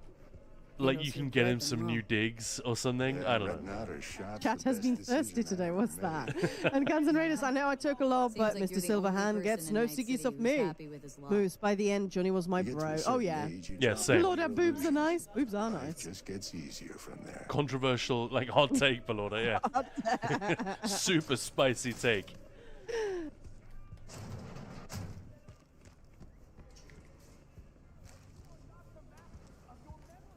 Alright, so now that we've petted the cat, although it's gone, seemingly. What? Oh, it's just moved. Didn't even see him there. We can now get that cat if we find some food. No comment. My wife be here. Heart chakra looks a little out of whack, babe. I can release it for you, but you'd have to watch out for negative energy fields and avoid mean reds. It's weird. I really want to like Misty, and I kind of do like her. She's just a bit of a... What the fuck is it with all the aura tarot Ain't nonsense? but a hop to where he's parked, next to Gramsci Burgers. Okay. Do Might my be- best to talk us up. It might be one of the weirdest things, weirdest leaps that this game asks you to take. Lily dressing chat thirsty just today. Yeah, just today, Extra exactly. thirsty. Think you outed your kink earlier. Wow, I keep missing all the good stuff. Okay, Belorda said your boobs are nice. Wait, what?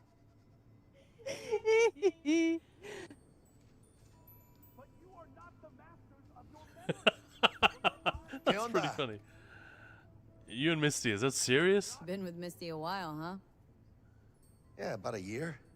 Why? Just asking. Never thought you'd last that long in a stable, healthy relationship. Hey, come on, chica. You know I was raised right.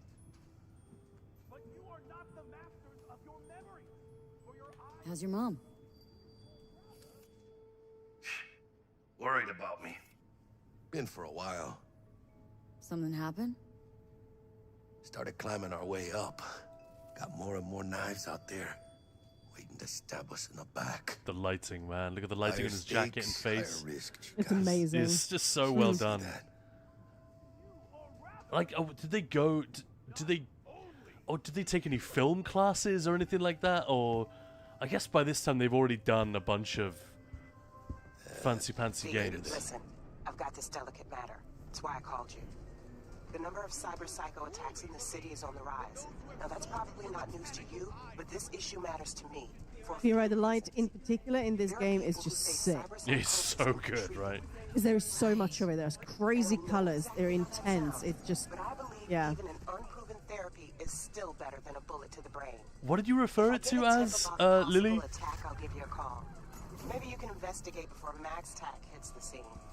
But remember, you're not there to execute anybody. I can't even remember the phrase you used. It was not a term I was familiar with. It was like command kink or something, or instruction kink. What did you? I've already forgotten. I'm very innocent in these matters.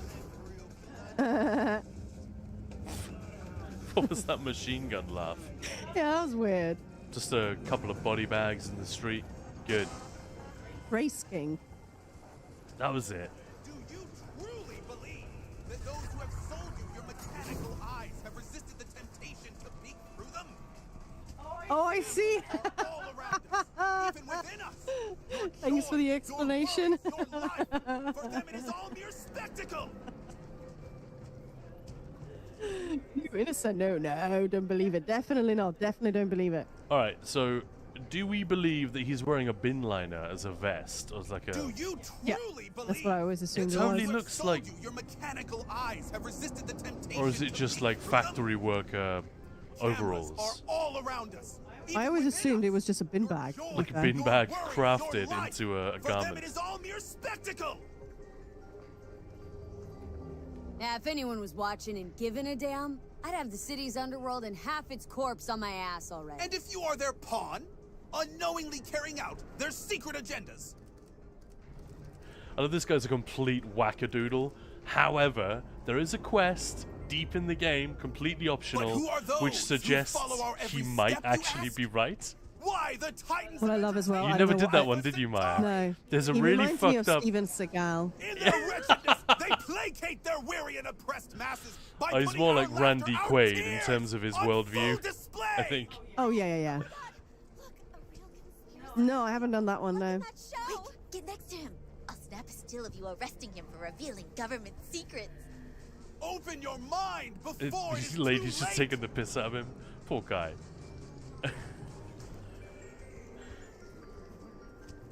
I'd love it. The final touch would be if the screen changed to show the selfie. That would be sick, wouldn't it? Oh, I see. But yes. that's one little extra detail they didn't get. Radio waves bear the truth. Let those with ears listen and those with eyes behold. But again, the light on his garment, whatever it is. You come here often. Dude, There's it's my actually, first time here. sorry, completely random, a game called Lootbound, which is a tactical roguelike with turn-based combat, inventory management, and a touch of D&D flavor. I just love that inventory is like, that's a big part of the game. That's brilliant. What should we say? Should we lie, no cash, or tell him to fuck off? Or should we give him a load of money, or just $1? You know, just an Eddie to keep doing what he's doing. I feel like he's entertaining, if nothing else. I'm an Eddie. I wouldn't give him a low or... Sounds affordable. Just don't spend it. The people active in chat now and the streamers are probably some of the least innocent people I have ever interacted with. What do you mean? The other very day, innocent. I was literally doing an impression of Lister going, I just love that accent. Rawr. I was doing that like on stream. I can't remember how someone typed out "rawr," you know, R-A-W-R at the end of a sentence, and then before I'd thought about what I was doing, I just read it out loud like that. So you just like pimped me into making that noise in front of 100 people. Great. And I just did it again. But whatever. I'm supposed to meet with Dex. Should we ride or should we just walk in? That's your bedroom sound voice, isn't it?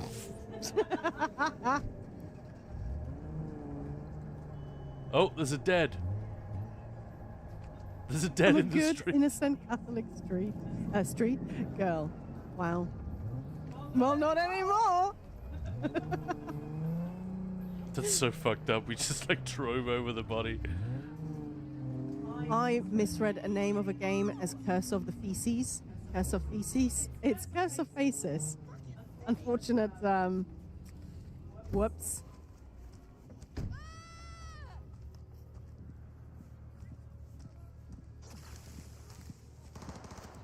Oh.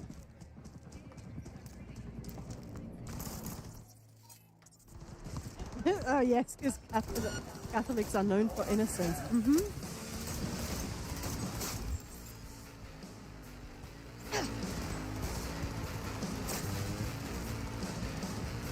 Well, that's why we got confession. Yeah, fair enough. That's it. Oh fuck, they're chucking grenades at me. They're chucking grenades at me. Why would you do that?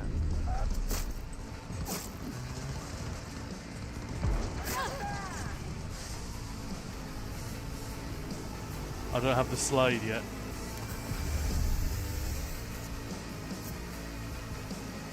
That's the thing, you shoot one of them, they all turn on you. And let us hear your confession, Veloda. When was your last confession, my child? Jeez, this is getting weird. Getting? True. I just remembered we've turned the difficulty all the way up and this is a completely new character.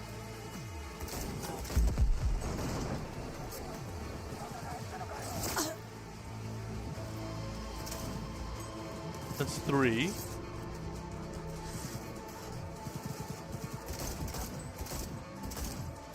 Justin, can you bait them into fighting Dex's bodyguard? Oh, I should have tried, shouldn't I? I don't think so, no. Likes to play catch. Ooh, just got email inviting me to play this new extraction shooter from PUBG team. So think I might be checking that out tonight. If I can use controller. Nice! Your last confession was 25 years ago. Wow, Belorda.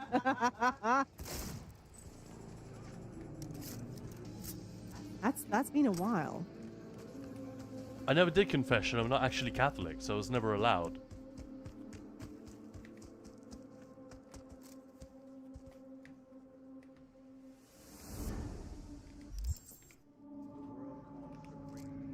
Man, I'm having to refamiliarize myself with the sheath weapon controls and everything like that. Alright guys, we're going to have a long cutscene here. Do we want to just talk over it? Right, Maya? We're not going to like take it all in. Yeah, that's fine. Some of it is very cool, but... Yo, Miss V. A pleasure. Great Dexter character Deshawn design. in the flesh. Ample indeed. Let's roll.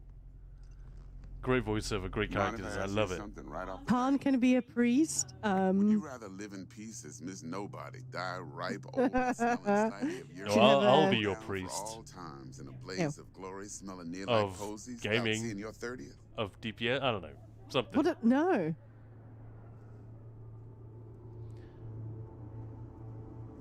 You're either somebody. No or you touchy, fizzle out please. into nothing. Night City don't let you choose. Oh, but it does. See, in my line of work, I choose to be Mr. Chill. But folk who try to take advantage, well, they see the beast inside. Look at that arm. All right, listen close. Scanning a serious job now. Playing gargantuan compared to smashing up a He isn't like trimmed his cigar. He's just chomping on that bad boy. He's raw dogging it. Hang on, got a question of my own now. That's nice. Why all this, Dex? Gross. Why me? Yep. Could have had Jackie or T-Bug sitting here. Could have just done this on comms. Call me old-fashioned, but I like to look anyone I do biz with in the eye. Had the pleasure of meeting the Jackster in the past, and Sweet T-Bug helped this brother out 2 years ago. How does the voice actor do that? We are. He sounds like he's Besides sitting all there that, in a limo, got a special little living the life. creation just for you. This is a person in a But we'll get to booth, that. you know, with a mic and a bunch of papers in front of them with the script on it. How do they sound like they're just chilling the fuck out? So Hello? good. Let me hear it. What's the job? There's this. You're in a movie. At least you have the mise en scène around you. You got your fellow actors to bounce off. Simple. You know what I mean, Maya? Yep. Guessing it belongs to a corp. This guy They is can tell, Moose. Arasaka. Surely They that's can no tell.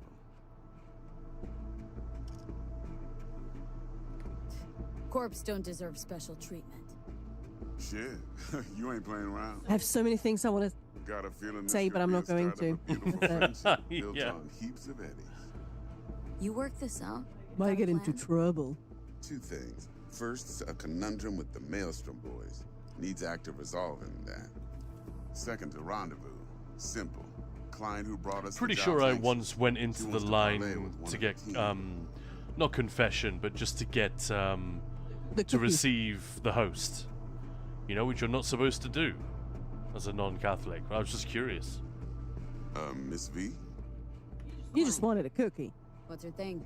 You mean Why a should we disappointing wafer? Yeah, yeah. Woman's name's Yeah. Evelyn Parker. Yeah, you're like, Vetting her damn, with that's me. not a cookie? Put Fuck the word out that. I was looking for any kind of intel. Why did I stand in line for this? Right, and? Some brothers from Pacifica got back to me. Told me to stop looking. End the convo. Anyway, our little client insisted on meeting someone with skin in the game. You know, who'll be there for it all. Yours truly will be remote. T-Bug ain't no people person, and Jaggy's only good at some things. I know you know what I mean. Pretty much leaves you. What's the issue needs resolving with Maelstrom? So we've got two Got a jobs. beef? We can do them in either order Slot in the shard. before we can go and do the heist, the big heist, which is like the inciting incident of Got the a whole classic game. tale for you. Psycho gang doing his thing 2 weeks back. Jumped a Militech convoy. Got away with the gear. Corp don't even know Maelstrom's involved. Now see, convoy was carrying the Flathead, a little combat bot, a prototype. and I need me that bit of high-grade military tech. These sequences are so we don't fun. get that bot, we don't get no soccer chip. And we sure as hell don't get no happily ever after. But don't get excited. What I want to know is who on Dex's team animated all of this for him. Who, you know, who coded this presentation. I did so from a gent went by the name of Brick. I say when, because Brick was the leader. 3 days after we'd sealed our deal, his friend and gangmate, one Simon Randall, aka Royce, plain dropped his ass. Royce is in charge now. And I got no way of knowing if he aims to honor his predecessor's word. To add to this, Maya, there's your lover girl. Out of Militech has developed an interest in said convoy. Hey, Meza. Royce guy, what's he like? They would listen, but if they knew you weren't, they would send you away. Yeah. And hey, do your Our Father and Hail Mary prayers afterwards, and you are forgiven. I'll give you that. Did he say by the name of other members? No matter the stakes, the name of would put a friend and associate through an industrial microwave dryer. Apparently, first thing to burst are the eyeballs. Get a nice clear pop. Then the rest goes goulash. One of the best confession-themed movies ever, maybe the best, is a Brendan Gleeson movie called Calvary. Hello? Very, very good. Who's the prima donna? Oh yeah, that is a good movie. He's a priest in a small town, and the beginning of the movie, literally the first few lines in the film, is someone in the confession booth with him saying, "In 7 days, I'm gonna kill you." So she must be getting desperate. Be wise to think how you can. It's a comedy, very, very dark comedy. To do so, you'll need that frazzled cat's info. Very Irish, very Catholic. Yeah, if you don't mind comedy that walks right up to the line, definitely check it out. Highly recommended. Brendan Gleeson, one of my absolute favorite actors. He is just awesome, yeah. It's just amazing. Flathead, though, is gonna be all you. And Chris O'Dowd, isn't it? Not doing his American accent, but Quiet Life. He does his regular accent in Later now. Oh, what's it called, Maya? Help me out. The gross out comedy. Bridesmaids. He's the love interest in that. Yeah, it's a gross out comedy. Come on, they shit themselves. They all just. Oh my god, yes. I sort of that scene. I was thinking of the scene in the street, which is not that bad. But no, the scene before that. Like, if I'm not feeling well or if something is a bit iffy, I'm like, yeah, I can't watch that because I will be sick. Guy certainly knows how to protect his biz. Wants to put us on a few small kinks. Prep work, I guess, before lining us up a big job. There's this Gleeson nails every role he gets. Oh yeah. Pretty much. He's so freaking good. So much charisma. Just before the Gangoons had a switch up in management. Right. Heard about that. Royce versus Brick. Hostile takeover. About sums it up. Dex wants us the guard. I love that. Yeah, the guard is amazing, isn't it? He's so fucking funny in that. Like, literally his first line in the movie, he's like finding a dead guy who's just died in a joyriding accident, and because he was high off his ass, and he takes some ecstasy out of the guy's jacket, just pockets it, just grabs some pills and puts them in his own pocket, says, "Oh, don't think your mammy'd be too pleased about that now." I can't quite do the accent. But there's too many Gleesons. Is it Mad Eye from Potter? Wow. Yeah, exactly. Donald Gleeson is his son. Yep. Royce snorts chrome. Then there's the Pretty other good. thing. Gotta meet the client who put Donald the Gleeson's great. Yeah. There was a joke on the Kermode and Mayo film review thing where I think someone wrote into them and said that they'd been on a flight, like a Chinese airline, and the cast list for, I think it was Goodbye to Christopher Robin, with Margot Robbie and Donald Gleeson, the Winnie the Pooh story, the A.A. Milne story, Goodbye to Christopher Robin, and I don't know why, but it said Abdominal Gleeson on the Chinese. Like, that's how they described the cast. Margot Robbie and Abdominal Gleeson. I guess just an autocorrect somewhere along the line. And Margot Robbie was on the show and they told her about this. And she was like, I'm seeing Donal in like a couple of days. I'm so going to tell him about that. Because obviously they've been in a bunch of films together now. Yeah. Like her first ever role, one of her first ever roles was... She was just a little sidekick. yeah, she's like the hot one that he can't get in About Time. Amazing. And then he gets with what's her face. I mean, wow. I say we knock Poor on guy. Maelstrom's door first. Pound, actually. In that case, I'll hit the all food. Orale. In that case. No, Maya. Some orale. This is one of my favorite areas in the game. Like there are areas that are much more dramatically filthy. You know, like Dogtown in the expansion, for example, and the corporate district, which is obviously much more glitzy and everything. But man, I just love Kabuki, and this whole part of Night City is really, really cool.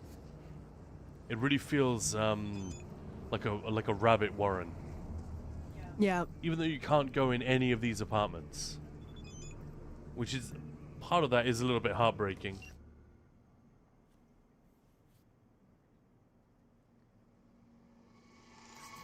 We're gonna be neck deep in dollars. Neck deep in something with the orale. Ms. V, I just want to remind you again that eddies have already changed hands between me and my esteemed Maelstrom partners in biz. Around some of 10,000 eddies, to be precise. So when you're there to take it off their hands, don't let them try to shake you down, as they're liable to do, Maelstrom being Maelstrom. Thanks for the info.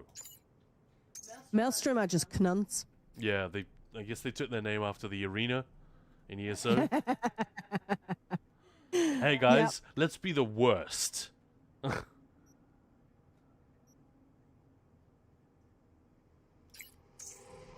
Vic has given us a bunch of clothes. That's the game's way of saying there's a fashion system, go check it out. Oh, we've already got quite a lot. Body count lottery. Oh yeah, this is our new car. I love this. Congratulations, you picked the correct number in today's body count lottery. You're the lucky winner of a Quadra Sport R7 Vigilante. Don't drive it all in one place. And it's like, yeah, wow, thanks, I totally did. Is it, no, I didn't. I didn't win. Your feedback is very important to us. Our customer service team has been notified. Once again, congratulations on winning the car. It's like, you got the wrong tune. I didn't play the lottery. Your feedback is very important to us. Yeah. Yeah, exactly. It's such a bullshit. Alright, can't say I didn't try. If I get slapped with a lawsuit for this, I'm coming for you. Woohoo!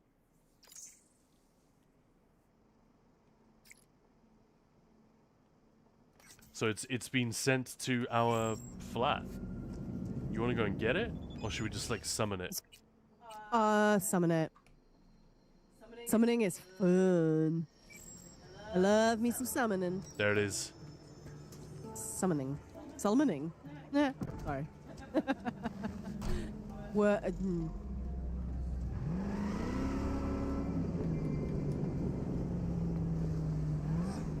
Now we can go anywhere, can't we? Should we go for a ride, Maya? Yeah. Broadcasting to you.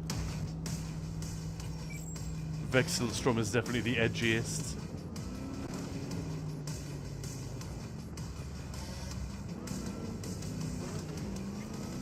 Although driving in a car with a mouse and keyboard, it genuinely is not very easy. So I'll probably make a fool of myself.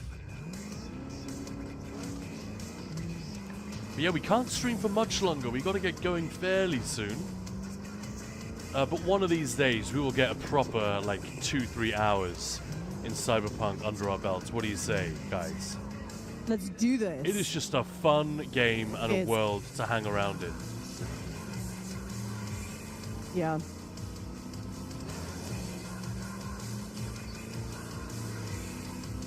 Back to confession. Alright.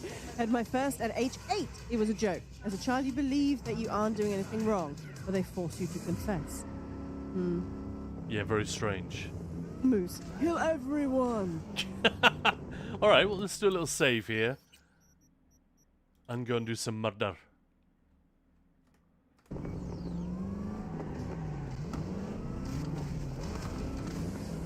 Just mount the curve here. Bonk.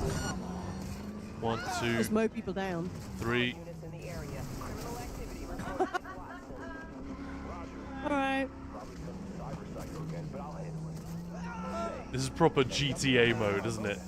We even get the little stars to show how much cop attention we're getting. Once you get up all the way up to 5 stars, I think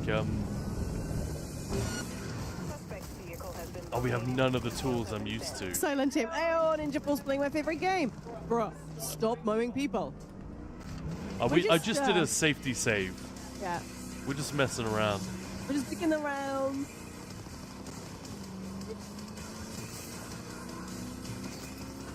Wreck the car. Yeah. Oh shit. Oh no, car in trouble. A grenade! Never a good sign. But basically I ran into the roadblock because the city is still closed off. Large GTA parts of it. Mother ducker? Yeah. Wreck the car, yeah. Rack the car. You've been playing too much Ansel hard mode. Got rack on the brain. It's a very easy car to do donuts in though, isn't it? Look at that. Well. Did you want to get bitch slapped? She actually said that. Does this car not have guns?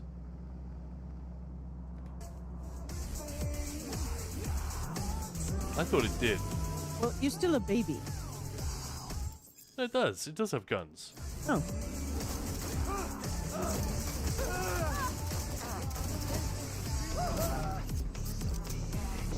Yes, too much Unsoul.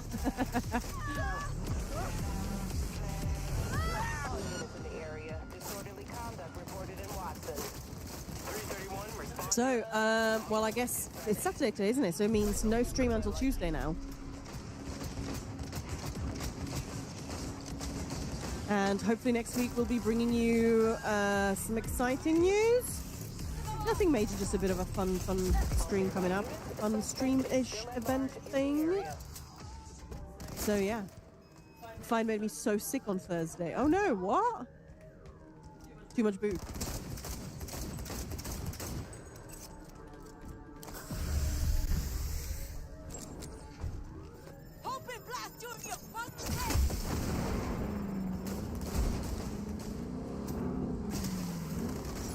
Oh, you just nicked the police car. I was trying to see what you were up to. Infinite supply, baby. Oh no. She's gonna blow.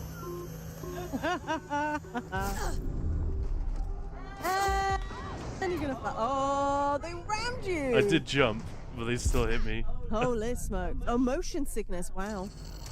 I wish you guys could stream every day. Well, that is sort of like we'd love to. So do we, man. Yeah. Yeah. It's very hard to split up the time. So it's fun. We hang out with our community, but we also need to somehow make a living. And I'm really desperate to leave my job so I can be here full time. Oh man, it'd be so amazing, wouldn't it? Speaking of which, if anybody does want to support the channel, you know, we're not going to stop you, but we're not going to be grubbing for subs just now when we're about to sign off for the day. But please do keep coming and watching and hanging out. And if it becomes a thing that you feel like supporting on a monthly basis, great. It doesn't have to be on Twitch. We've had some very, very generous donations from Guns and Raiders on Ko-fi the last few days. That is a way that you don't have to pay as much as you would for a sub, but we still get slightly more than we would from a sub. So it's kind of everybody wins, except Twitch. But obviously the whole sub ecosystem, you know, but works very well. There's a reason it works. But anyway, we're going to wrap it up there, right, Maya? Right, Khan. And hey, Kazi. Sororia 9. Well, thank you so much for today. I had a real blast in ESO today. Thanks for putting up with the fashion and giving me fashion tips as we made, it was like 4 or 5 of my characters now festivified in a really fun way. That was cool. And we did some dungeons together. I got some writs done. All golden wins all round, basically. And we got to play some Cyberpunk, which I'm always down for. And Maya, we got to hang out with you. The absolute highlight. Always. Are you muted? I don't hear you through the through Discord. I'm not muted. There you are. Now I can hear you again. Weird. Anyway. All right. Well, thank you so much, everyone. Let's get back into the Elder Scrolls category. Let's do it. Who are we going to raid off to? I don't know.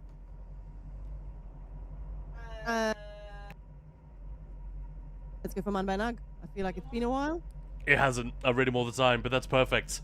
So, guys, you know the drill. 1, stay with the stream for a few minutes at least. Man Bear Nug is playing ESO right now. He's a lovely, lovely dude. He's great at what he does. He's got a decorated beard. Yeah, and he's got Christmas decorations in his beard. Oh, no, Erin, thank you so much for the subs. Thank you. Just as we're about to finish. Thank you. That's so, so kind. That is what keeps us going. Really, really appreciate it. Secondly, for Man Bear Nug, give the guy a follow. And make a lot of noise in his chat. Why don't you? And that is it. Have yourselves a wonderful, wonderful afternoon. We'll Thank catch you so much. We'll Cheers, catch you. guys. Hope Ted's feeling better soon. Yeah, he's a bit of poorly boy, but yeah, he's getting there. And yeah, thank you for all the well wishes to the cat as well. And we will see you on Tuesday. Take it easy. Thank you, guys. Love you guys. See you later.